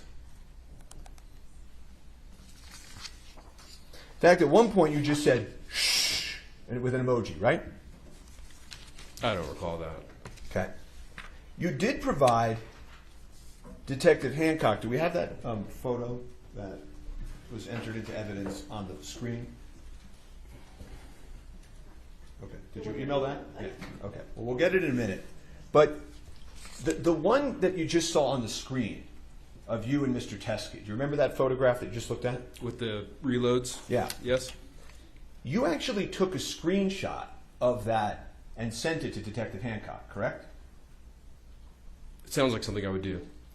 I don't recall doing it, but it sounds accurate. Okay. Does it sound like... I don't have the photo, so... But the photo that you took and sent to... of the screenshot that you sent to Detective Hancock, it included that line. Yes, this is evidence in the accidental death, right? That was my speculation prior to learning that the live rounds from Rust had nickel primers. Well, sir, that's the problem with your testimony, isn't it? Which is what? In the very same text chain, you ask about nickel primers. So how is it possible that you didn't know about it when you said that this is evidence in the accidental death? Because the meeting with Hancock and the text exchange with the pitcher occurred on November 1st. 2 days later, on November 3rd, I had asked by text whether or not any of the rounds had nickel primers. And he replied, Troy Teskey replied, no. And at that point, that was the reason why. So this is, I think it's Court Exhibit 2, perhaps, of this hearing. This one? No. Mine are Roman numeral 1 and 2. It's going to be Stakes 1. Stakes 1. I just haven't had a chance to mark it. That's fine. We'll call it Stakes 1 for now. You see it on your screen? I do. Okay. And you say, yep, it's evidence in the accidental death, correct? That's on November 1st, yes. Correct. That's what you wrote, sir, right? On November 1st, yes. Okay. And you didn't say anything about speculating, did you? No. Okay, but when you screenshot this to Detective Hancock, which I'm going to talk about in a minute, let me ask you, after he says, okay, you say, this sucks, but she's seriously trying to blame everyone else for her mistake, correct? Yes, that's what it says. Okay. So it's, this sucks, but she's trying to blame everybody else, right? Yes. This sucks that it comes from the same batch, but it's really her fault because she loaded it into the weapon, right? Well, first off, I pronounced that ugh. And then what was the second part of your question? But it's her fault because she loaded it into the weapon, correct? Certainly. And you said that over and over again as you continue to meet with law enforcement, that whatever happened here, it's her fault, she loaded it, correct? Well, certainly she's responsible for loading a live round into a gun on a movie set. How come when you provided the screenshot, this is Defense 1 for the hearing, how come when you provided Defense A, sorry, Your Honor. How come when you provided the screenshot of the text message to Detective Hancock, you left out the, this sucks. But seriously, she's trying to blame everyone else for her mistake. If you put that back up, I think you'll see that the digital keyboard is in the way of whatever's underneath it. I see. And is there something with your phone where you can't take multiple screenshots and just go further down like you did 10 other times in this case? That's a picture of a picture. I understand that, but I'm asking you. That's... Why didn't you provide the message of, ugh, this sucks? I did, and what I'm saying to you is that when you take a picture of a phone with a keyboard up, it's going to block the lower half of the message. Okay, so on November 1st, you agreed to an interview with Detective Hancock, correct? Sounds about right. Yeah. No other officers? Yeah, November 1st, yeah. No other officers were present, correct? It was just Hancock in the interview room, correct? And you talked about your phone call that you made with Troy Teskey, right? I did it in front of her. No, I know. You were very, very cooperative, correct? I thought so. I don't think you mentioned on direct examination, but tell me if I'm wrong. You also made a phone call to Joe Swanson in front of Detective Hancock. I don't recall it being in front of Hancock. It was as I was driving away, and it dawned on me that I kept on seeing brass and nickel, and it didn't wash with me. It didn't make sense. Joe Swanson and the original batch of the ammunition was very much on your mind. Fair? Of the reloads, yeah, I was fairly confident that somehow some of that reloaded ammunition came in through a piece of leather, or Hannah had been gotten hold of some of it, been shooting it, commingled it with dummy rounds. I was concerned that it was going to be a Joe Swanson reload. It turns out you actually made the call to Joe Swanson within earshot of the police recording equipment. And you asked Mr. Swanson about the green ammo can. I don't recall that. Okay. And you then said,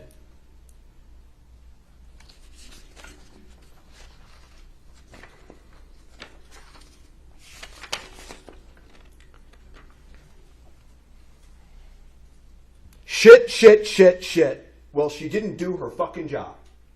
Now I recall, yes. I bet you do, right?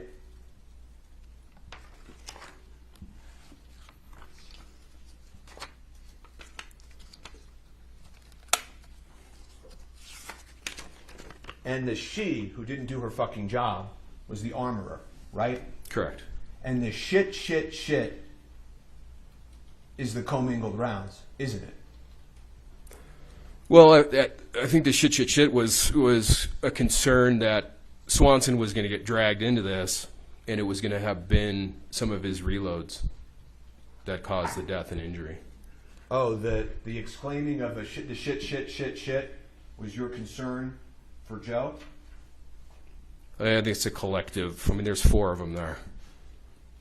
There's a lot of shit. So some of the shits were for everybody that had ever touched the commingled round. Yeah, the whole thing is awful. Okay. Can we agree that you didn't intentionally provide live ammunition at the set of Rust? We can agree that it didn't at all. Okay. Well, we can't actually agree to that. Okay. And by the way, that's November 1st. November 30th, okay, a month later, the police come knocking with a search warrant, right? Yes. Just like you were there at the truck search, you were there at the PDQ warrant search, right? I was on a connector flight from Phoenix. I'm glad you mentioned that. Both times, both at the truck and at your the search at your prop house, both times you happened to be grabbing onto a flight and getting there just that day, right? No, actually, I was in Las Cruces on Bruce Willis's final movie, finished that, and was heading to the Rust set directly from Las Cruces, driving in the Sprinter van. That was after you got the code to the safe, right? I recall that I got the code while driving. So if law enforcement were to have represented in this courtroom that they needed you to open up the safe and that's why you were at the truck search, that's not actually true because Sarah Zachary had the code, they had the code. That whole story about needing you there for the code is pure fiction, right? I don't know that it's fiction. I think it was more along the lines of Hancock wanted to interview me, and also I wanted to be there to assist in any way that I could have with the investigation. So I think they're being cordial in waiting for me to show up. Okay. Back to PDQ. The warrant was signed by a judge authorizing them to search your property, right? I saw that, yes. And when you saw in the warrant that it talked about the reloads in the green ammo can, you actually started to text Detective Hancock, upset with her for including that in the warrant, didn't you? I did.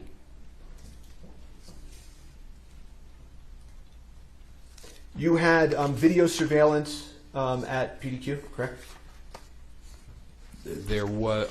I don't recall exactly at what point the camera overrode itself. Well, that wasn't my question. My question was just you had surveillance footage at PDQ. In fact, in the... Yeah, but excuse me. If the footage has been overwritten, then I don't have it. You have surveillance equipment there that records whether it's overwritten or not. You don't know. Is that your testimony? I have surveillance equipment, yes. Okay.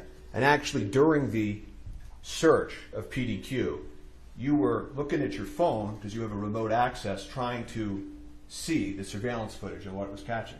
Remember that? I don't recall that, no. Did you deny it? If I was actually inside the premises? You're inside the premises, on your phone, looking at the surveillance equipment that you have remote locked into your cell phone. I don't recall. It's possible. Okay. And the testimony you have given this court is at that point in time, right? There's a green ammo can there, correct? Yes. The same green ammo can you're calling Swanson and Teskey about in front of Hancock, correct? Sounds, yeah, roughly accurate, yes. Right. And written on it was the word empty, right? Was it? Oh, yeah, black ink next to the silver duct tape on top, yes. And lo and behold, law enforcement doesn't find anything in the empty can, right? There was tags and office supplies and other things in it. But we know at one point there was ammunition in it, right? Last time was in Texas. Nothing further. Unless the court has any questions for the witness, I don't This have witness anything. is excused. Thank you, sir. Thank you. Next witness.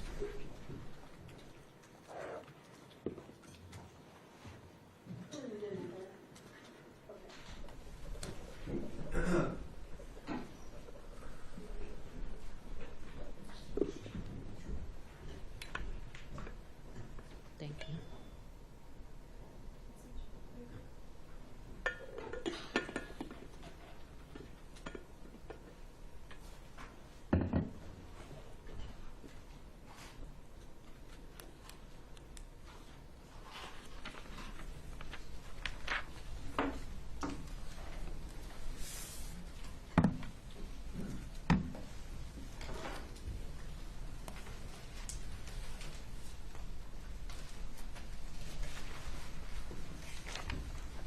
Raise your right hand.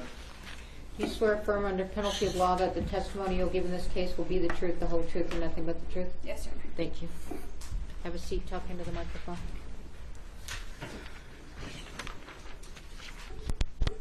Corporal.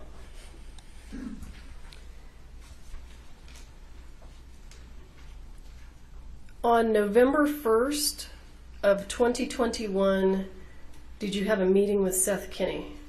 Yes. And what was the purpose of that meeting? I don't know the entirety of the purpose of it, but I think it was something to do with ammunition for Rust. And were you provided, or did Mr. Kinney share with you a photograph of ammunition? Yes. And do you recall the photograph? No, I don't. Would you recognize it if I showed it to you? I might.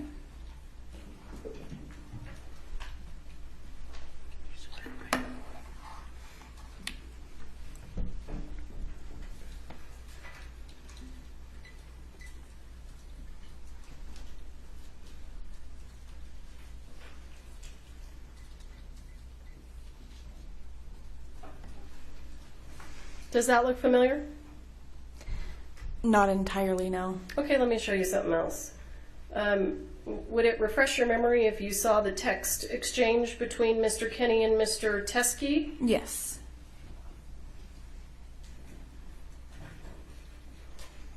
Can you see that? Do you want me, I'm going to enlarge it. Do you see the date? I do. I'm going to go down so you can see the rest of it. Do you see the rest of it? Yes, I do. Is that the photograph of the ammunition that was shared with you by Mr. Kinney that came from Mr. Teskey on November 1st? I remember this conversation between the two of them. Okay, explain it to us then. And I'm sorry, I'm showing you for the record States Exhibit 1 for the motion hearing. Go ahead. I'm sorry, can you repeat the question? Well, tell us about the conversation. Yes. Tell us about this meeting. What happens? So this was a conversation with Troy and Seth, and I guess an exchange of where the rounds that Troy may have had that could have been in relation to Rust. Right? Yeah. So, did you see this photograph on that day? Yes. And were you able from the photograph to determine whether or not these rounds were similar to the rounds found on the set of Rust? These would not have been similar to what we had found on Rust. Okay. And from this vantage point, how can you see that?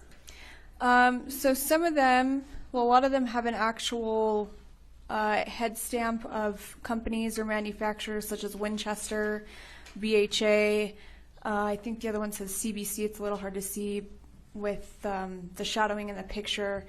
The only one out of these that would have been somewhat similar to what we had found on Rust is the third one from the left, which shows the Starline brass logo and it says 45 Colt.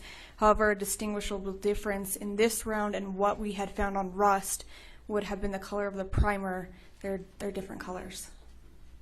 Okay.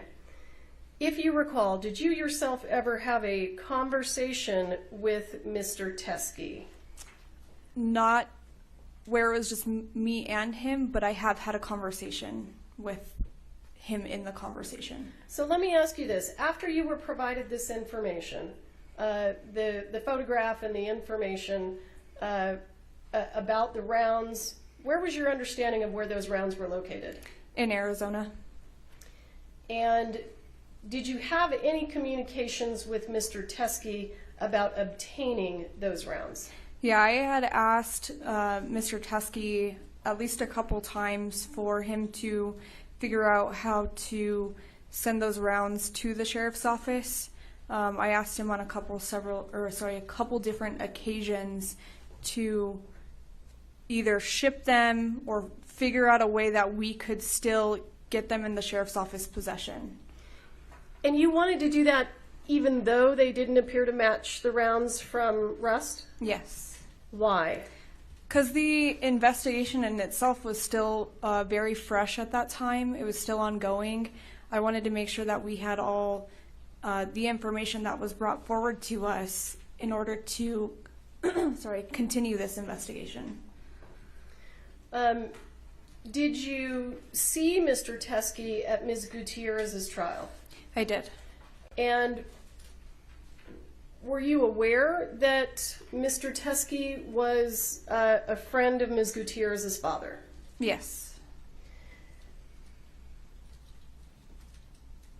Did you receive any communications during the Gutierrez trial relating to Mr. Teskey? I did. Tell us about those. So during her Hannah's trial, or near the end of it, I had gotten some correspondence that a male by the name of Troy Teskey had came in and had ammunition, and that he wanted to turn it over. Came in where? To the courts. So he came here? Yes. To this building? Yes. And who did he speak to, if you know? He spoke to I believe the deputies downstairs that were working the courts. And what were you doing at that point in time? I was here in trial. So you receive information that there's a person down there that has what? Ammunition. And how did you respond? What did you do? I had asked the deputy, I said, can you just have him wait here until I have a moment that I can speak with him. Did he wait for you? No. Where do we go from here? What happens next? From there, I believe we had a break. I had asked where Troy was. They said he was no longer here. And then further on into the day, I don't know if it was a call or a text message, but I had gotten word that Troy had shown up to the sheriff's office and was trying to turn over that ammunition. At that point, we're still in trial, so I have a little bit of limited time in where I need to figure out logistics with this. And I believe I had gotten a call from the lieutenant or someone there, and I said, okay, well, I'm still here, but I will make contact with him at a later point and get a statement from him so we can figure out what to do with this. And at that point in time, were you aware that he had left some ammunition at the sheriff's department? Yes. And did you take steps to contact Mr. Teskey to take his statement? I did. I called him twice when I had found out that he had shown up to the sheriff's office. He didn't pick up the phone, and I never received a call back. And let me ask you, why is it important for you to take his statement? Because I need to figure out what to do with this ammunition and how it would potentially be tied to the case and in what way, so I can figure out what to do with it after that. At the time that you were reaching out to him that day, do you have any idea whether or not this is related to the case? Just by him saying it might be, but not in what context it would have been. But you didn't speak to him? No. Okay. And is that the reason you were trying to reach him? Yes, and to try to set up something where I could have a discussion or an interview with him. And you want to have the interview because you want to see if it's tied to the case? Yes. So you call him twice, and does he respond? No. Do you continue to try to reach him? I did try to reach him again. I believe it was the following week. I tried to reach out a couple times and never received a response back. So if you don't have a witness who will give you an interview regarding the items that they've dropped off at the sheriff's department, how do you know that they're in any way related to the case? I really wouldn't, because I didn't have a discussion with him. Has Mr. Teskey ever returned your calls? No.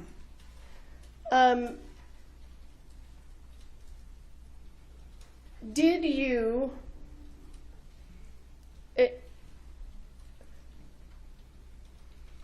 Are you aware that the exchange between Mr. Teskey and the people at the sheriff's department that took place when you were in trial with me, are you aware that at least part of that was recorded on a body-worn camera? I know now. When did you learn that? Today. And have you had an opportunity to review it? We've never been given this, Your Honor. I just got it. So Okay, I just want the court to know. This is I can give it to them. This is the newest of the revelations. So there's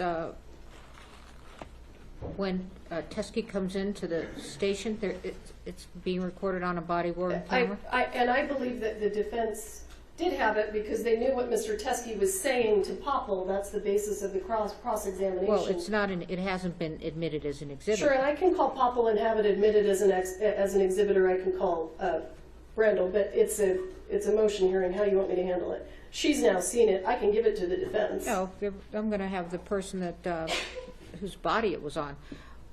Let me ask you, in the meantime, while I'm listening to this testimony, can I have the exhibits from Popple that she testified about the bullets and what they were, when they went to the FBI? Her inventory of bullets. May I have those exhibits? I know there's a lot of them.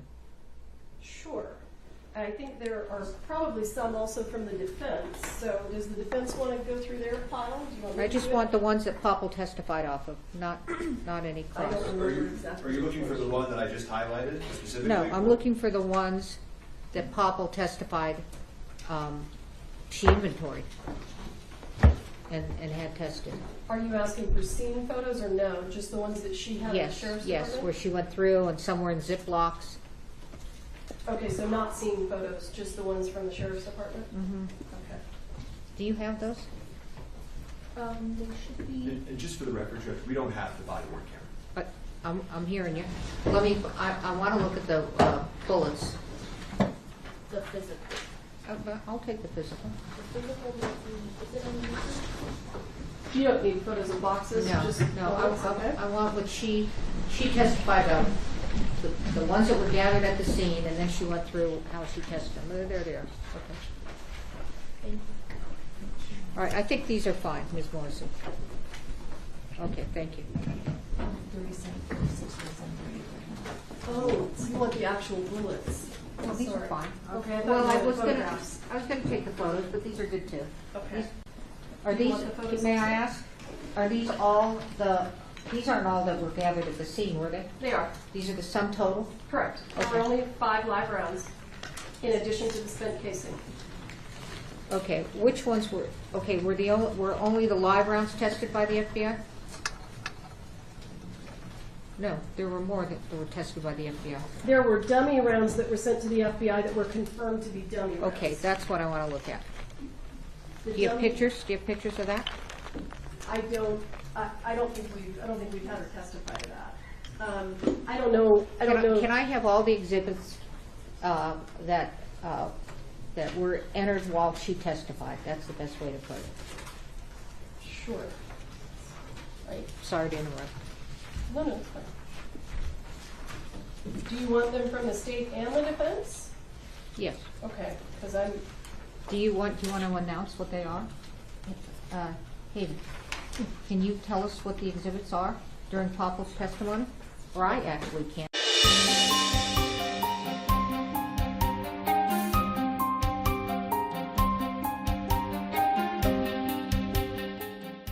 Splish splash, look who's taking a bath. Cleo, why are you in here with me?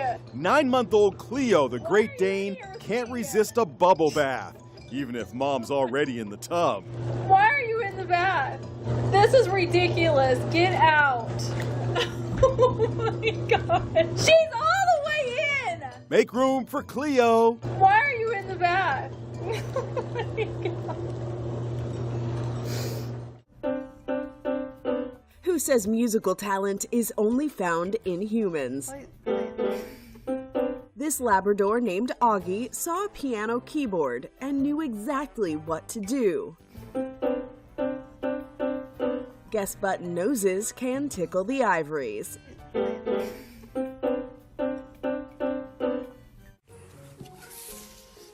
Is this the reverse of fetch?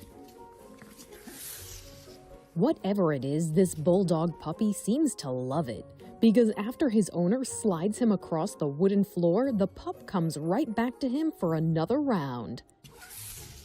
Perhaps the puppy slide will catch on in other households.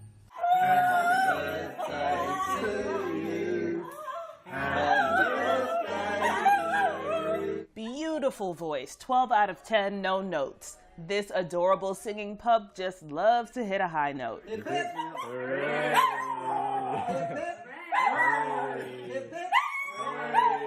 Anytime its humans start singing, so too does the dog. Birthday to you. It seems happy birthday is a favorite. And no, it's not anyone's birthday, but what a gift.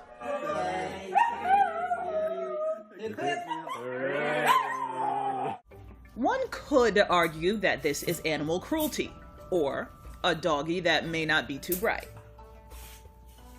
He's struggling to get the slice of bread on top of his crate. Who's gonna tell him the door's open and he can just walk out and get it? Who says you need someone to play with? This dog is keeping himself entertained with a simple backyard game of tetherball. Judging by the happy bounces and wagging tail, tetherball beats fetch any day.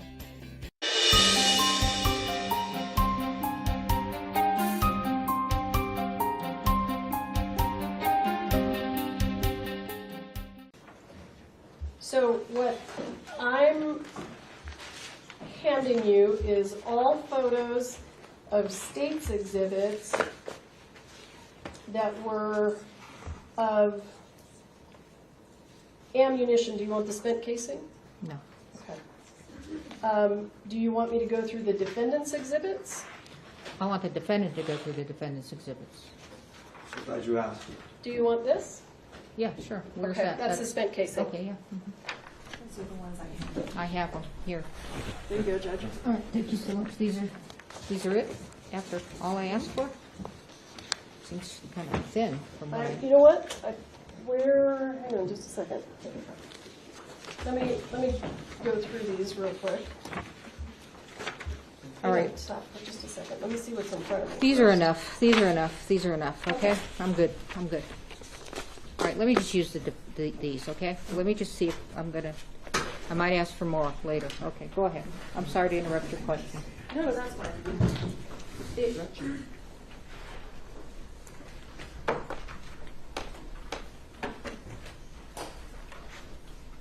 Due to Mr. Teskey's refusal to speak to you, were you ever able to tie the items that he dropped off at the sheriff's department to the set of rest?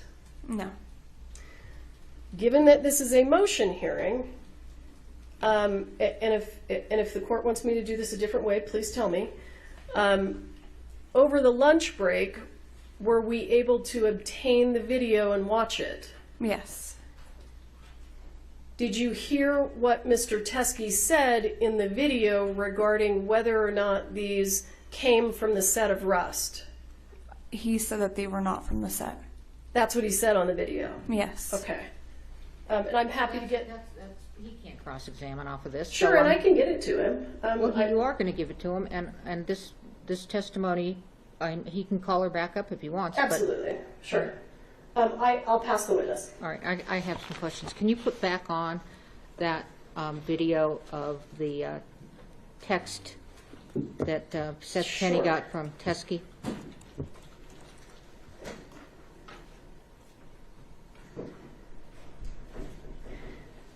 guys have a flash drive, I'll give you that video right now.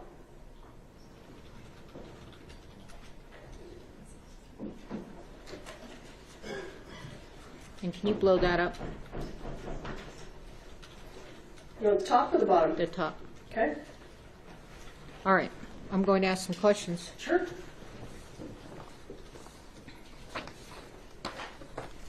All right. So you testified that that only one seemed similar. Let's see. One similar to the Starline brass color primer in Arizona, and that it's the third one. It says 45 Colt. It didn't seem similar in the primer. It was different in the primer color. So in what why is it different in the primer color?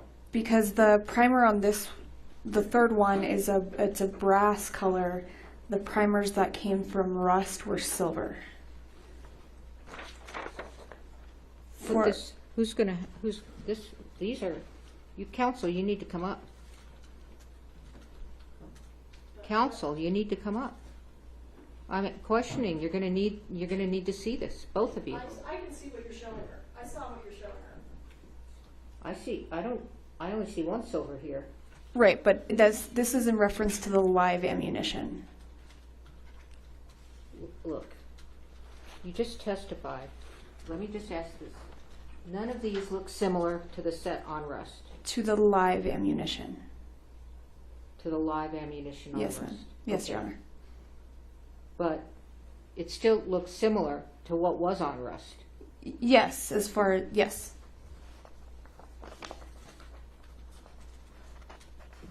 It looks similar to these on Rust. For the dummies, yes. Yes, it looks similar to dummies on Rust. Dummies, but not live. Okay, I understand your distinction on Okay. live. But they still look similar. That one, the third one from the left, still looks similar to dummies on Rust. Yes. All right, thank you. Can I proceed, John? Yes.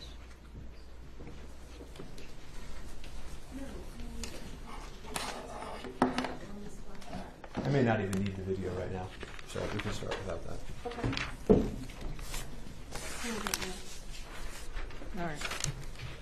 All right. Good afternoon, Corporal. Afternoon. When you started investigating this case, you were investigating this concept of sabotage, that there could have been an intentional live bullet placed onto the set. Do you remember that? Not originally, but later on, yes. Okay, and obviously if somebody... I missed the question. Let me just ask it. So they're not similar to the live rounds. That was not similar to the live rounds, but they were similar to the dummies on Rust. That's correct. Okay. And the dummies on Rust were tested with the live ammo by the FBI. Yes, some of the dummies were sent. Some of the dummies that look like that one on the phone. I couldn't say which exact ones were sent to the FBI. Okay, but you just testified that looks similar to the dummies on Rust. Yes. You didn't differentiate, and that some of the dummies on Rust were sent to the FBI. Yes. Okay, thank you. So, at certain point early on in this case, you entertained the possibility that this was an actual sabotage, that somebody could have intentionally placed the lethal bullet onto set, correct? Yes. And you quickly dispensed of that concept, right? I don't think it was quickly dispensed. It was investigated. Okay. And fair to say that if that had happened, that would have been a far different case, right? It could have been. I don't... And so then you turn to the idea of, well, somebody outside of Rust could have placed or been the cause of the ammunition ending up on set. And you interviewed Seth Kenney, I think you told this court yesterday, 10 times at least, right? Yeah, I can't put an exact number, but it was a few times, yes. Right, and that would have been a different case also, right? If he had provided them? In relation to this case or in relation to the past case? In relation to any case. It's hard to say. Well, you were here for investigator, I'm going to do this again. CST Popple's testimony yesterday, weren't you? Yes. And you've had an opportunity to view the 45 Starline brass that came out of this package today, correct? No. You haven't looked at it yet? No. Okay. She was excluded as a witness, I think. Are you aware, as you sit here, that there was 45 long cold Starline brass nickel in the courtroom today from CST Popple? I just found that out today. Okay. So, you were here for this testimony in this courtroom. And let me ask you, Ms. Popple, the ammunition that the Good Samaritan Mr. Teskey, the close friend of Hannah Gutierrez's dad, when that ammunition that he brought into you after the conviction, you still have it? Answer, yes. Question, you can bring it in here and you can show it to the jury, right? Answer, yes. And they can see for themselves that it does not match the live ammunition from the set of Rust, correct? Yes. And that it is obvious. Just when you look at it, it is not. Yes. Do you remember that testimony that you were sitting here for? Yes, I do. And that turns out to be completely false, doesn't it? You're correct. Mr. Kenny was just here. Did you see him in the hallway? I saw him in passing, yes. You interviewed him, I think you said over 10 times, right? Yeah, I don't know the exact number. 40 plus phone calls, I think. It was a lot. Okay. And we have some of those text messages, and I'm going to put up defense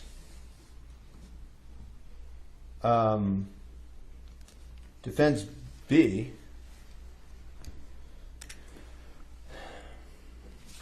On the screen. And it's not working. Okay.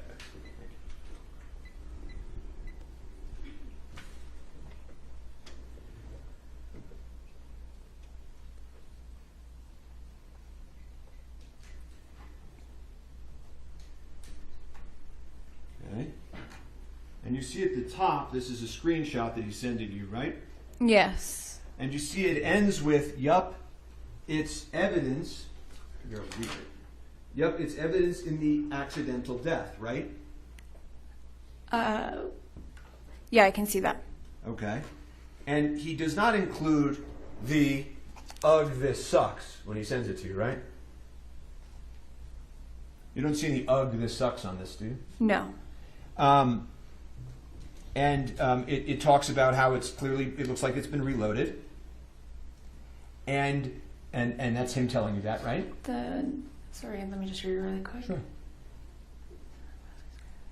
Okay. And you ask a very interesting question, Corporal, that sounds a lot like the question the court just asked you. You ask, do you think it could have come from the same batch since it's a different color? Right? Yes. And he says, in writing, in no uncertain terms, I thought the same thing regarding the primer, but Joe has been known to mix different color primers and blanks. So no, still highly likely that it's from the same batch. Did I read that right? Yes. And you had that information in the month following the incident, correct? Yes. Okay. So we're going to fast forward. I'm not going to go through the Seth Kenny story with you today, okay? Okay.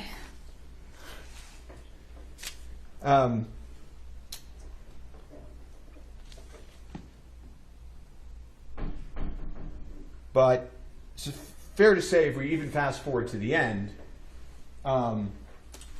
Teskey comes in, and you had known Mr. Teskey's name because Seth Kenny had called him in front of you, right?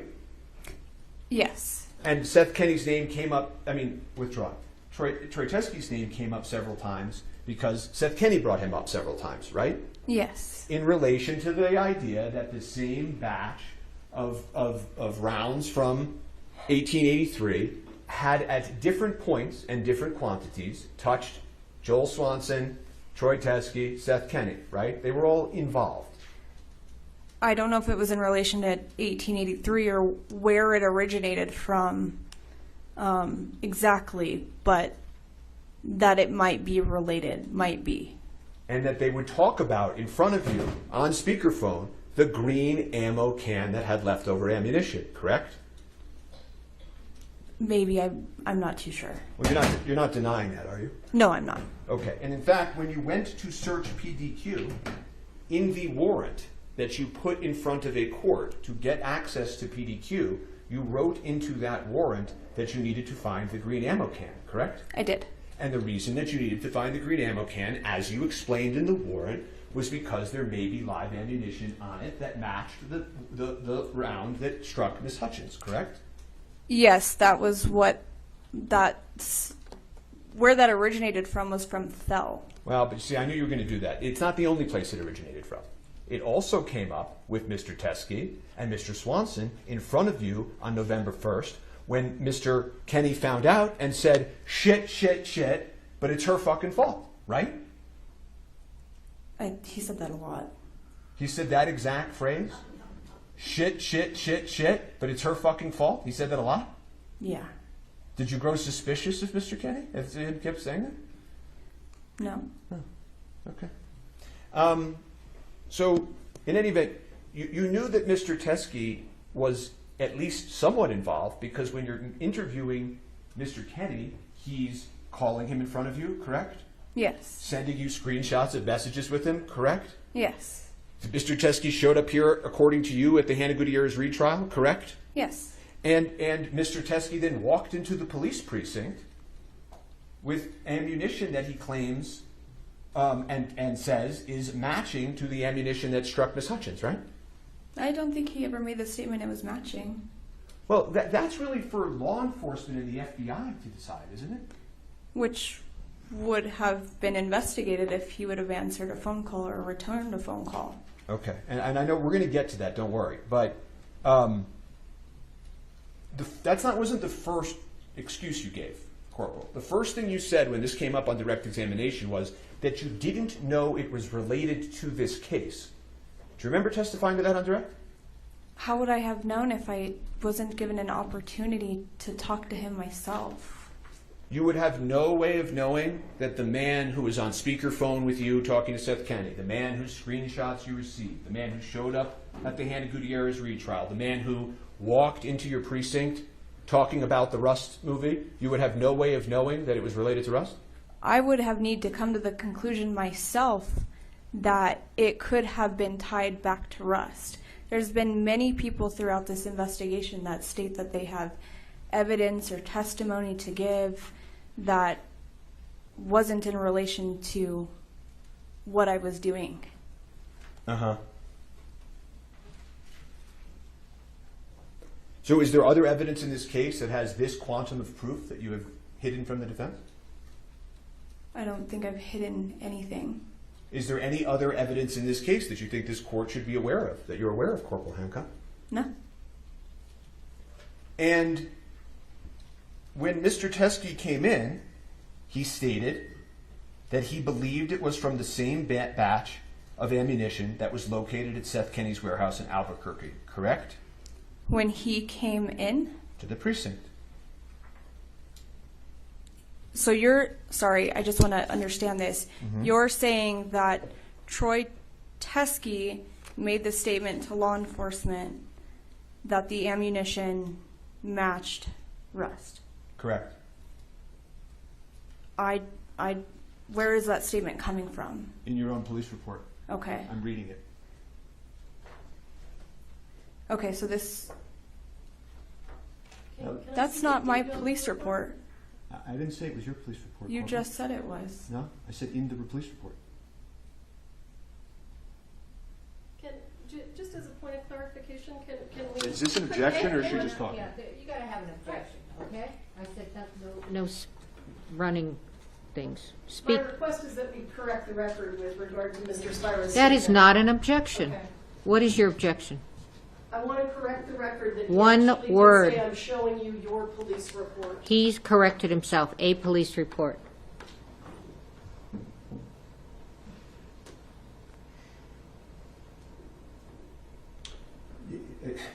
In the department, in your sheriff office's police report, okay?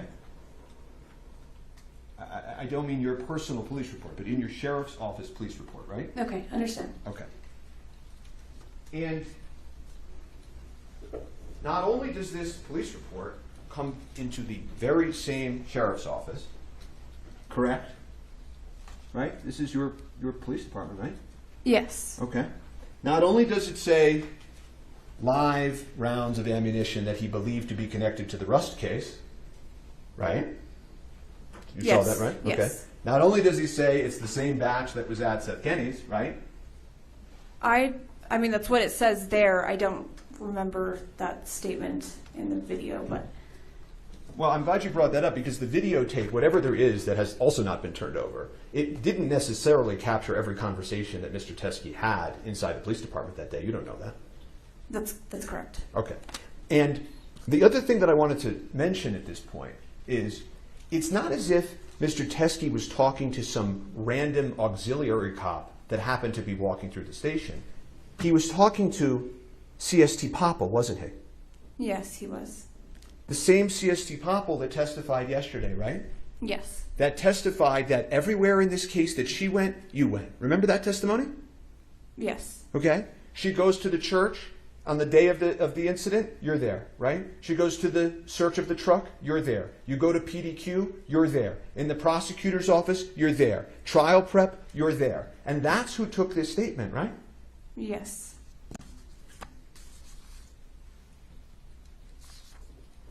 You know, there's hundreds of items inventoried in this case, right? Yes. Every time you inventory an item in this case, there's no matching witness statement, right? No. Right? You pick up there's dozens of items, dozens and dozens of items that you all inventoried in this case that have no matching corresponding witness statement, right? Yes. Okay. So the story that has now been come up with, that the only reason we couldn't take this item was because there wasn't a matching witness statement, is just spun out of whole cloth, isn't it? I don't think your statement's entirely correct. You said the reason why we couldn't take this item, which we did take the item. You took the item, but you took it and put it in a different box than the rest of the items in the Rust case, correct? Well, I don't think they're all... I mean, I'm not the evidence technician, so I don't know how... Well, you know this wasn't placed and designated as a Rust evidentiary matter. It was kept and vouchered, as you heard yesterday, under a completely separate identification number, correct? A different case number. Right? Yes. Unlike the hundreds and hundreds of other items that were collected in this case from a variety of sources, correct? That's correct. Okay, and a lot of those items were like random, irrelevant, tangential things that all went into CST Popple's inventory in this case, right? I think all those items were collected on scenes through search warrants or through somebody that gave them to us that we could have had a conversation with. And I could be able to relate what that item was and how it may have been related to Rust. There was no way to relate this item to Rust, and the guys in your precinct telling you this is related to Rust, and you had spoken to him on speakerphone and you had gotten those text messages. There's no way to relate it? Again, I didn't get a statement from him when he's dropping off this ammunition and didn't see it because I wasn't there when he was dropping the ammunition off. Well, your colleagues got a statement, didn't they? Yes. Right? It's not like he didn't give a statement that day. He sat in the precinct and met in a room with your colleagues and did give a full statement. So that wasn't true either, right? I didn't know that until today, that he had sat down with someone. Okay, but now that you know that, now that you know that he gave a full witness statement, the story that the only reason that law enforcement couldn't possibly dream up a way to connect this to Rust and put it with the rest of the evidence doesn't work anymore, does it? Because he did give a statement, right? I'm not going to agree with that because he said it didn't come from the set. Well, so you keep saying that, but he's not. The point of this isn't that he literally snuck onto the set and took it back, right? The point is that he had the matching ammunition so that we could understand the source of the lethal round, right? But again, I didn't know he had matching ammunition. Well, but your colleagues did. Again, that wasn't something that was told to me. I understand your testimony, but given that all of the things we've just discussed about, wouldn't you agree with me that if law enforcement were to come into this court and say the only reason we couldn't possibly connect this to Rust was because he didn't give a witness statement, that doesn't work if he did give a witness statement? True? Potentially. I'm going to still say that I wouldn't agree with that because I wasn't able to speak with him and how it would have been in relation to Rust. When we submit things, we normally need to have a way to describe to the lab the reason for the testing. We're going to jump to testing now? Okay, well, maybe not testing, but... Overruled. Is there a rule in your department that when you take in evidence from somebody who says it's connected to something, that you need to have some additional witness statements before you just voucher it and inventory it with the rest of the evidence? Is there some rule that you could point the court to? I don't think there is one. Right. And in fact, there couldn't be, because nowhere else in this case of the 100 of items did this rule apply, right? But I don't know, I don't think it's correct to compare all the other items in this case to ammunition that was turned in during the end of a trial. Okay. And I don't want to go through every single item that was inventoried, vouchered, whatever word you want to use in this case. But can we agree that there were lots of items vouchered and taken into evidence in this case that are more irrelevant than this very crucial piece of evidence, right? I would say that there were items taken in that were irrelevant to maybe trials and all of that, but I can't say how relevant this is if I don't know the origination of where it came from. And the real reason that you didn't inventory this with the Rust evidence is because this harmed and jeopardized law enforcement's case, didn't it? No, I wouldn't say it either way. Okay. Well,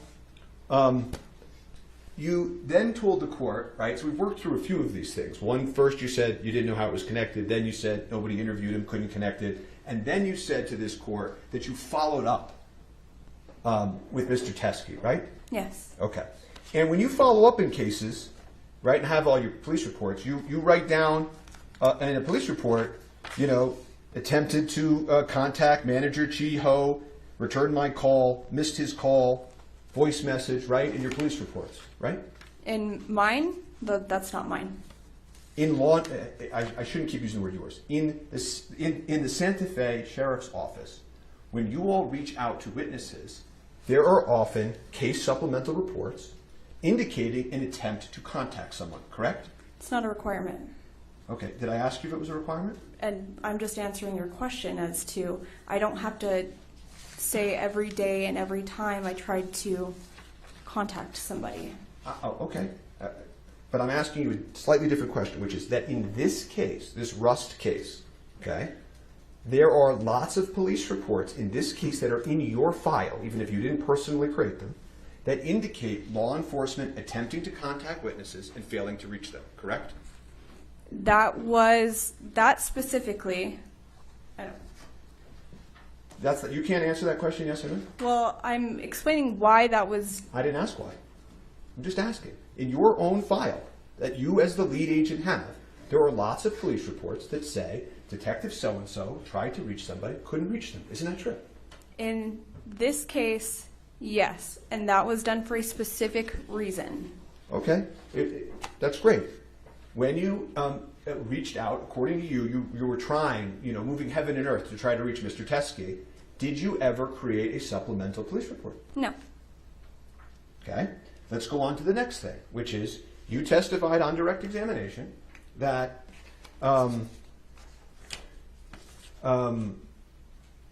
you then, in the weeks, months, whatever that followed, you attempted to reach Mr. Teskey, correct? Yes. Have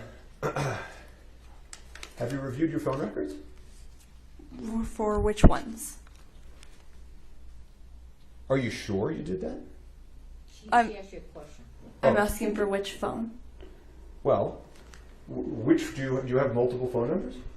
Yes. Okay. I know the cell phone number that you've given out in this case, because we have those, right? Did you use that cell phone to contact Mr. Teskey? I don't know exactly which phone that I used, no. Okay. Did you use the desk phone? I don't know exactly which phone that I used. Okay, well, there's no phone messages or calls to Mr. Teskey from the cell phone that you used when you were conducting the rest of your law enforcement in this case, or the precinct, when you claimed to this court that you called? Yes, I did call him. No, but I'm asking you a different. Well, let me ask this. Well, you don't know what phone you called from? No, I don't. Okay. Well, there are no calls from you and your cell phone that you used for everything else in this case to Mr. Teskey during the weeks that you claimed you were trying to reach him. Do you know that? Okay, so that's my cell phone? Yeah. Okay. Okay. There's also no phone calls in the days and weeks that you claimed you were trying to reach him from the Santa Fe Sheriff's Office, the 505-428-3700 number. Okay? That's our dispatch number. Okay. There's no messages from any Santa Fe Police Department's phone in his phone records during that time period that you claimed you were trying to reach him. Yeah, but if I call, it's more than likely not going to come up from a no-caller ID. That's a no-caller ID situation? Yeah. Okay. All right. I would like to see the body-worn camera at some time if that's even necessary for this proceeding, and I have no further questions for this witness. The court has some follow-up questions. So, on testimony, I don't know who asked it, but anyway, you understood that Troy Teskey came over to the court and the deputies told him to wait for you, and that when you came down, he was gone. Correct? Yes. Okay. I don't know if exactly when I came down, but when I was looking for him, I was told he had left. Okay. All right. And at that point, you were aware it was Troy Yes. Teskey? Yes. Okay. So then you find out that because he couldn't, assuming he couldn't reach you here, he went over to the sheriff's office, right? Yes, ma'am. And when you say today that he did not, he said these weren't from Rust, that's from you reviewing the lapel camera, correct? That they were not from the set. The set. And that's from reviewing the lapel camera, correct? Yes, ma'am. Okay. And you just reviewed that today. You didn't review it before. That's correct. All right. So when you find out, I assume from Popple, that he was over there and he dropped off the ammo, right? Yeah. I'm not exactly sure who told me, but... Okay. You can't confirm or deny that, you didn't know that he said it wasn't from the Rust set. In fact, the report says that he says it was from the Rust set, correct? Right, which I had just reviewed today as well. Right. Yes. But when Popple when you were advised that Troy was there or was there, your understanding was that he was claiming it was from the Rust set. I wouldn't say it was from the set, but it could be in relation to Rust. Okay, so he told Popple it was related to Rust. Yes. Okay. And you didn't go over to the sheriff's office and look at the ammo. No. I was here. Well, I understand you were here, but you didn't you said, well, Hannah Gutierrez's trial was over, which I took to mean that it wasn't pressing, but this case was ongoing at that time. Yes.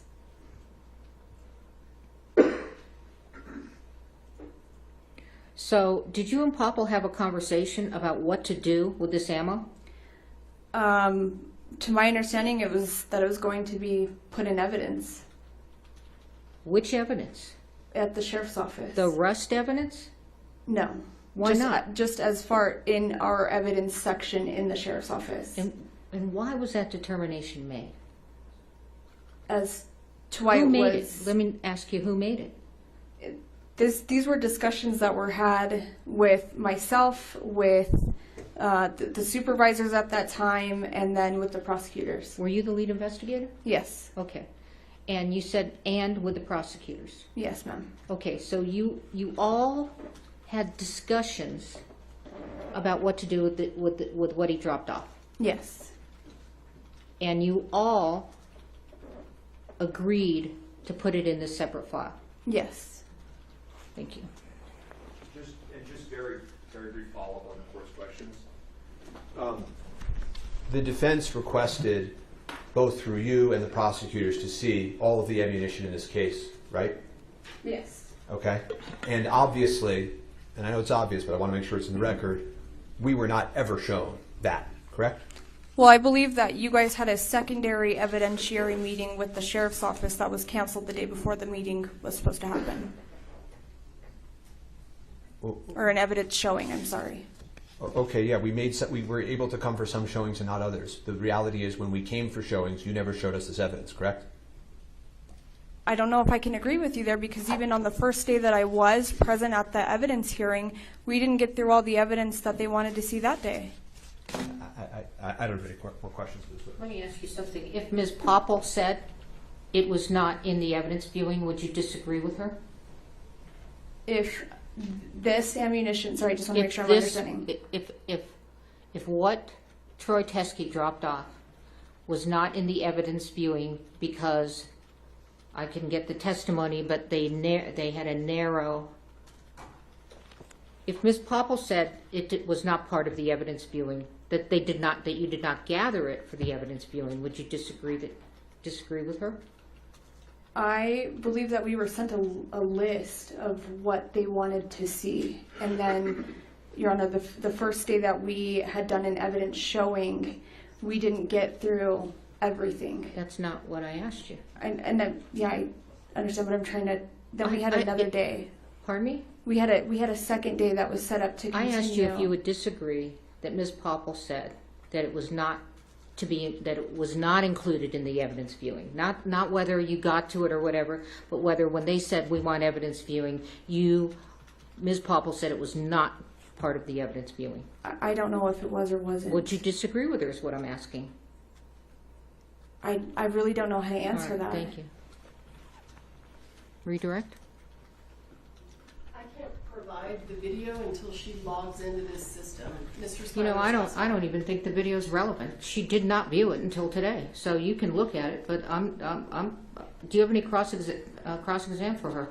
I just need to develop my records, so I need to get the video in. You can get the video in, okay? Are you going to get it in through her? Because I said it should come in from the person that wore the body camera. I agree with you. He's here. Okay, well, fine. So, do you have any cross-examination for her? I do.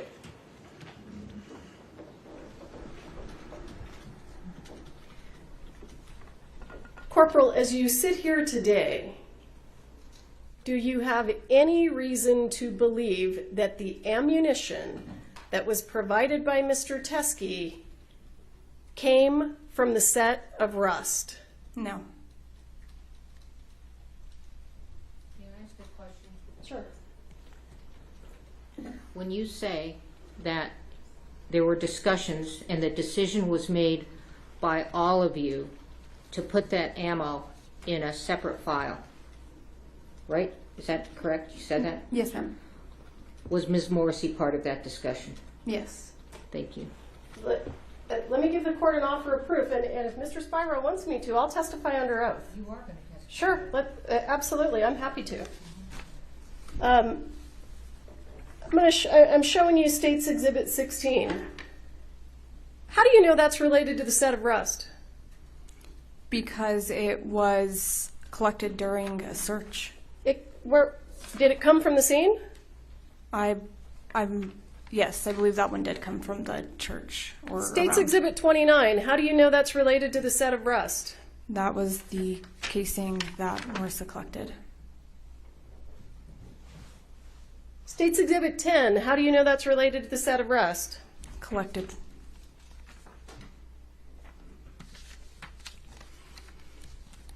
All of these photographs and all of the items that are in evidence, how do you know they're related to the set of Rust? Because we got them from Rust, or during the investigation, or some part of the investigation. How do you know these rounds were in any way related to the set of Rust? I don't. Okay. Let's bring in Randall, if that's his. Are you finished? Name. Yes, I'm sorry. I apologize. Witness is excused. Okay. Thank you. Is your next witness?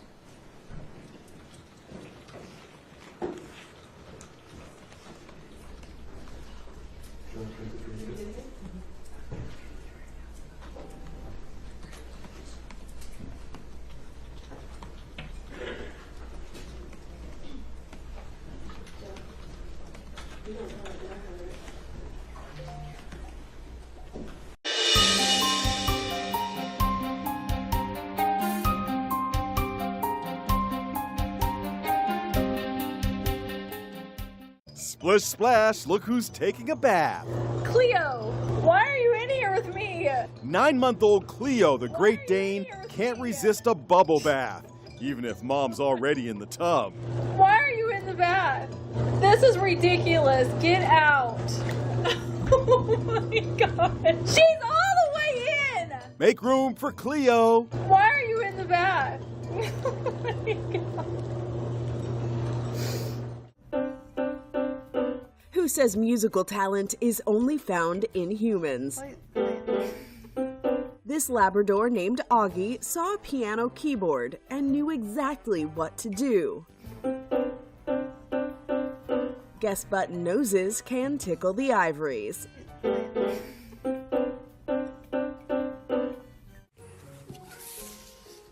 Is this the reverse of fetch? Whatever it is, this bulldog puppy seems to love it, because after his owner slides him across the wooden floor, the pup comes right back to him for another round. Perhaps the puppy slide will catch on in other households.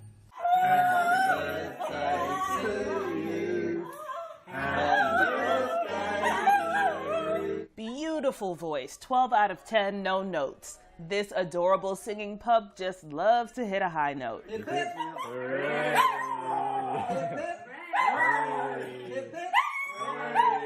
Anytime its humans start singing, so too does the dog. Birthday to you. It seems happy birthday is a favorite. And no, it's not anyone's birthday, but what a gift.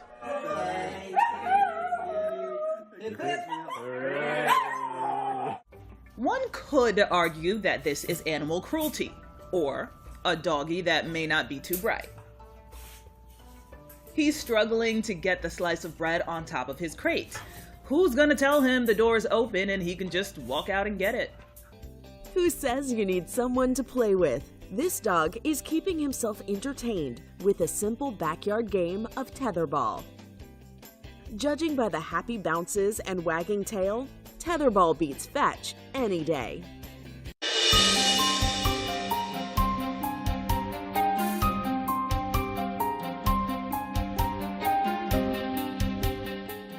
Do you want me to put it on a flash drive for the court and mark it that way? Move it into Evans. Sure. I'm working on pulling it up. Yeah, sure. Do you know the date that this was recorded? I believe it was March 6th, 2024. Would this be State's Exhibit 2? I don't know. I think it is. I'm going to show you what I'm going to mark as State's Exhibit 2. Can we display? Yeah.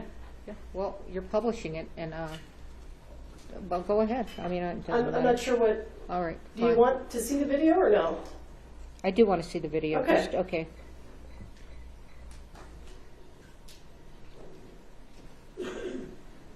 Does that look familiar to you? Yes. What are we looking at? That's the hallway area of the Santa Fe County Sheriff's Office, I believe, near the first secure entrance into our area.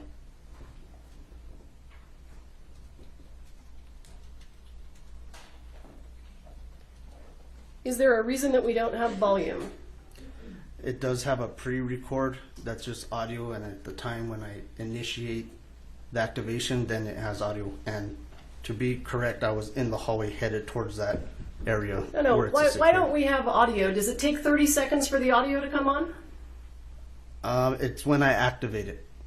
So I believe it is set to a 30-second pre-video, and then once I activate the camera, the audio It will comes kick on. on. Okay. Yes.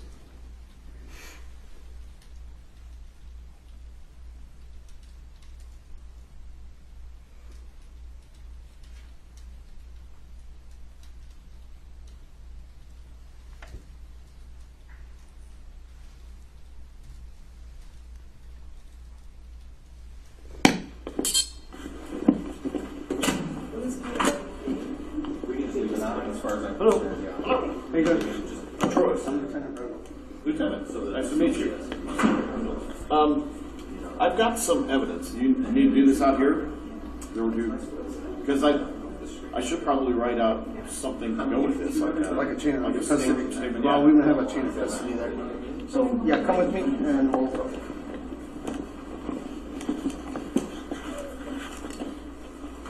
That's my wife. Hi. That's Becky. Are you okay with that? Yes, sir. Thank you.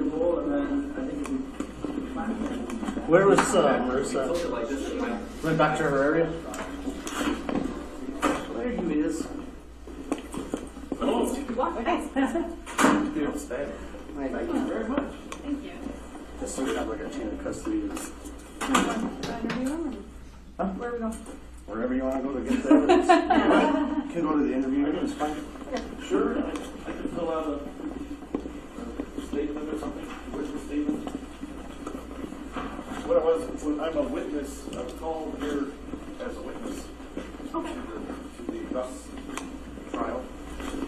And I live in Arizona, so it's a long way.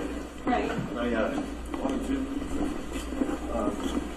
When No, I you're got not. to the trial, they said at the last minute, he said, okay, I don't want you to testify. No, right. Supposed to bring some evidence. And then they didn't want the evidence. Okay. Well, I don't want to walk around with this evidence forever. That's fair. What are you guys doing or not? Yeah, I don't care what you do, I just don't want to have it. That's okay. And they're 45 cartridges. Like, They're from the set? No. Okay. No. You want to know the details? Did you hear what the gentleman said? Yes. Was he asked if they were from the set? Yes. What was his response? No.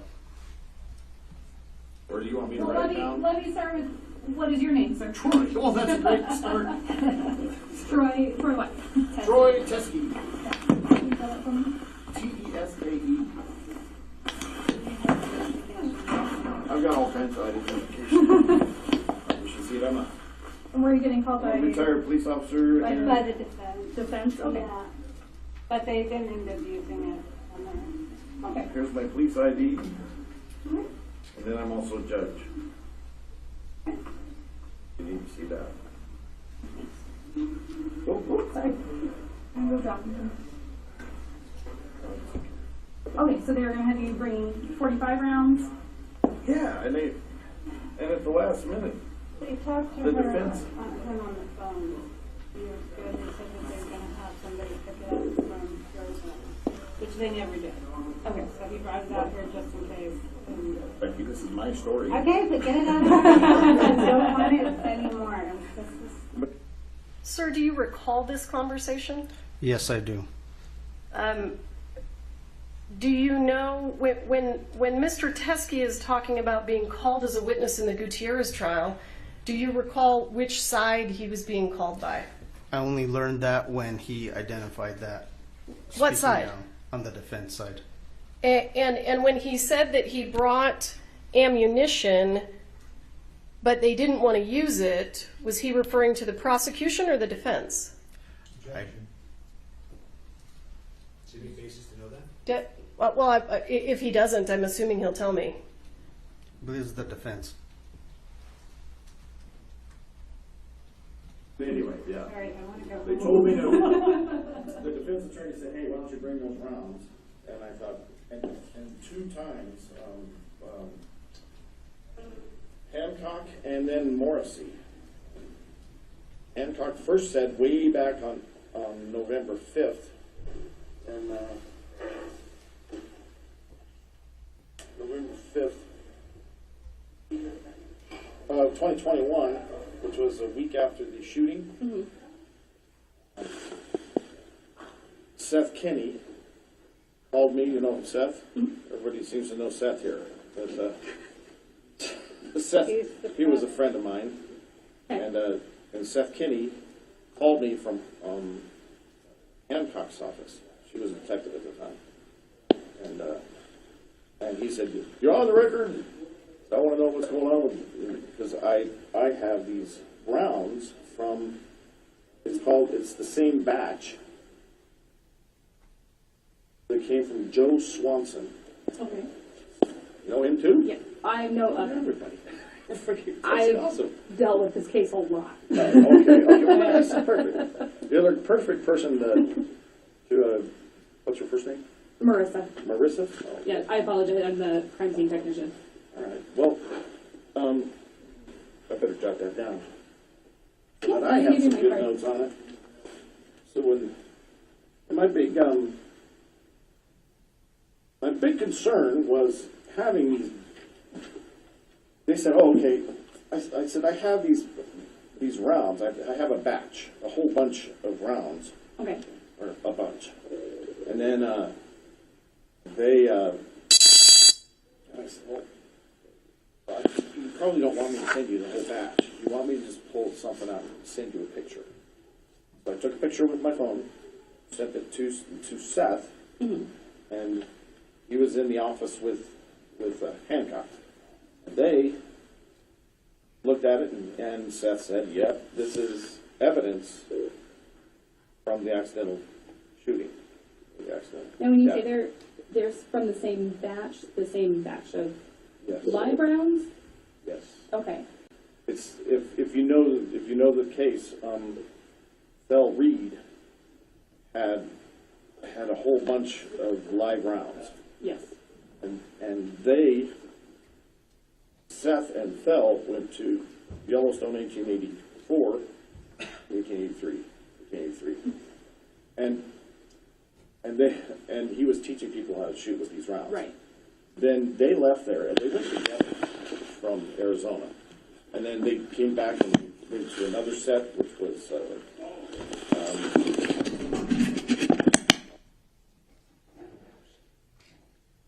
Sir, why does your video end there?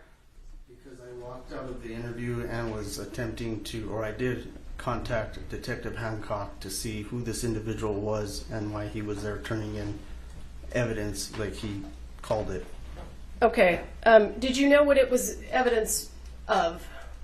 He mentioned that it was tied to the Rust case. Well, did he say in the video that it was not from the set of Rust? No, You didn't hear him say that? I don't recall him saying that. Yeah, I stopped it and I asked you what he said. Do you Oh, I'm remember sorry. giving that testimony? Yes, I'm Okay. sorry, yes.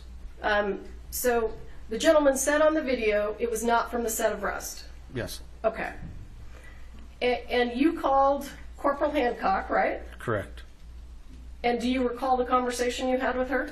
Yes, I asked her, an individual's here, gave her the name. I said, he claims that he has evidence. How do you want me to proceed turning it in and documenting it? Or if she was available to come over and interview him. And at that time, you guys were still involved in the Hannah Reed case. So she was unavailable. And she asked that it be documented. And she would have to do further investigation onto it and interviews. Okay. I'll pass the witness. I don't know if you have any questions.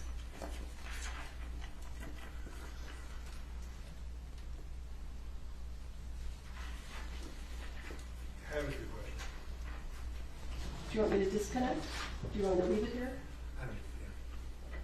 You don't need it? Okay.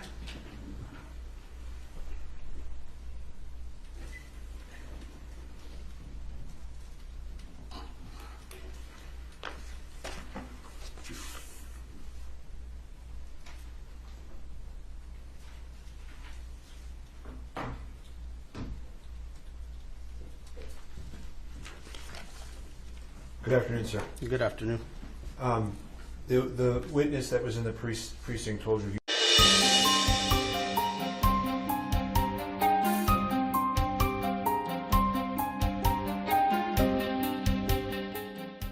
There's nothing like a twin to help you when you're stuck.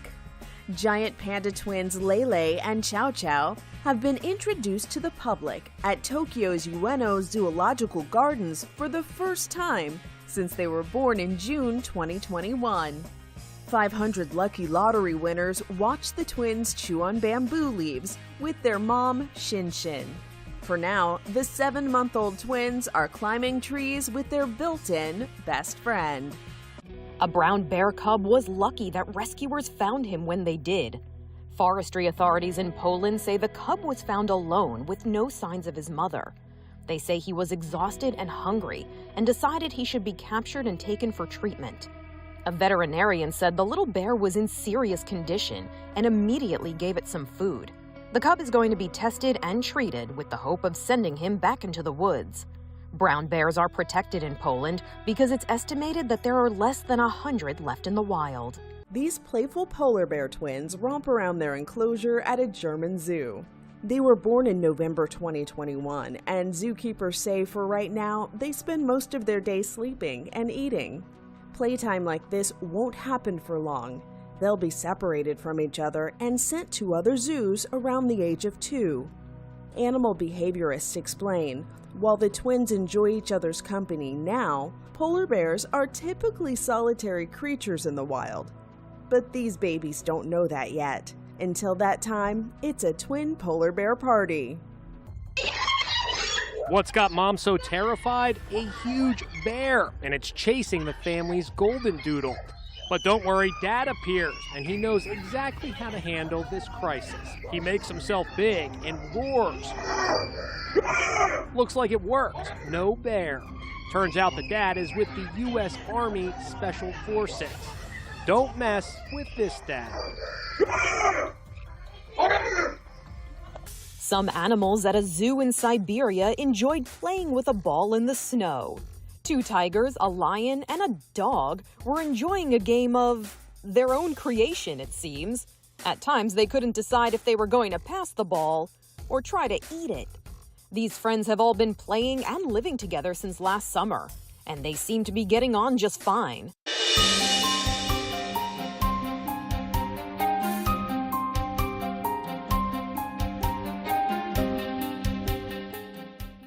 It should be noted that this is not actual evidence from the death investigation collected by SFSO detectives. That's what you wrote, right? Correct, and it wasn't collected by our detectives for the investigation.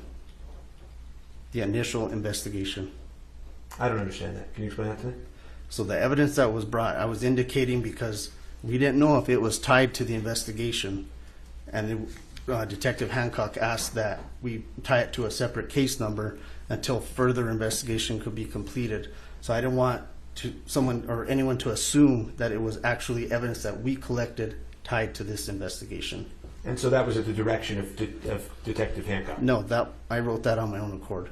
Well, you may have written that sentence on your own accord, but I think as you just testified, Detective Hancock, who was at the courthouse with Ms. Morrissey at the time, directed you to put it under a different identification number, correct? Correct, pending further investigation. Okay.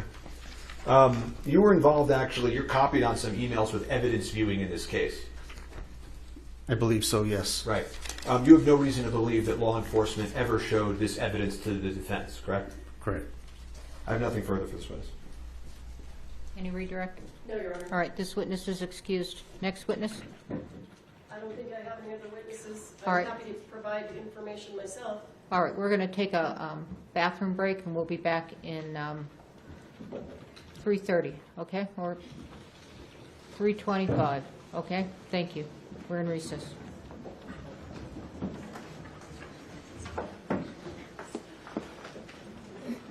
Can you just make sure that Ms. Morrissey is sequestered during the break? I'm going to stay right here. I'm not going.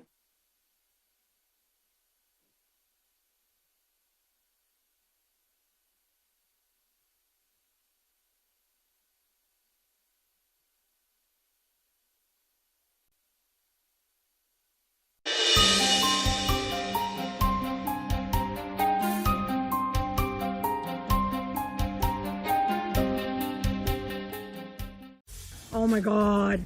Imagine running into this beast hanging loose outside your house. How am I supposed to go inside? Seriously? You're a jerk. It is -4, so I'm gonna try and scare it. Bullwinkle the moose won't budge, so she hightails it to the front door. Oh God, this is not my smartest idea. Get out of my neighborhood. A giraffe chases after a Jeep in South Africa. Is he being territorial, or does he just want to play? Whatever his motivation, what an unbelievable sight.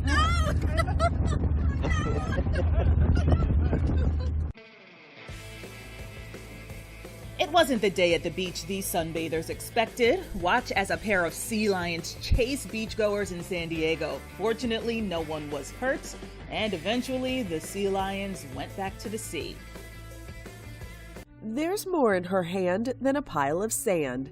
This woman was enjoying a beautiful day at a Queensland, Australia beach. Carrying a small clump of sand, she dips her hand into the shallow water. As the grains wash away, tiny blue crabs make their appearance. A baby is a baby is a baby, and this one is proving it. Watch as the wee gorilla finds out it can spin. Onlookers at Germany's Nuremberg Zoo seem to enjoy the show as much as the little ape enjoyed giving it.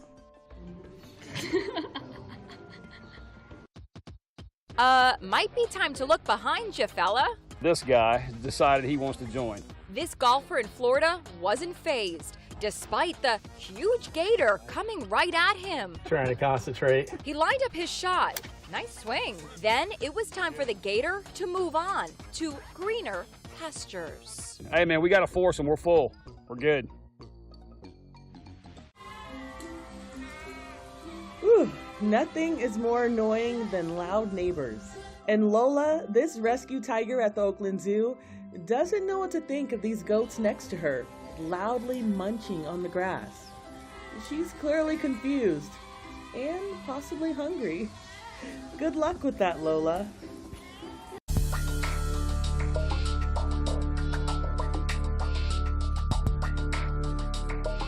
So my concern is that I didn't realize necessarily during the motion hearing, I thought we were talking about witness testimony, not the defendant's own statements. And let me try to articulate for the court where I think some difficulty may come in. If I have my expert do what the court suggested and just have him give the one sentence that blanks can kill, then what we're missing, the important part is that Mr. Baldwin knows that. So these statements that he made to Detective Hancock go directly to that one sentence that you're allowing us to get in, because Mr. Baldwin actually knows that, and the elements of the offense go directly to what he knew or should have known. That's in the actual jury instruction. So this is something that he knew or should have known. There are rules that say don't point the gun at anyone, and this is obviously one of the reasons, is because even if you have largely inert ammunition, it can still hurt someone, or Mr. Baldwin even indicated he knew that it could kill someone. So I think that this needs to be in for that reason. Which motion was it? Your Honor, it was all first opinion.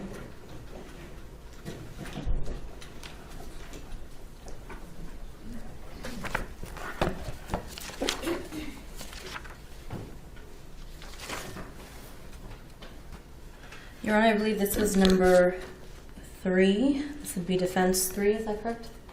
Defendant's motion on eliminate 3, I believe it was. And we have the transcript if the court would like to review it.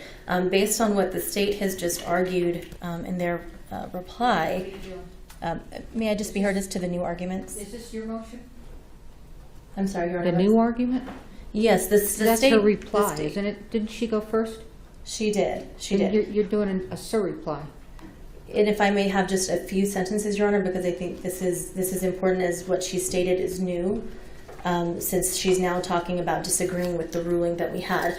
But we relied on the court's ruling. In our jury selection, we did not cover this topic. In our opening, we did not cover this topic. It's not 3. Where is it? I believe it's number 3. It's the foreseeability. 7, Your Honor. Oh, 7. I apologize, Your Honor. Number 7. You mean defendant 7? Defendant's 7. Yes, Your Honor. It was our motion to exclude.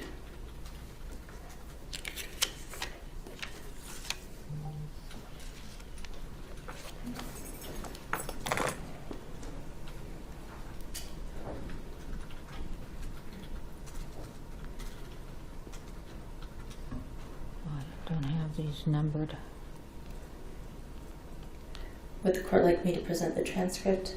No. At the court's convenience? Okay.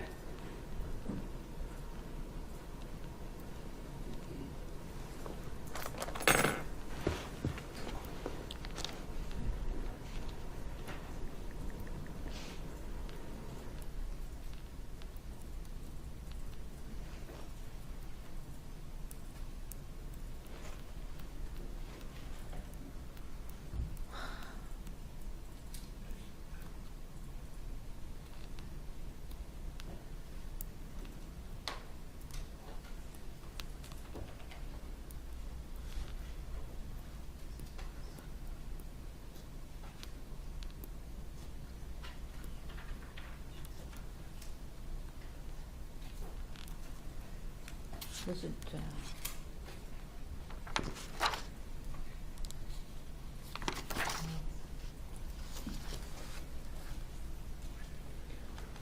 What is the name of the motion? The name of the motion. It's a motion to exclude evidence related to the family meeting, Your Honor. Oh, all right. Yes. The additional flags came up in the opposition. Okay. In detail. Got it.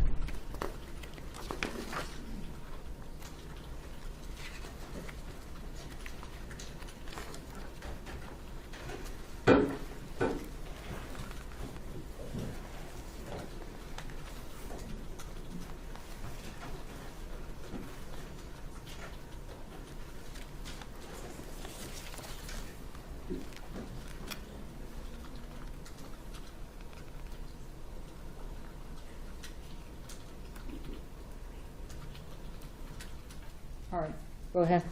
Thank you, Your Honor. To allow the state to basically relitigate this, I think would put us in very dangerous territory because the defense relied on the court's ruling and the court was very clear about what would be permitted and what would not be. And I think to say that the state thought that that somehow didn't apply to statements they wanted to introduce by Mr. Baldwin is disingenuous. And so we relied on this again in our jury. I will see the transcript. Yes, Your Honor. Permission to approach the court.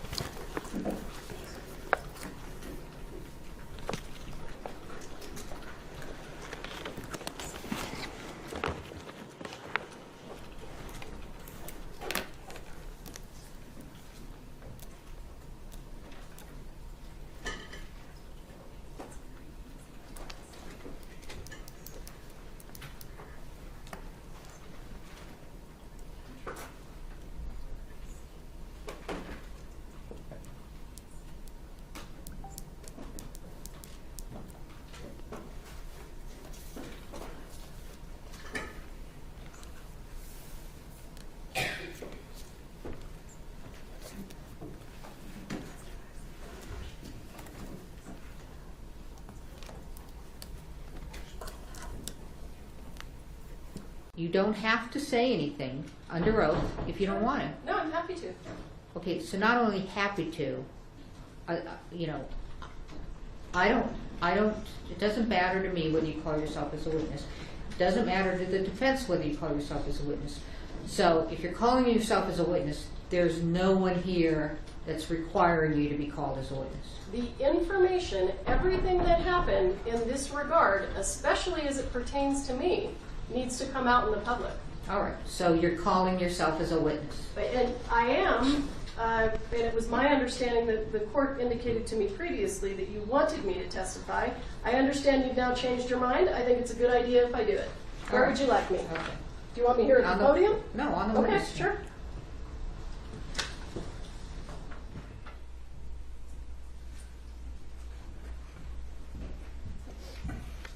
All right, Ms. Morrissey voluntarily calling herself as a witness without any requirement by the court to do so, or Mr. Spiro asking her to.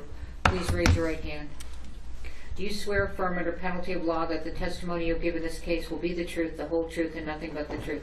I do. All right. Go ahead. During my investigation of this case and my review of the evidence in this case,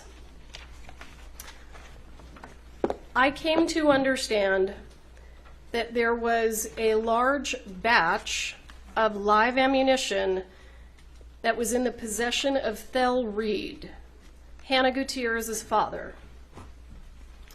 I also understood from all of the evidence and testimony that a portion of that batch of ammunition that belonged to Thel Reed was taken by Thel Reed and Seth Kinney to the 1883 cowboy training camp.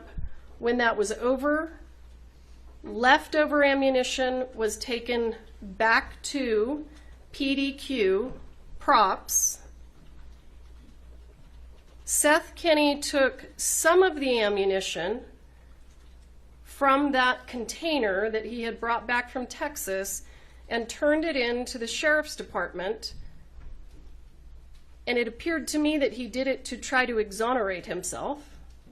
They took it from Mr. Kinney and they tagged it into evidence under the Rust case.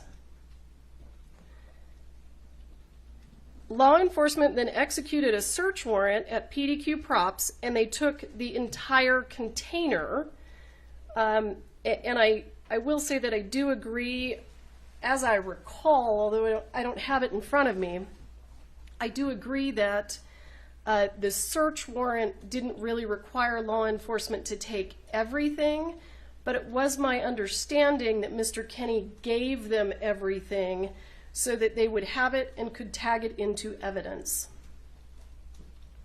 Portions of that ammunition were then sent to the FBI for testing so that they could be compared to the live rounds that were found on the set of Rust.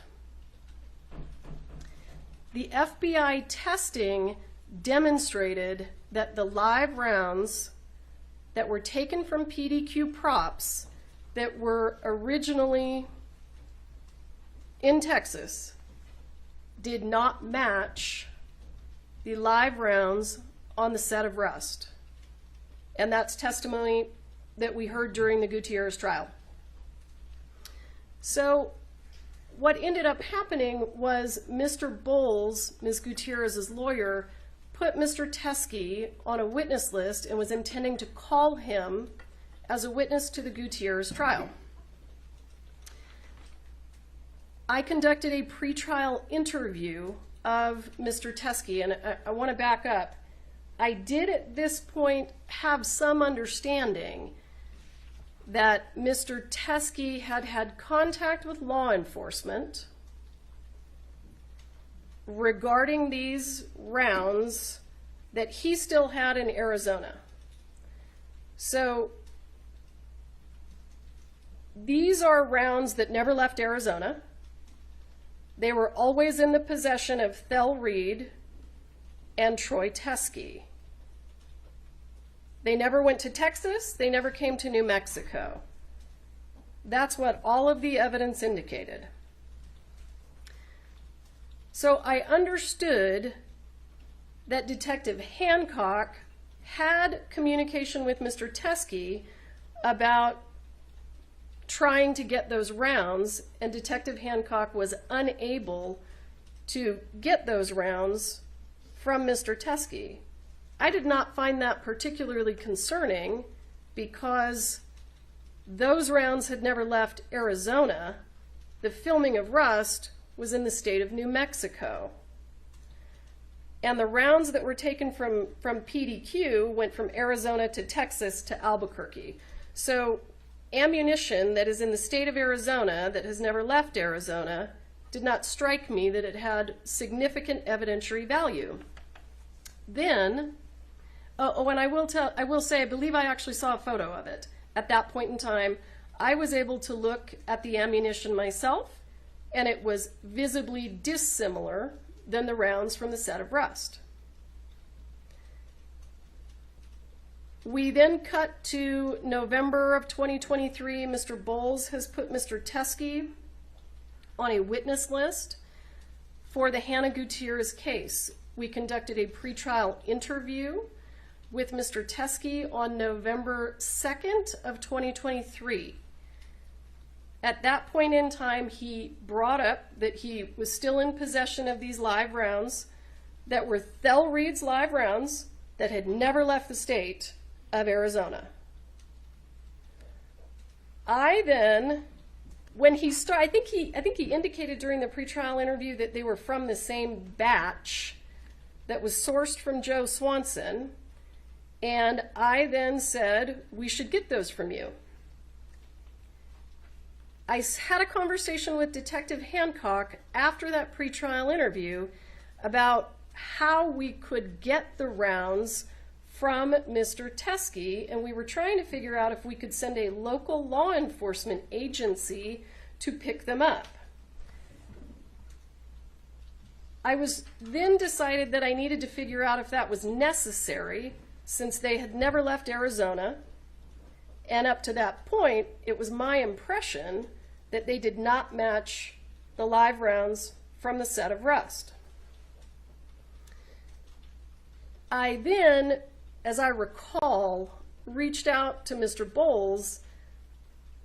He and I had a conversation about whether or not the rounds should be tested by the FBI. And I was still trying to figure out if I could get the rounds from Arizona to New Mexico. So I asked Mr. Bowles to please send me a photograph of the rounds from Troy Teskey so that I could see with my eyes whether they were even remotely similar. If they were similar, I could go through the steps of obtaining the ammunition, connecting probably with local law enforcement, having a local law enforcement agency go to Mr. Teskey's residence and collect them. I didn't want to do that if they didn't look anything like the rounds from the set of rust, because all six rounds from the set of rust are identical to each other. So when I had this conversation with Mr. Bowles, he provided me the photograph that I showed this morning, and this is it was my understanding that this was a photograph from Troy Teskey. So Troy and I don't communicate. He's a defense witness. I can't communicate with a defense witness. So Mr. Bowles, as I recall, texted me this photo, and this is a photo that Mr. Teskey took at my request so that I could determine whether this ammunition was related in any way to the set of rust, because it never left the state of Arizona. So if it never left the state of Arizona, the only way that it is relevant to the rust investigation is if it has any similarity to the live rounds that were found on the set of rust, because we were at that point trying to figure out the source of the live rounds. When I received this photograph from Mr. Bowles, I could immediately tell that these are very dissimilar from the live rounds that were found on the set of rust. They have brass primers. So this is what was presented to the prosecution as the rounds that were in Mr. Teskey's possession. They have brass primers and not silver primers.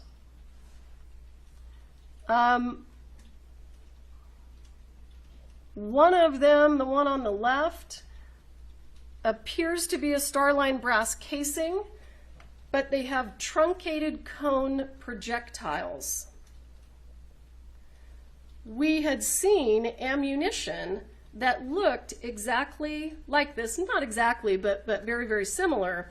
And that ammunition was the ammunition that was collected from the sheriff's department and went to the FBI for testing and was determined not to be similar in any way to the live rounds on the set of Rust.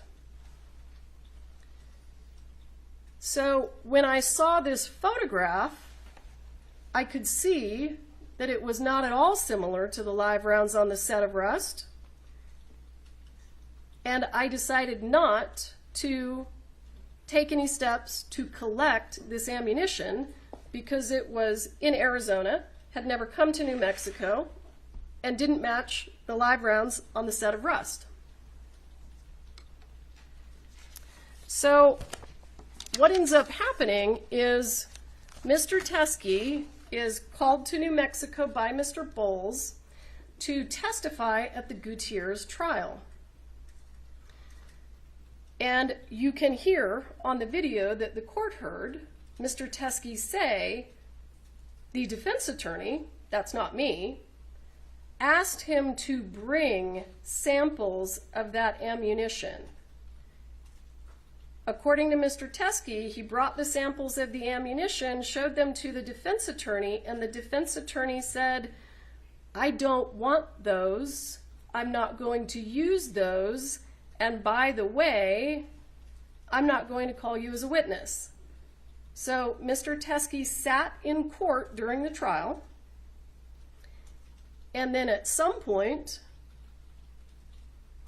contacted the deputies downstairs and said, I have this ammunition. So he tried to give it to the defense attorney, who's the person who asked him to bring it. The defense attorney said no. And he then tried to get a hold of Detective Hancock, who was not available because she was with me.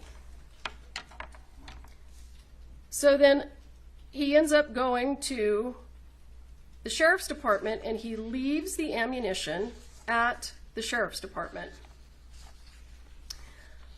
I was contacted, I don't think it was the same day, but I'm not 100% sure. It's possible that it was, by Detective Hancock, and she indicated that Troy Teskey had dropped off ammunition at the sheriff's department. Because I had already asked for a photograph of it, I believed that that ammunition was going to look like the photograph that Mr. Bowles had sent me. Corporal Hancock indicated that she was going to tag them into evidence, and she was going to create what she called a doc report, and I said, great, do that. I was not aware at that point in time that a doc report would not have the same case number as Rust. I was not aware at that point in time that it would not be linked to the Rust case number. I understood that he had dropped off ammunition that I believed to not look similar to the ammunition from the set of Rust, and I had no idea that it wasn't going to have the same case number. I want to show the court, though, when Mr. Teskey showed up to testify with the ammunition that Mr. Bowles told him to bring to the state of New Mexico, he was not called as a witness, and Mr. Bowles said, I'm not taking that ammunition from you. That's why. Because these are photographs from Hannah Gutierrez's cell phone extraction, and they show spot-on match for the live rounds found on the set of Rust. This is clearly the reason that Mr. Bowles said, you and your ammunition better get out of here, because it would not have hurt the case, the state's case against Hannah Gutierrez. It would have been the best evidence I could have hoped for. These look exactly like the ammunition, the actual ammunition that we have in evidence, and they do look like the 3 rounds that are in that envelope. So when Mr. Teskey couldn't get Mr. Bowles to take them because they were the best evidence against his client, he took them over to the sheriff's department. And when he dropped them at the sheriff's department, I was told that there was going to be a report. There was a report. I assumed they looked like these. And Detective Hancock indicated to me that because he dropped them off and he didn't wait for her, she was then going to try to follow up with him, take a statement from him, so that we could get some idea where they came from, what the relevance was, if there was any relevance at all. And he never returned her phone calls. And that's all of the information that I can give the court, but I'm happy to answer any questions.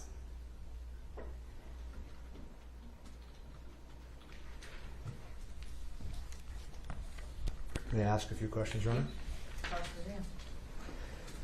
When you took over this case, the investigator handling the case, Mr. Schilling, left the case, correct? At my request, yes. The paralegal that was handling this case with you left the case, Mr. Tad? At my request, yes. Well, the first prosecutor that was working with you on this case, you selected, correct? I did. And he resigned too? I wouldn't say that he resigned, no. Okay. He didn't stay on the case for the Alec Baldwin trial, correct? No, and he indicated that that was because he represented a labor union that's a national labor union, and he was not expecting the trial to be set so quickly. He wasn't expecting it to be set in July.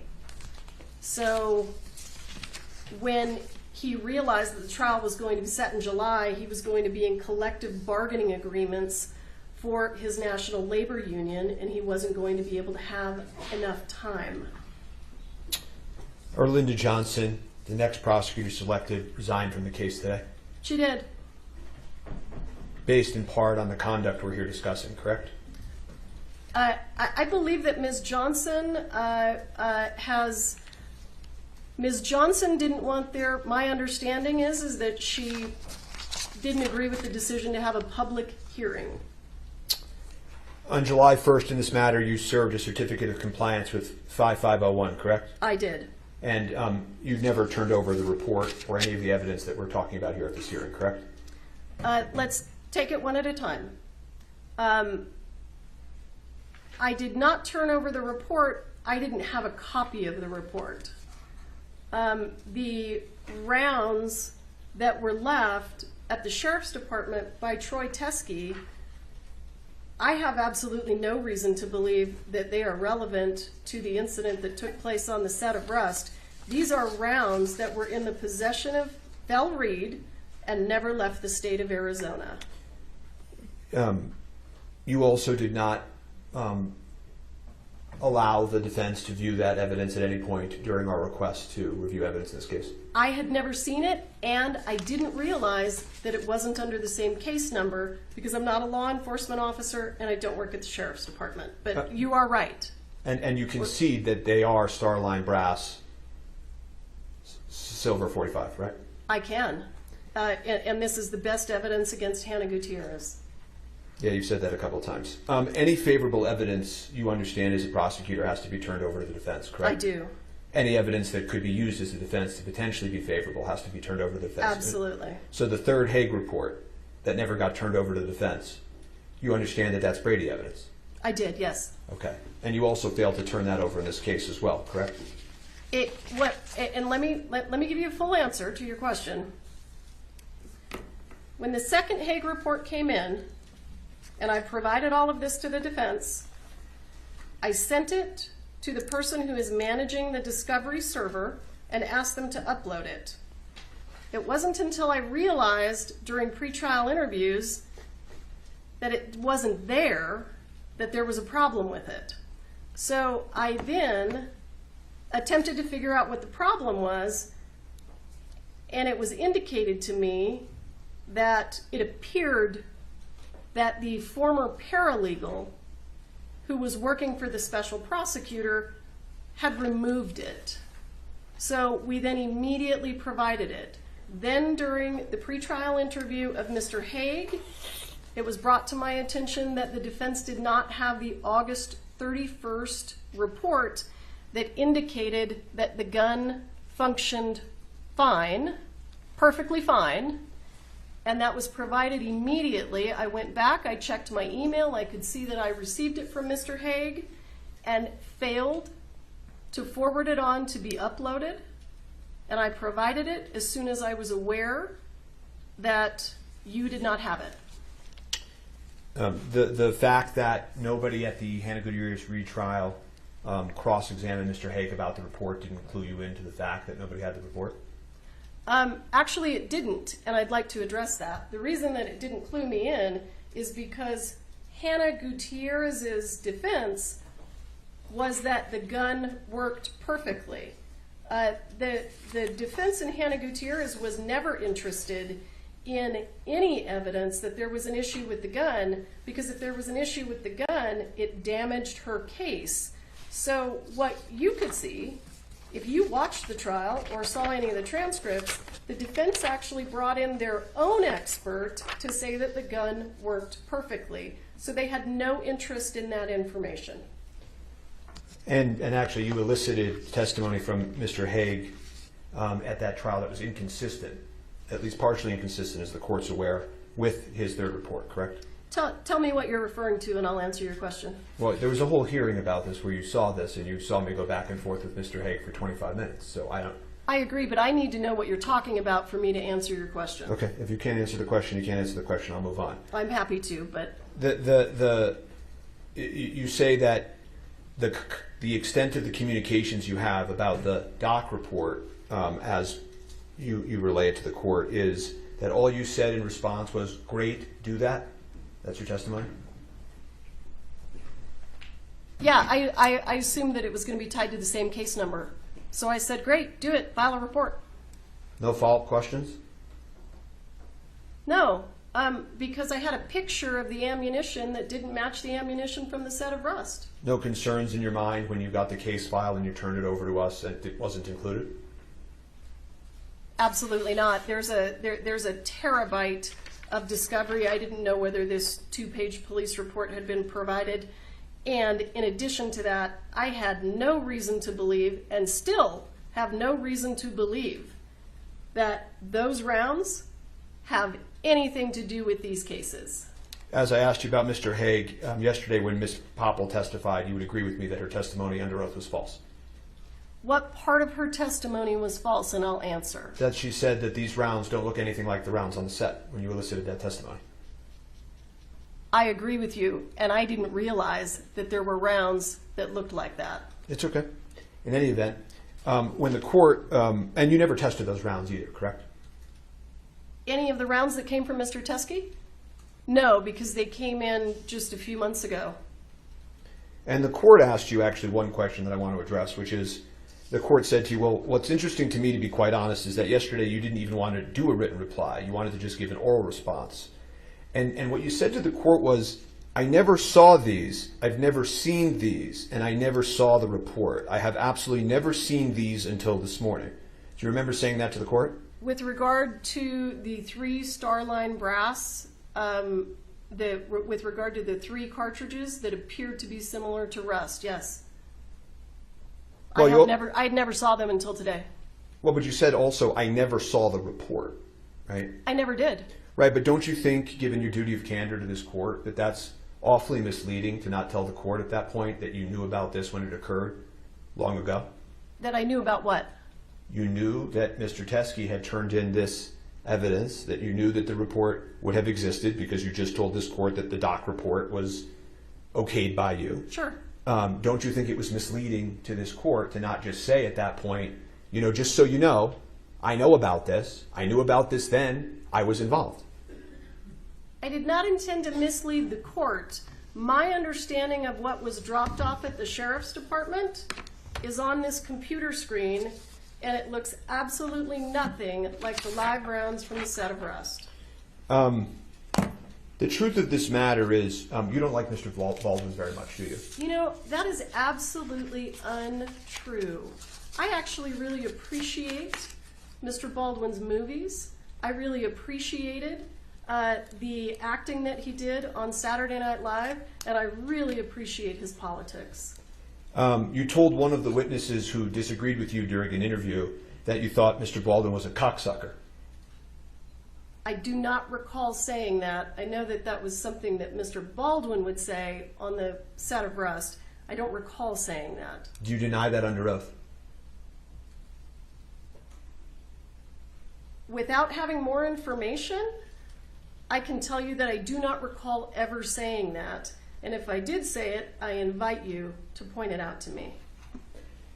You called him an arrogant prick to another witness. To who? To what witness? I'm asking you, did you call him an arrogant prick during a witness interview? I don't believe I did. I don't recall. Do you deny that? Without knowing what you're talking about? All I can tell you is that I can't respond if I don't know what you're talking about. And you said also to witnesses that you would teach him a lesson. I never said to witnesses that I would teach him a lesson. Absolutely not. In fact, Mr. Spiro, I want to give a full response to your question. I made every effort in this case to resolve this case with your client in a very favorable way for him. All right, I'm going to move to strike this. It's not responsive. It is responsive. I don't want to talk about plea negotiations. Yeah, and it's not responsive. So I have no further questions. All right, do you have any follow-up testimony? All I right. want to say I have no recollection of calling him any of those names. I have invited the defendant to tell me what he's talking about, and he has declined. I want the court to take notice of that. Thank you. You may step down. All right, any other witnesses? No, Your Honor. All right, argument, let's not, 15 minutes aside sufficient? I don't even think that is necessary, frankly. Do you want to make argument? Further argument. Nope. All right. I don't think either side needs further argument on this. All right.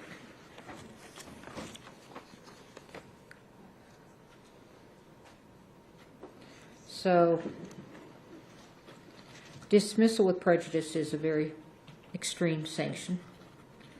And case law is very clear that because it's very extreme, I have to go through every single element, and I have to make a very good record as to why I'm seeing what I'm seeing.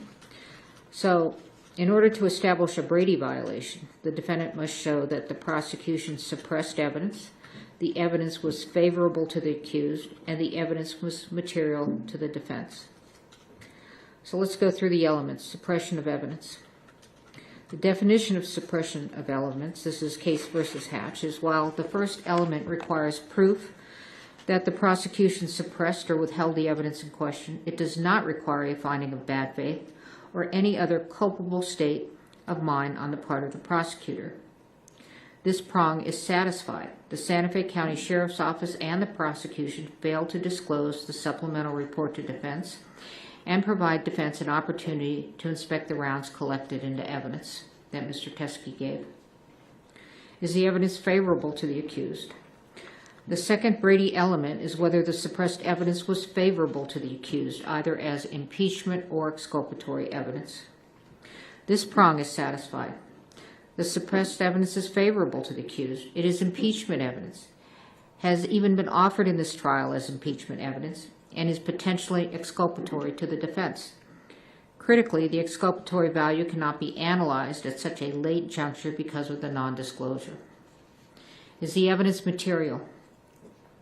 While post-trial discovery of evidence under Brady requires a reasonable probability that the result of the proceeding would have been different, discovery of evidence during trial requires an evaluation of whether the late tender has impeded the effective use of evidence in such a way that it impacts the fundamental fairness of the proceedings, and that is State versus Huerta Castro.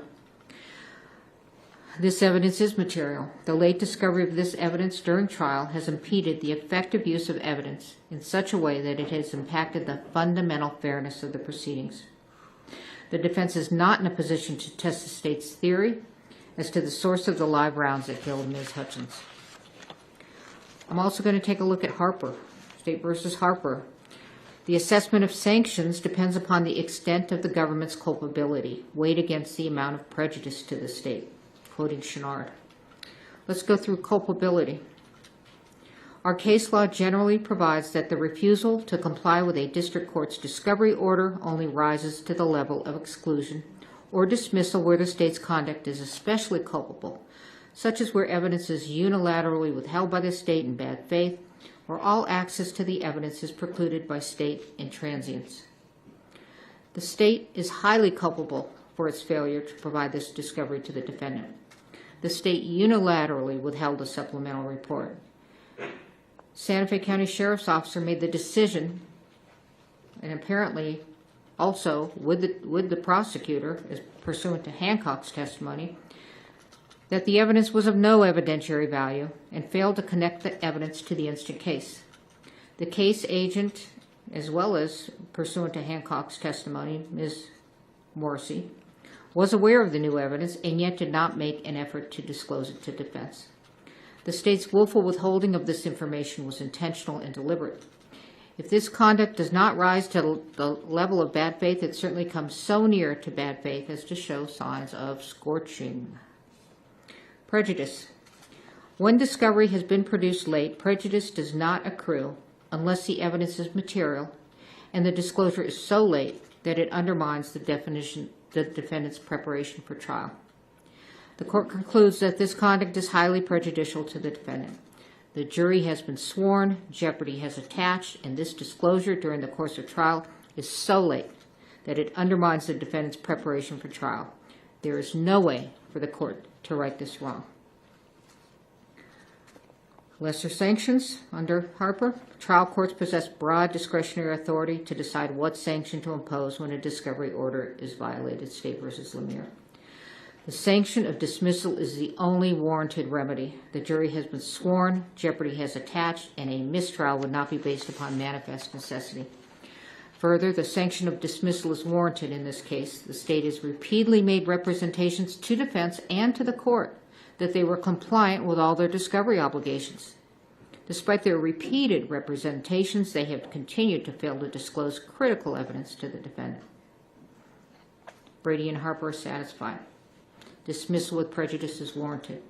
Court also has power, inherent power. Per State v. Lemire, where discovery violations inject needless delay into the proceedings, courts may impose meaningful sanctions to effectuate their inherent power and promote efficient judicial administration. The state's discovery violation has injected a needless, incurable delay into the instant jury trial. Dismissal with prejudice is warranted to ensure the integrity of the judicial system and the efficient administration of justice. Your motion to dismiss with prejudice is granted.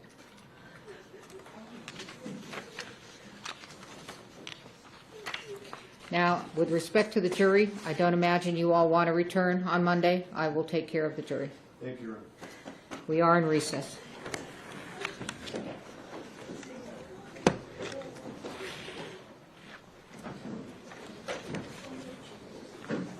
I'm not getting up. I'm going to... Dismiss him, Judge. Dismiss him. Go ahead. Thank you all for your help. Stay well, okay?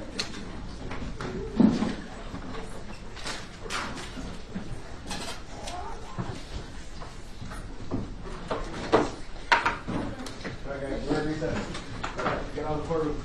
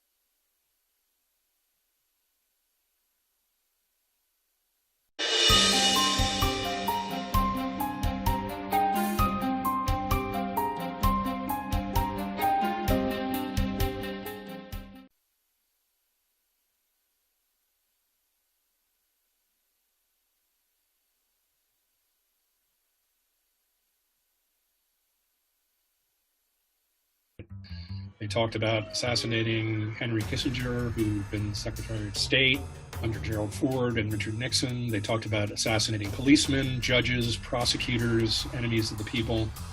These individuals weren't peaceful protesters. In some of the interviews I've done, people have tried to compare them, today's Antifa to them. I was like, no.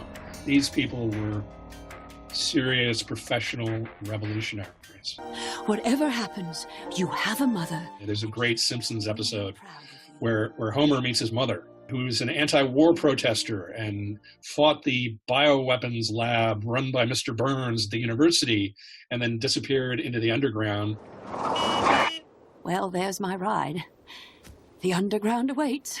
The voice of Homer Simpson's mother was done by Glenn Close, the great actress, who was also instrumental in leading the campaign to get Judy Clark released from prison. So, whatever that means. That's one of the reasons I wanted to tell the story, is to remind people that political violence is deeply ingrained in our history.